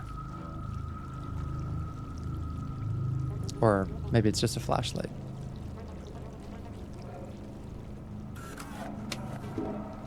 Can I blast him with that? Oh, he's scared.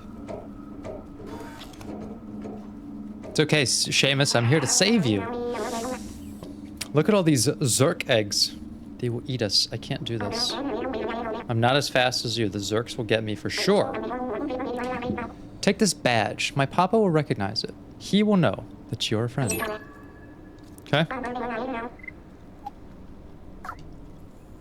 Thank you, Seamus. Look at that. We won him over.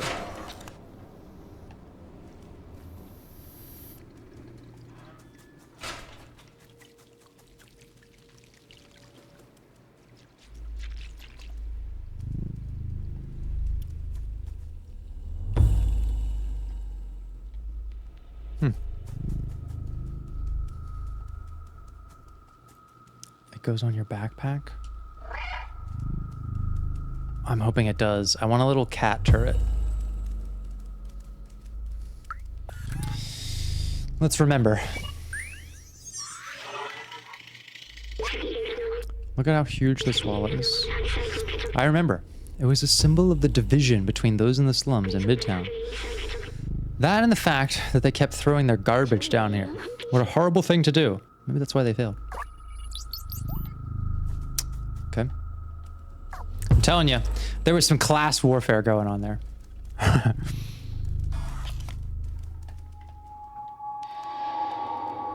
Dead end.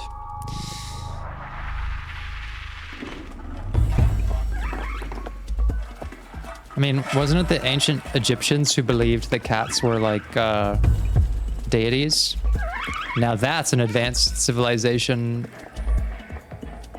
mentality. Get fucked!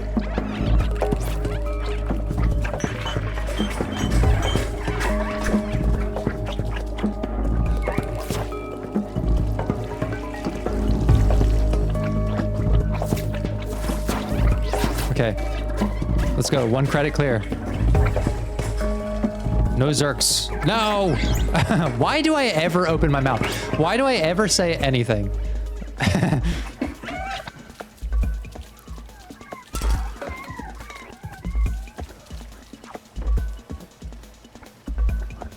One credit clear. But this is very Half-like. Very Half-Life-like.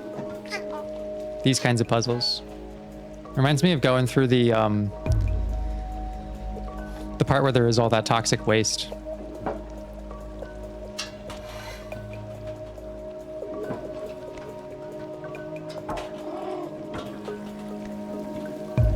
Kitty, kitty, kitty, kitty. Oh my god, and now it's on a rail. This is literally Half-Life Cat Edition. Oh, I hope we're okay. I mean, we are a cat. Are you okay? That was a huge fall. Doc should be nearby. Okay. Guess he wasn't that far away. No, baby. Yeah, she's all right. Just give it a couple licks. That'll heal it.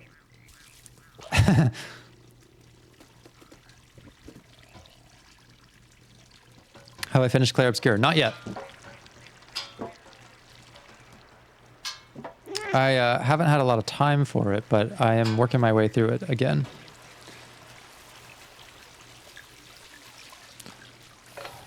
I know, there should be a content warning for, like, injured cat. That's like, psychologically damaging.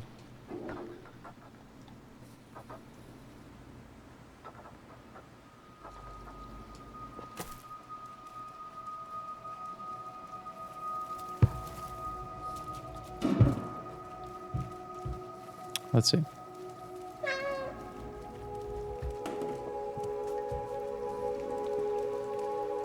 I do like how the developers, and it seems like the world, they're like, look, I know there was a terrifying little sequence where you got hurt, so we're going to put a ball in the next area just for you. Just a ball. It's not a part of a puzzle. Whoa. Can you...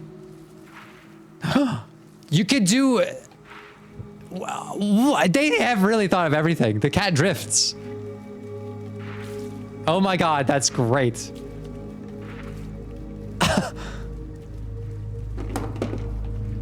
This is like the best controlling game I've ever played. It feels so good to be a cat.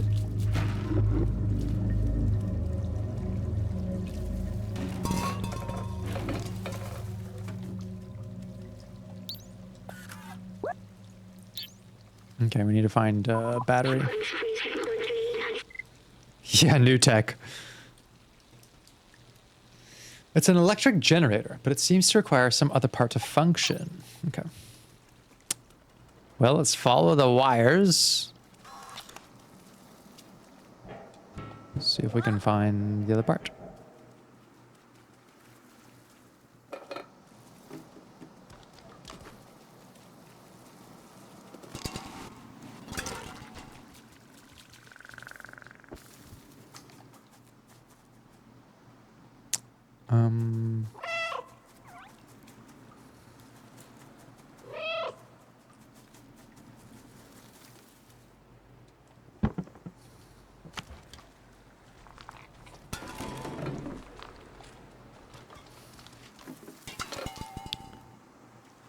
Do any of you who have cats, are they wall jumpers? My cat, Ninja, is a wall flipper. She she will bounce off the walls and do somersaults off of them.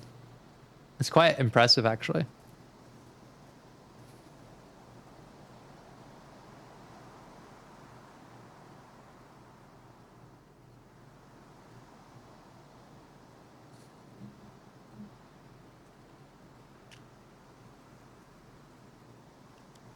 No wall jumpers nor flippers. They're afraid of heights. They get the zoomies, but not sure about walls. Yeah, doing backflips off the wall. See you later, Death Lion. Thanks for coming.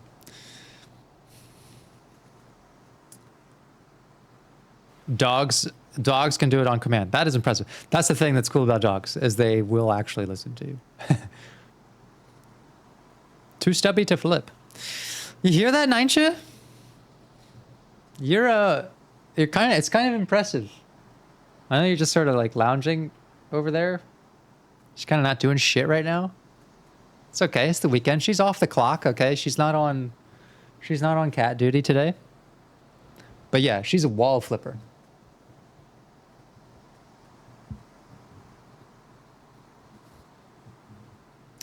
That one's a wall flipper. Mio is the drifter.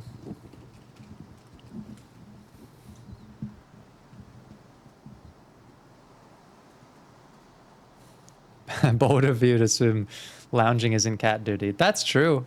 That's true.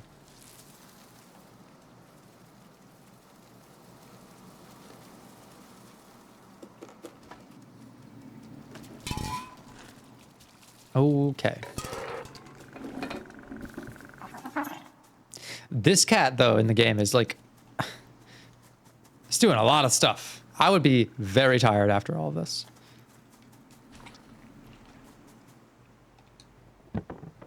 All this running and jumping and puzzle solving. It's a big day for a cat.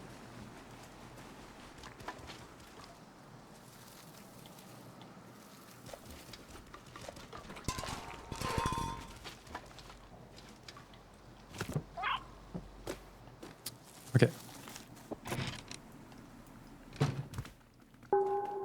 Here we go. Looking for the schematics, or we're looking for dog. Oh.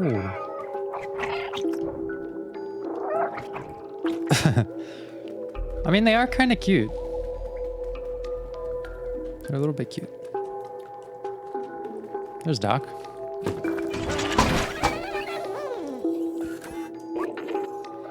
Whoa!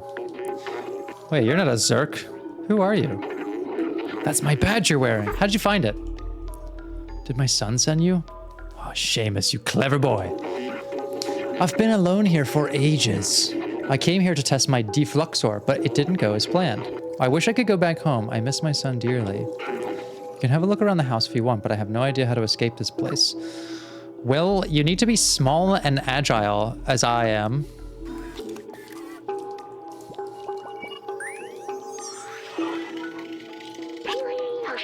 I've seen humans wear costumes like this. They were small and running around making lots of noise. They were children. The streets felt much more alive with them. Even with the difficulty they brought, the adults seemed to love them very much. Doc says he misses Seamus. Is that the same thing? Yes. Yes, it is.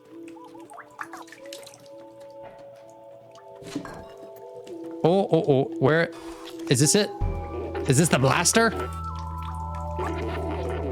Be careful with that Defluxor. At full charge, it can explode Zurks like confetti. This baby needs 1.2 gigawatts to work.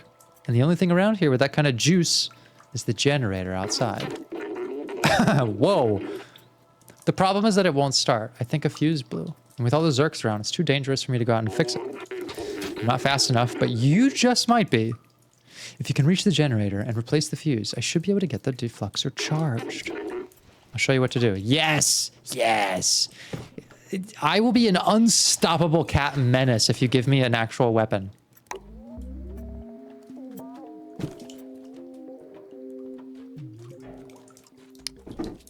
We're a leader of the people. We're a messiah. And soon we'll be a warrior.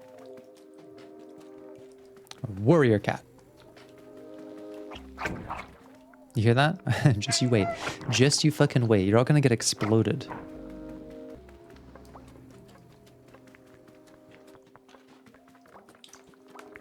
Where did he go?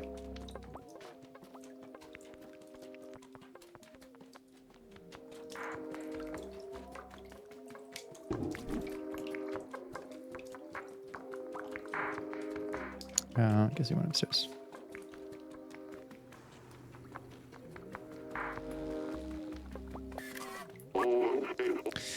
Okay, he's got the fuse. So we turn on the generator and we get back here. Just follow the cable. All right, let's do it. Oh, I'm gonna blast so many fucking Zurks. Let's go. I'm not afraid of anything.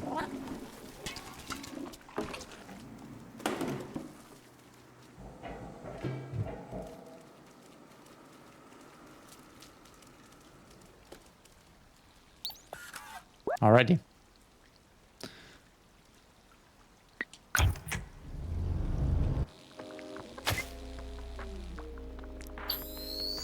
Oh, yeah, boy. This is gonna be so sick. It's time to get to blasting. Oh my god!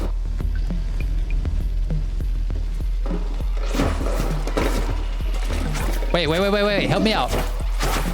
Oh, this is so sick.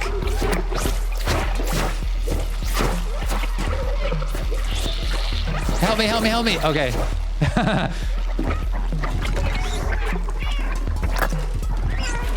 Okay, keep running.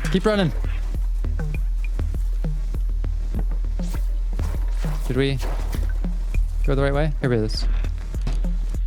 Oh my god. We did it! Look how excited he is.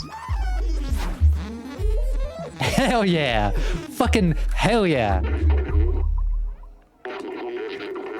Have you seen how powerful the Defluxor is? It's definitely our way out of here. Wait a minute. I may be able to mount this Defluxor to your drone. Yeah, boy. Let's get to blasting. Are we going to test it on the poor little fucking creatures in the cage?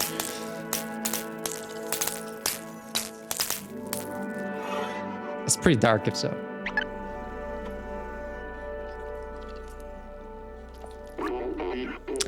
It worked. The Defluxor is now installed on your fancy drone here.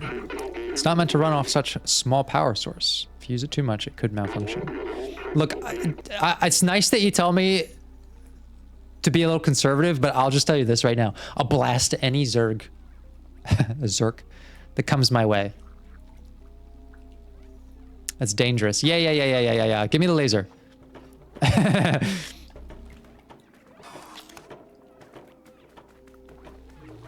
How do I...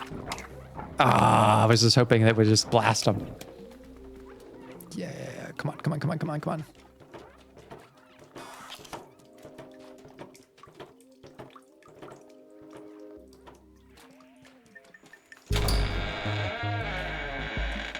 Let's test it. Let's test this bad boy.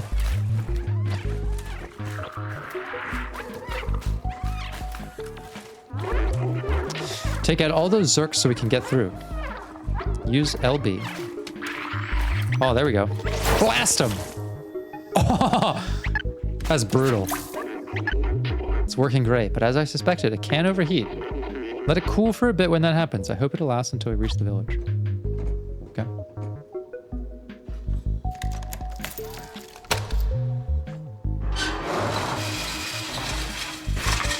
It's gonna be a Zurk slaughterhouse.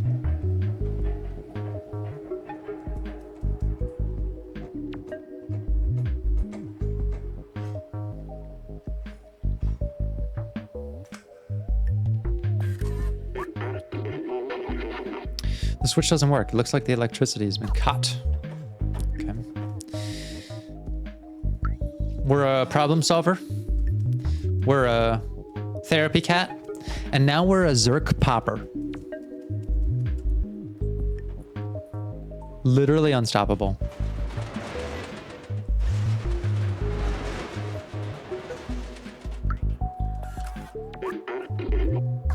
Must be a way to open that door.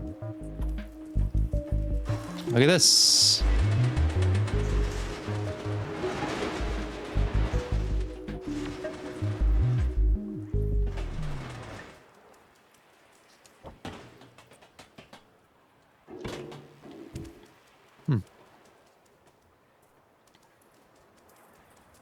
Maybe, am I supposed to roll this a little bit more? there a, is that a button? Try the button.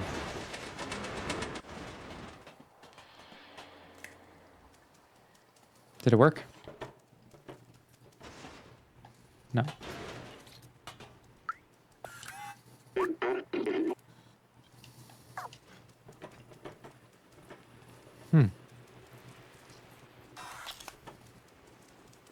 Oh, wait. I remember. I have to follow the wires. Yes, that's it.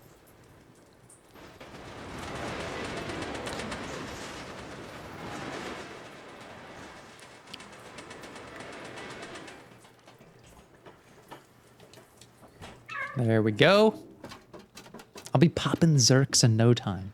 Just you fucking watch, Doc.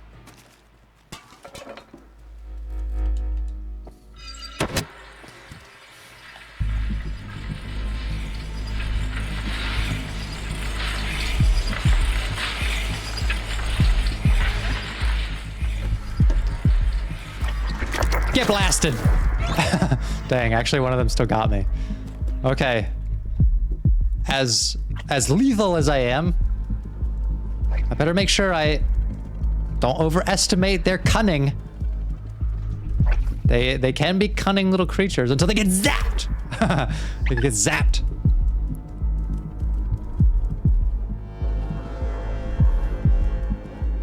I wonder though, how does Kitty feel about being a potential mass Zurk murderer? Could weigh heavily on their conscience.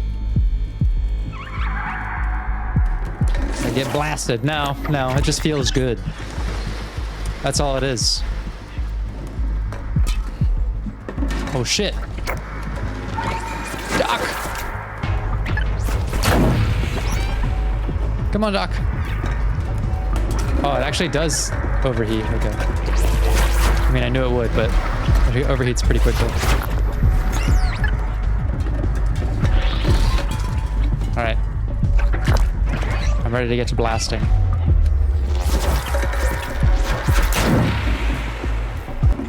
Whew. That was close. Let's go back home. Just my hunting instincts. Yeah, I am a little surprised that the cat has not given any attempt to just bop them into oblivion.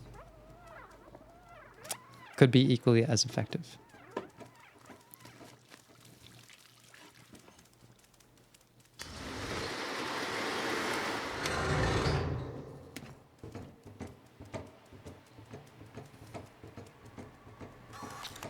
From victim to rescuer to persecutor.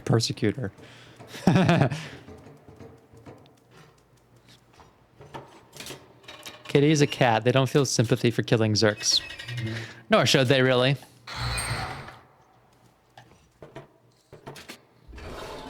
Squishy, spineless Zurks. Their only purpose in this world is to get blasted.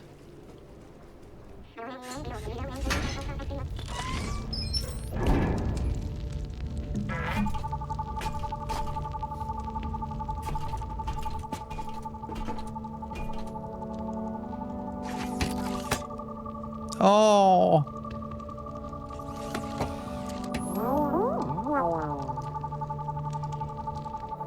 Oh, Seamus.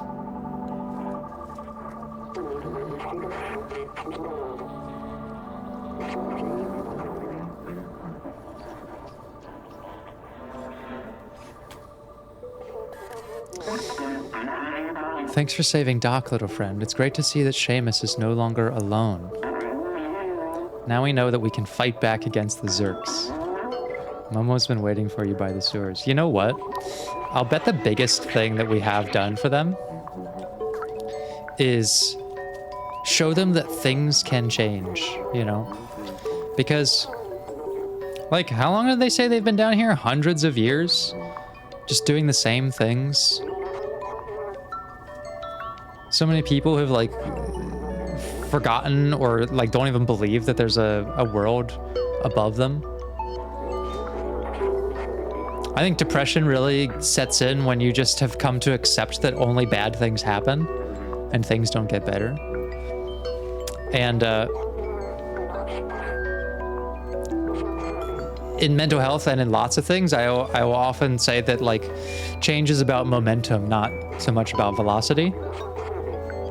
That if you try to make big sweeping changes really fast, we tend to struggle with that. But a little momentum, like one thing changing in your environment, one thing changing in your community, it can have like quite a compound effect on not just you, but other people around you. And as much as the cat is about speed, we're bringing momentum into this community. Good, healthy behavioral health momentum.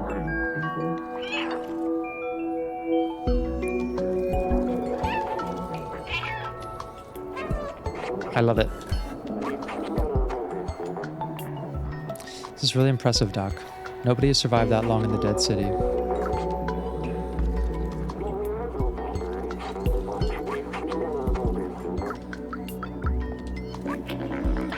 Oh, and did you mate that weird orange creature walking around? You must see him walking around. Yes, I'm right here, in fact.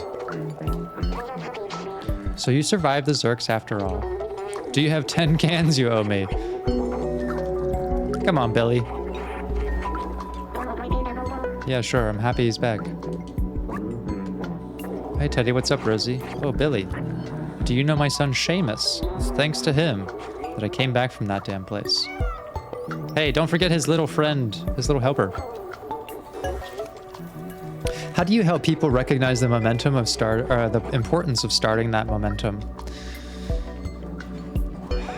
Well, I mean, I do think that I'm a big believer that therapy is about experimentation, behavioral experimentation, perspective experimentation, because like I've had hundreds and hundreds of clients in my career, and you know, many of them have depression, but like it's a different experience for everyone. Like what the problems are, what brought them into that state, and like some of the best behavioral interventions for one person are like totally ineffective for someone else. And so you experiment, like you see what works for people, you recommend things, and sometimes it works and sometimes it doesn't. As far as like getting people to recognize that, I think that that's an important shift for starting, right? It's just like using different language to describe the problem.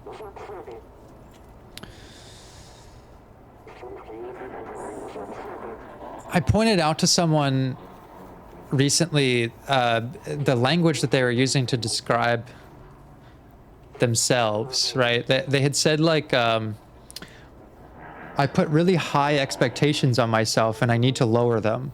I need to lower my expectations of myself. And I was like, hang on a second.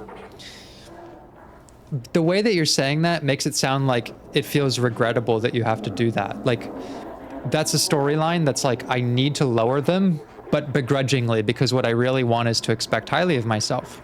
So I don't think that language, that story is like beneficial. And so I always kind of recommend like, let's find neutral language to say the same thing.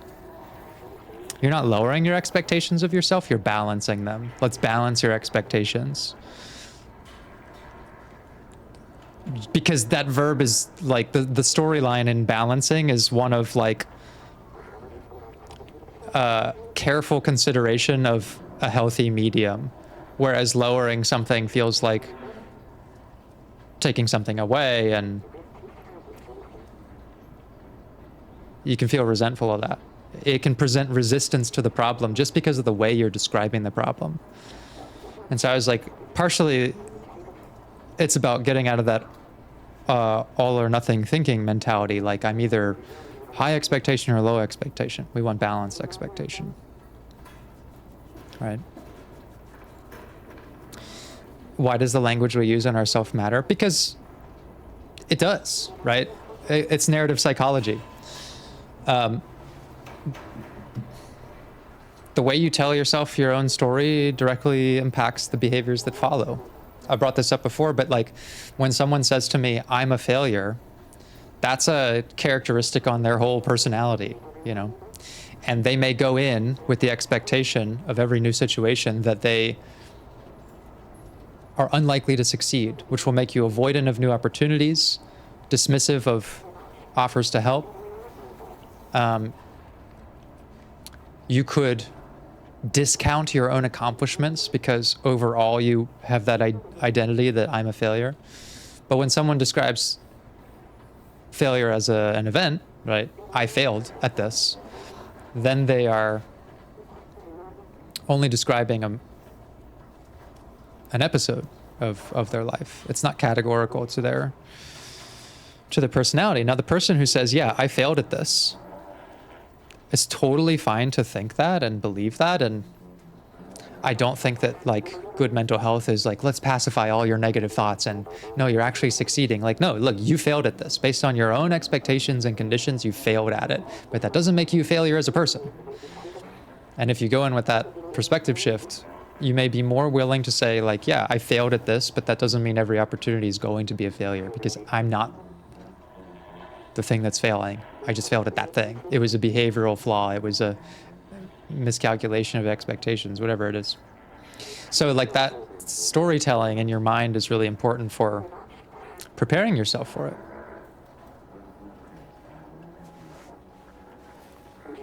Yeah, failure is something that happens to you. I had another guy come into a session once who was like, oh, I'm such a fuck up. I'm just such a fuck up. And I just told him bluntly, I was like, no, you fucked up. And he's like, yeah, I know, I'm a fuck up. And I said, no, you fucked up. Like, you did make a mistake here. You fucked it up big time. Like, I'll meet you where you're at. I'm not the kind of therapist who's like, no, you actually did great. No, like, let's live in reality based on your own expectations. You fucked up. That's fine. But let's work from there rather than this idea that I'm a fuck up, like, as a person. No, you're not, right? But you did fuck up. Now let's figure out how to succeed again, you know. Doing some reality work.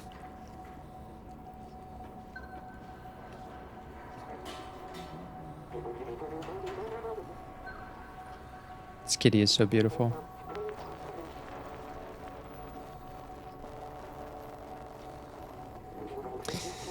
How do you really change it? Even if I tell myself kind, neutral things, it doesn't change my core beliefs. I'm guessing that takes time. Well, how did your core beliefs develop? Did you get them like instantaneously? No, right? They are a combination of a history of reinforcing certain ideas about yourself. And so like changing core beliefs does take reinforcement of new ideas. Like, you can understand the concept I'm saying intellectually by like, yeah, changing the language matters, but that's why I say momentum, right? Like, you cannot speed yourself with velocity into a perspective shift. It's a momentous shift.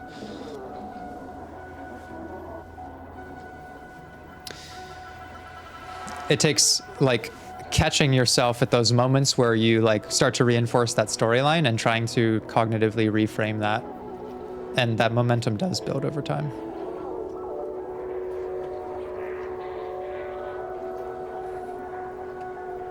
Is there a difference between thinking you'll always fail versus having failure once? Yeah, absolutely. I fail a lot of stuff. But categorically, no, I don't fail at everything. And that does build resilience to just the potential of failure. Your expectation about something matters so much for your reaction to it. Like, even such a simple example, I brought this up in the Stanley playthrough, but like, if I jump into a pool, my expectation of that is like that I'm doing that on purpose. That's a good experience for me. I'm gonna have a great time. If someone pushes me in the pool, I'm gonna be upset, I'm gonna be mad, I'm gonna lash out, you know, I may be more wary by the poolside, and like, it's the same thing happening to me. Literally, I'm just getting in the water, but my expectation about it, one, I'm priming myself for it and going with intention. The other one is a lack of intention, and it's something done to me. Same event, different perceptive experience. So that tells us that like perspective, perception really does matter. And then if I told you, hey, I'm gonna push you in the pool, and you can sort of, you know, prime yourself for that, like, you might not like it, but you will resist it. You will be more resilient to it. And so that's why, like, when I say that you just have to start expecting that this is going to take some time, expect that you will be in situations where your distress tolerance is going to be lower than the amount of distress that you take on. Like, you will still have, like, let's say a panic attack and a triggering event, but knowing it's coming or expecting it, like, it will start to increase your window of tolerance to that.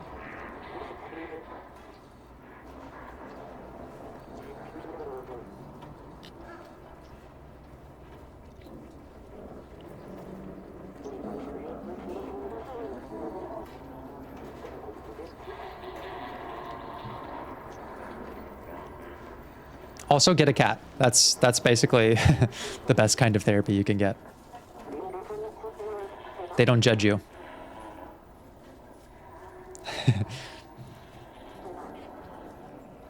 Do you think it's possible to live a life with no expectation? Not really. I think that we're sort of evolutionarily designed to anticipate things. Like, anxiety is kind of a uniquely human thing when it comes to, like, the way that we deal with it. Like, animals can have anxiety too, but anxiety is your anticipation of a stressor. It's not necessarily an active stressor. And so, like, you know, a cat might learn that, like, oh, the bathroom is where the shower is, and I'm going to avoid that, and maybe it gives them a little bit of anxiety. But, like, humans go several steps forward, and they don't just think about what's going to happen, but we anticipate, like, and I'm going to feel like this. Like, someone's going to say this to me, and I'm going to feel like this, and then this is what that means, and, like, that's where all this rumination happens. And yeah, like, we just create this nightmare fantasy for ourselves. But the purpose of that is to prepare yourself for stressors. It's good. It's good for us. But it's overtuned. Our ability to do that's overtuned. And so I'm just sitting on my couch thinking about how terrible my day is going to be, you know. And that's not helping me prepare for it. That's just stressing me out.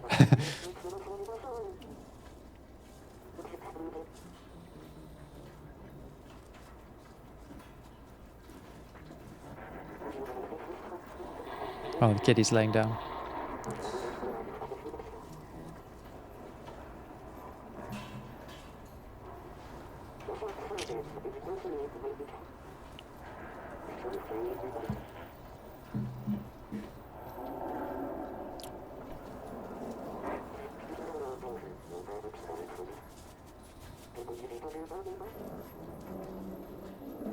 Yeah. Yeah, animals do get anxiety, right? They just... Your anxiety is like your nervous system reacting to stress. But there's a difference between, like, I'm being attacked right now, and around that corner I think there's going to be something that attacks me. Your nervous system will have the same kind of response, though. And so, like, animals are, yeah, they have anxiety that protects them from things, and, you know, humans look scary, and so they might be anxious to them, but our anxiety is just, we can think way more steps ahead, and so we tend to get we tend to develop disorders around it. Do therapists need therapists? Yeah, the job does get too much to be too much sometimes, for sure.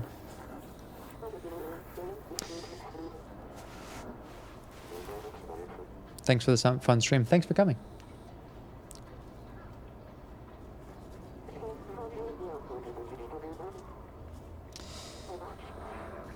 Yeah, anxiety is, like, technically supposed to be an advantage, like, to be able to anticipate threats, but it's overtuned for us a lot of times.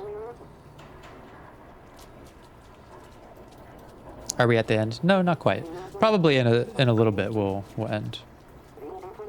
Maybe we'll just kind of wrap up this thread, and then we'll end.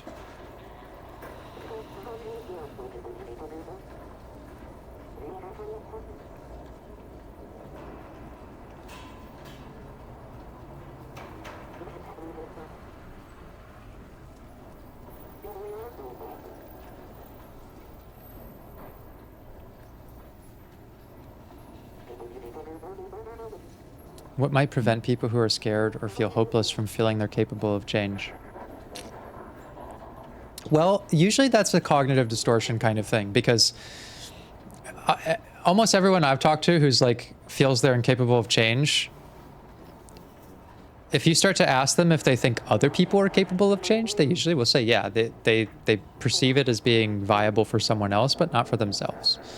And that's just kind of like the pillar that the stagnation is leaning on, which is like something distinguishes your difficulty with mental health from someone else's, that makes it easier for them than for you.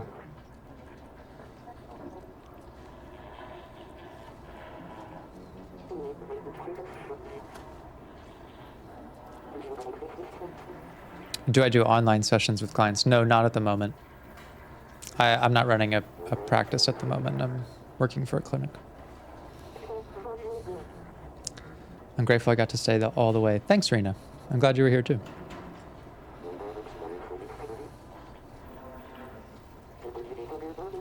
Can music about dark content affect your mental health? Well, yeah.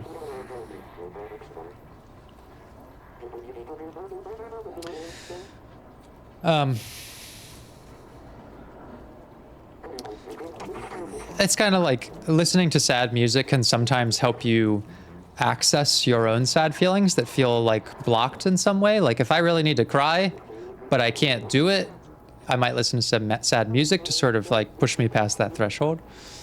But I do think that if you're quite miserable already and then listening to dark music, if it's reinforcing some of those negative self-evaluation ideas, probably less helpful for you.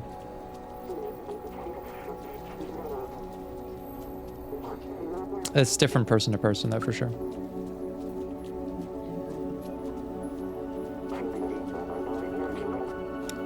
Do I think verbal abuse can affect the brain as much as physical, emotional, or sexual abuse? Yeah, absolutely.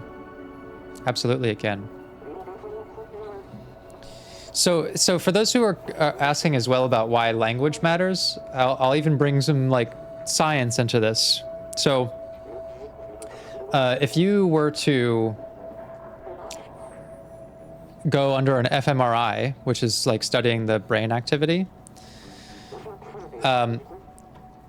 what happens when they show people images of faces, like if you were to sit under an fMRI and I, made a face like an angry face or a dangerous face, the brain activity will happen in the amygdala, which is where your like fight or flight, intense sensory information is happening, right? Which is dealing with shorter term, more impulsive, more quick kind of decision making, because we perceive it as an actual threat, right?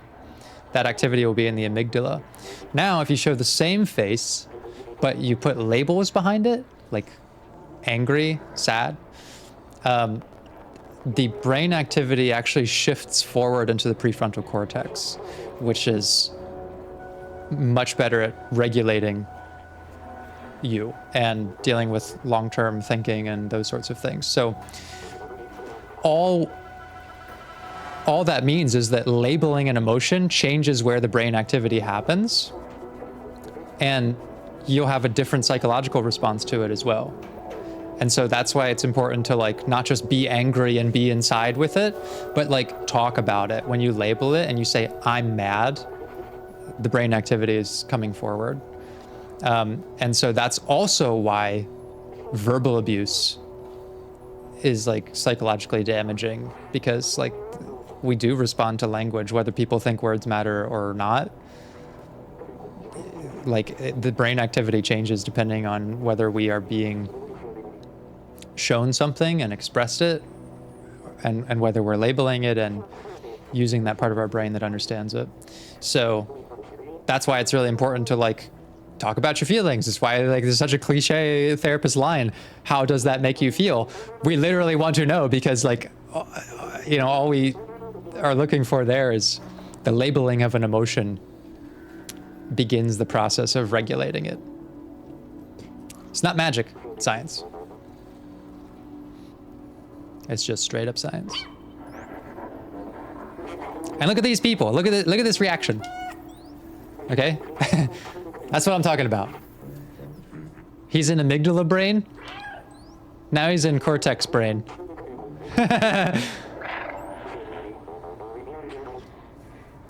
What if we can't label the emotion? Well, then it's just about developing your emotional vocabulary. That's, you know, that's something that a therapist can help you with, is to start understanding the language behind it, right?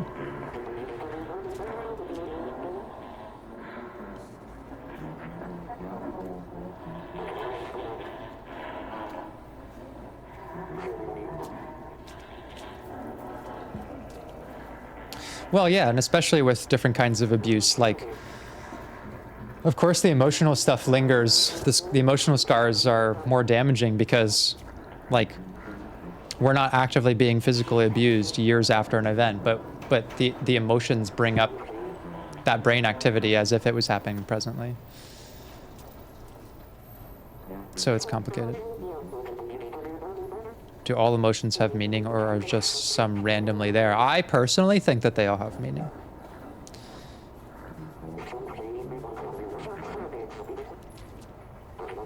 I personally think that if you go in pursuit of clarity around an emotion, yeah, you'll be able to find it.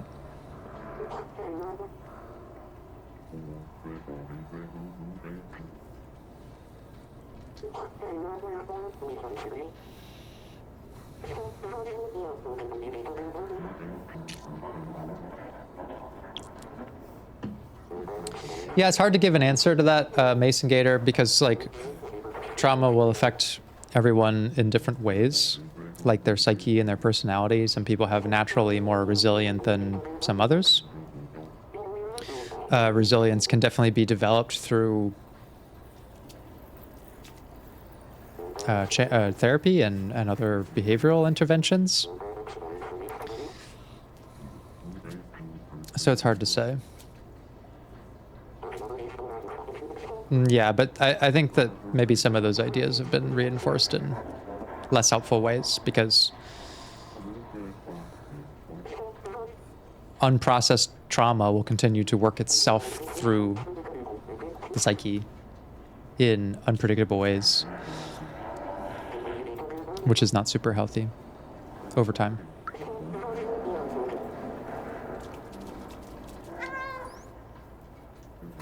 I just love that.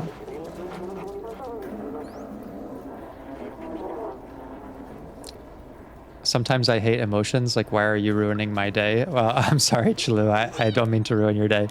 But I have a bias, clearly, like, being a therapist, I'm like, yeah, you know, it's all about emotions. But that's just my bias. That's the area I work in, so.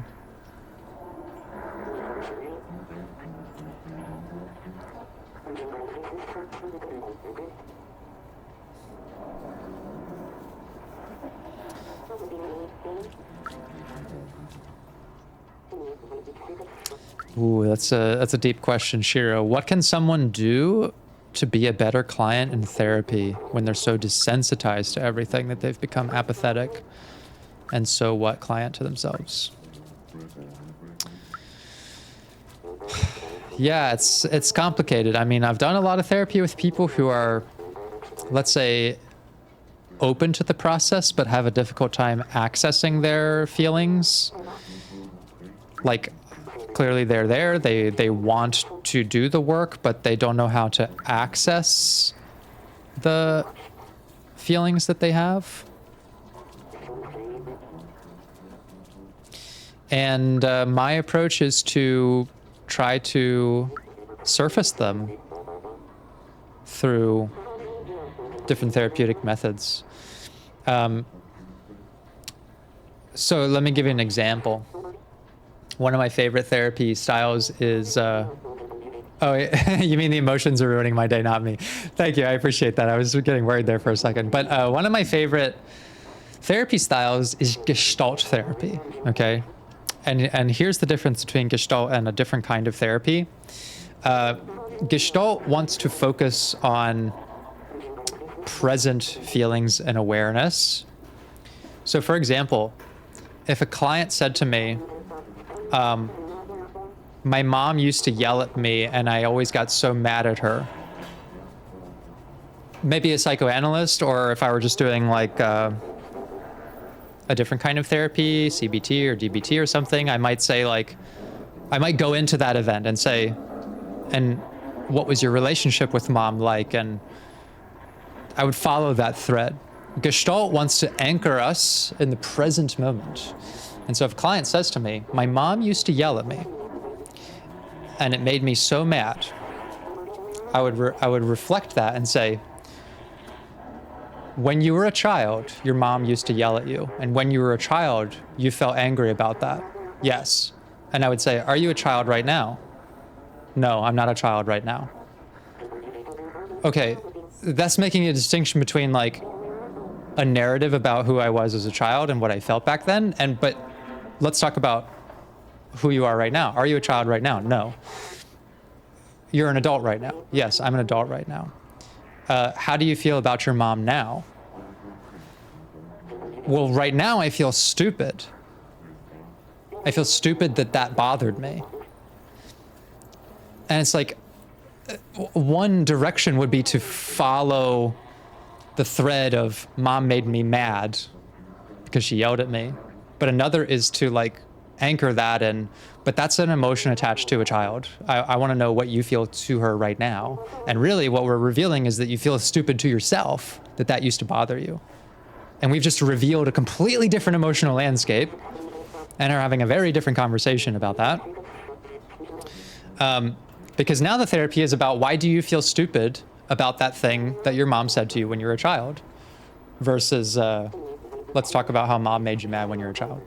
So that's part of the emotional discovery, is actually revealing some of the emotional content that is normally hidden by the perspective focus on past events.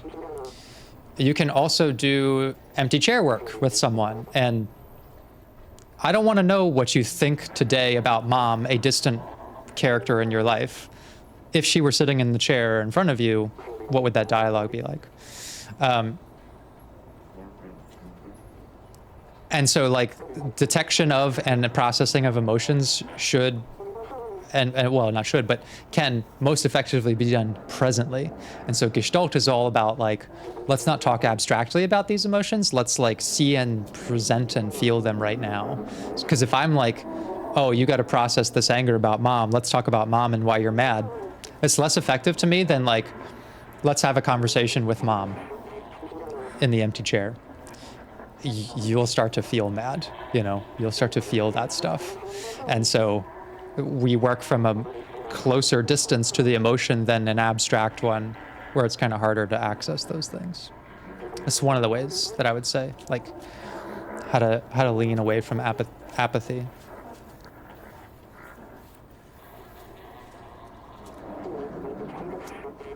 What approaches do I use? I do like Gestalt therapy for that. Like when I know that there is a block between the person's desire to feel and their ability to feel. I use solutions-focused therapy when there is a barrier to like initiative. I'll use cognitive behavioral therapy when I see that there's a lot of distortions, you know, cognitive distortions like catastrophic thinking and these sorts of things. I'll use dialectic behavioral therapy when we're working on relationships and stress management. I use narrative therapy to sort of help people discover abstract existential meaning.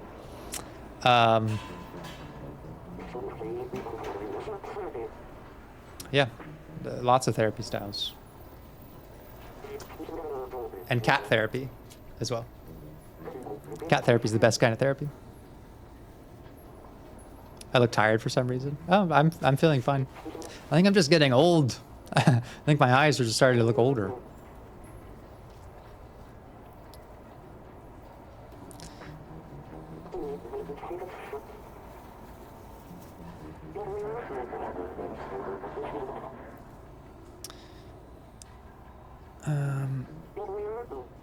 Yeah, there's a bunch of therapy styles that I'm familiar with. Sometimes I like to do a little bit of reality therapy, reality testing. That's helpful for distorted thinking as well. What are you, like 23? No. 31. 31 this year. That sounds very uncomfortable, talking to an empty chair. I'd feel so embarrassed. That is a barrier sometimes. Like, I have, but that's actually part of the work as well. Negativity is, I've had people who are so detached from their emotions that I'm like, all right, you having a hard time feeling something? Let's do the empty chair.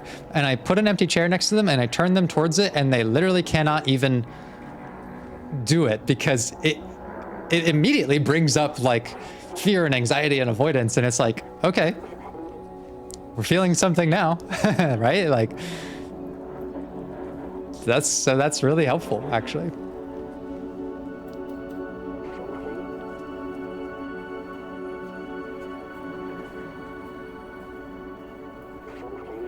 I talk to a plushie. I think that's great. I talk to myself every single day. Literally every single day. I think it's one of the most effective things you can learn to do, is develop ability to have a mirror to your own perspective.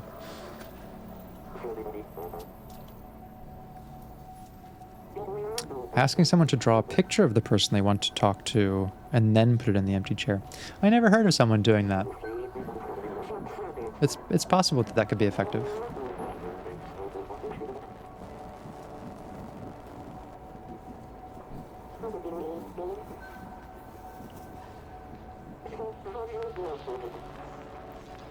If I could go back in time and prevent my trauma, I wouldn't. Without it, I wouldn't be the person I am today. If you can unlock that perspective, like, you definitely have a lot of resilience. Because your ability to reframe even very negative events as not positive, like, that's not the goal, but like to accept them and to accept the parts of you that have emerged from them. I think that's great.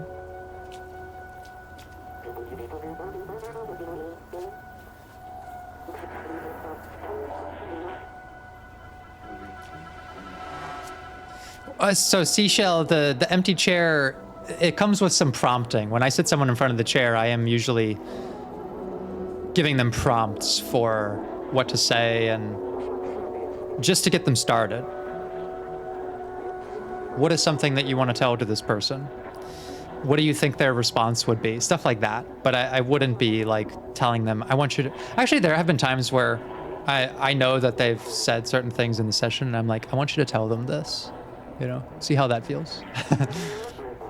I do use a lot of confrontational styles because I think that emotions are essential for that work, but people have a difficult time accessing them. So I'm there to like help you sort of pry it open.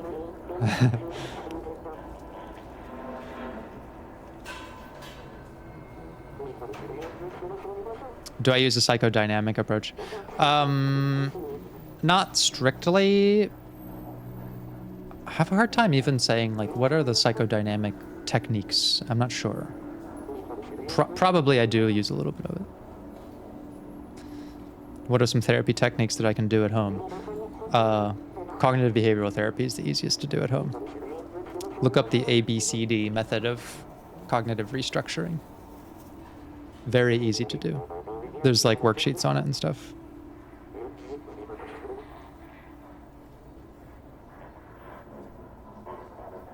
Yeah, CBT is great for addressing symptomology and addressing mood and short-term behavioral change, but it's not great for... I don't find it the best for like the deeper emotional stuff. Like I feel like CBT is good. Here's what CBT is great for. If I'm working with someone who has a deep emotional trauma, even if I were to use an effective approach to deal with the trauma, sometimes the person's own cognitive, like current cognitive limitations will interrupt that work. So like we'll discover the reason that someone feels a certain way, and you know, we find this deep meaning behind it, but then they undercut it with, well, it doesn't mean anything because I'm a loser anyways. And I'm like, ooh, it doesn't even matter what profound work we do. You keep undercutting it with those like distortions. So I will often start with some like, let's learn some basic cognitive behavioral therapy skills so that when we do the good work, you're not interrupting it with like that kind of bullshit. This is like not helpful.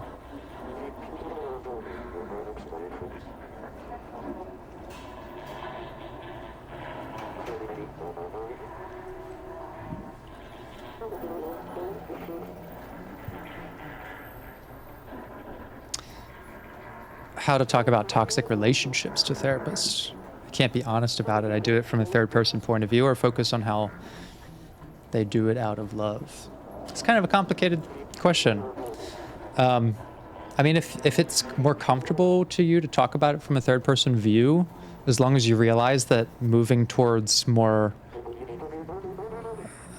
like using that as a coping mechanism is fine if it helps you get it out. But again, my theory of counseling is not universal. Like, not everyone thinks this way, but my theory of counseling is that the closer you are to an emotion, the more clarity you have about it, and the more clarity you have about it, the more workable it and you become. So that's like the nearness principle, right? Like the closer two things are to one another, the more apparent their relationship. And so if I bring the relationship between mom and anger, if they're very far apart and I bring them closer, the relationship becomes more clear and I get more workability out of that. And so I use a lot of those techniques that confront those emotions. Let's surface them. Let's bring them present. And talking abstractly about a relationship may have you out here, but I would be trying to bring them in proximity, because the closer they are, the more apparent their relationship. The more apparent their relationship, the more effective your work on them. So that's my kind of approach. How long does it take to know what coping strategies or therapies work? It can take a while. It's, like I said, it's experimentation. I've tried like lots of coping skills for myself. They don't all work. I found a few that really do. And I continue to iterate on them. You just got to keep trying, keep finding different things, ask people what works for them, try it out. It won't be immediately effective sometimes. But it is a little bit of self-discovery. Well, I think this actually is a good place to pause the stream for now. This has been a lot of fun, you all. I've really enjoyed coming back to the stream. It's exactly what I wanted, which was like more of a low-key hang out, play a game, a little bit of therapy chat. Always makes me happy. Yeah, we'll definitely be coming back for more of these. More cat adventures. This will only be a stream game, so I won't like play more of it before next stream. Is this a Sunday thing now? Maybe. Maybe not. You know, there may be times where I wake up early in the morning on a Wednesday and do a stream. Who knows? I don't always know. I will try to... I'll see if I can make it a weekend thing, like weekend Sunday morning. Sounds good to me. There just may be times where I don't necessarily make it. Yeah, for anyone who wants to go back over the stream, this will be left up on Twitch and YouTube as a VOD, so you can always go check it out. Yeah, I usually do try to do my streams in the morning because I know there's a lot of international folks, and being someone who lived overseas myself, I know that that's like difficult to reach stuff on the American side because of the time zones, so I usually try to do them, you know, early on in the morning if I can. I feel really de-stressed and less tired legitimately. Well, that's great. That's great, Mason. Like I said, don't just like assume that I'm and like, I know you don't assume this, but sometimes people assume that like therapists are speaking about things like abstractly, but like there is that bit of science that I was talking about, that if you do the fMRI stuff, you'll see that the brain activity changes, and that tells us a lot about how important it is to talk about, verbalize, and label feelings, or even just talk about the problem. Oh, thank you, Shiro. Yes, I definitely feel the love. I definitely feel the love. All right, that's going to be the stream, everyone. Thank you, everyone who came out. I appreciate you all. I will see you all again very soon. We've got a lot of stuff coming up, actually. Like, I'm still working on the Expedition 33 series. That's coming out to Patreon people if you want to catch the Let's Play. I'll have reviews for that once I finish the game. The Beginner's Guide is the next, like, long-form commentary type series that I'll be doing. And I've got a couple other things in mind for what's next. Omori will be next as well. Or I might surprise you with something like I did the Edith Finch series, where I just was done with that by the time I uploaded it, and it all comes out in a week. So some of my machinations are an enigma. Every once in a while I pull something like that off. But yeah, look forward to the Beginner's Guide. I'm actually really excited for doing that one. And I'll see you also again live for Stray sometime soon.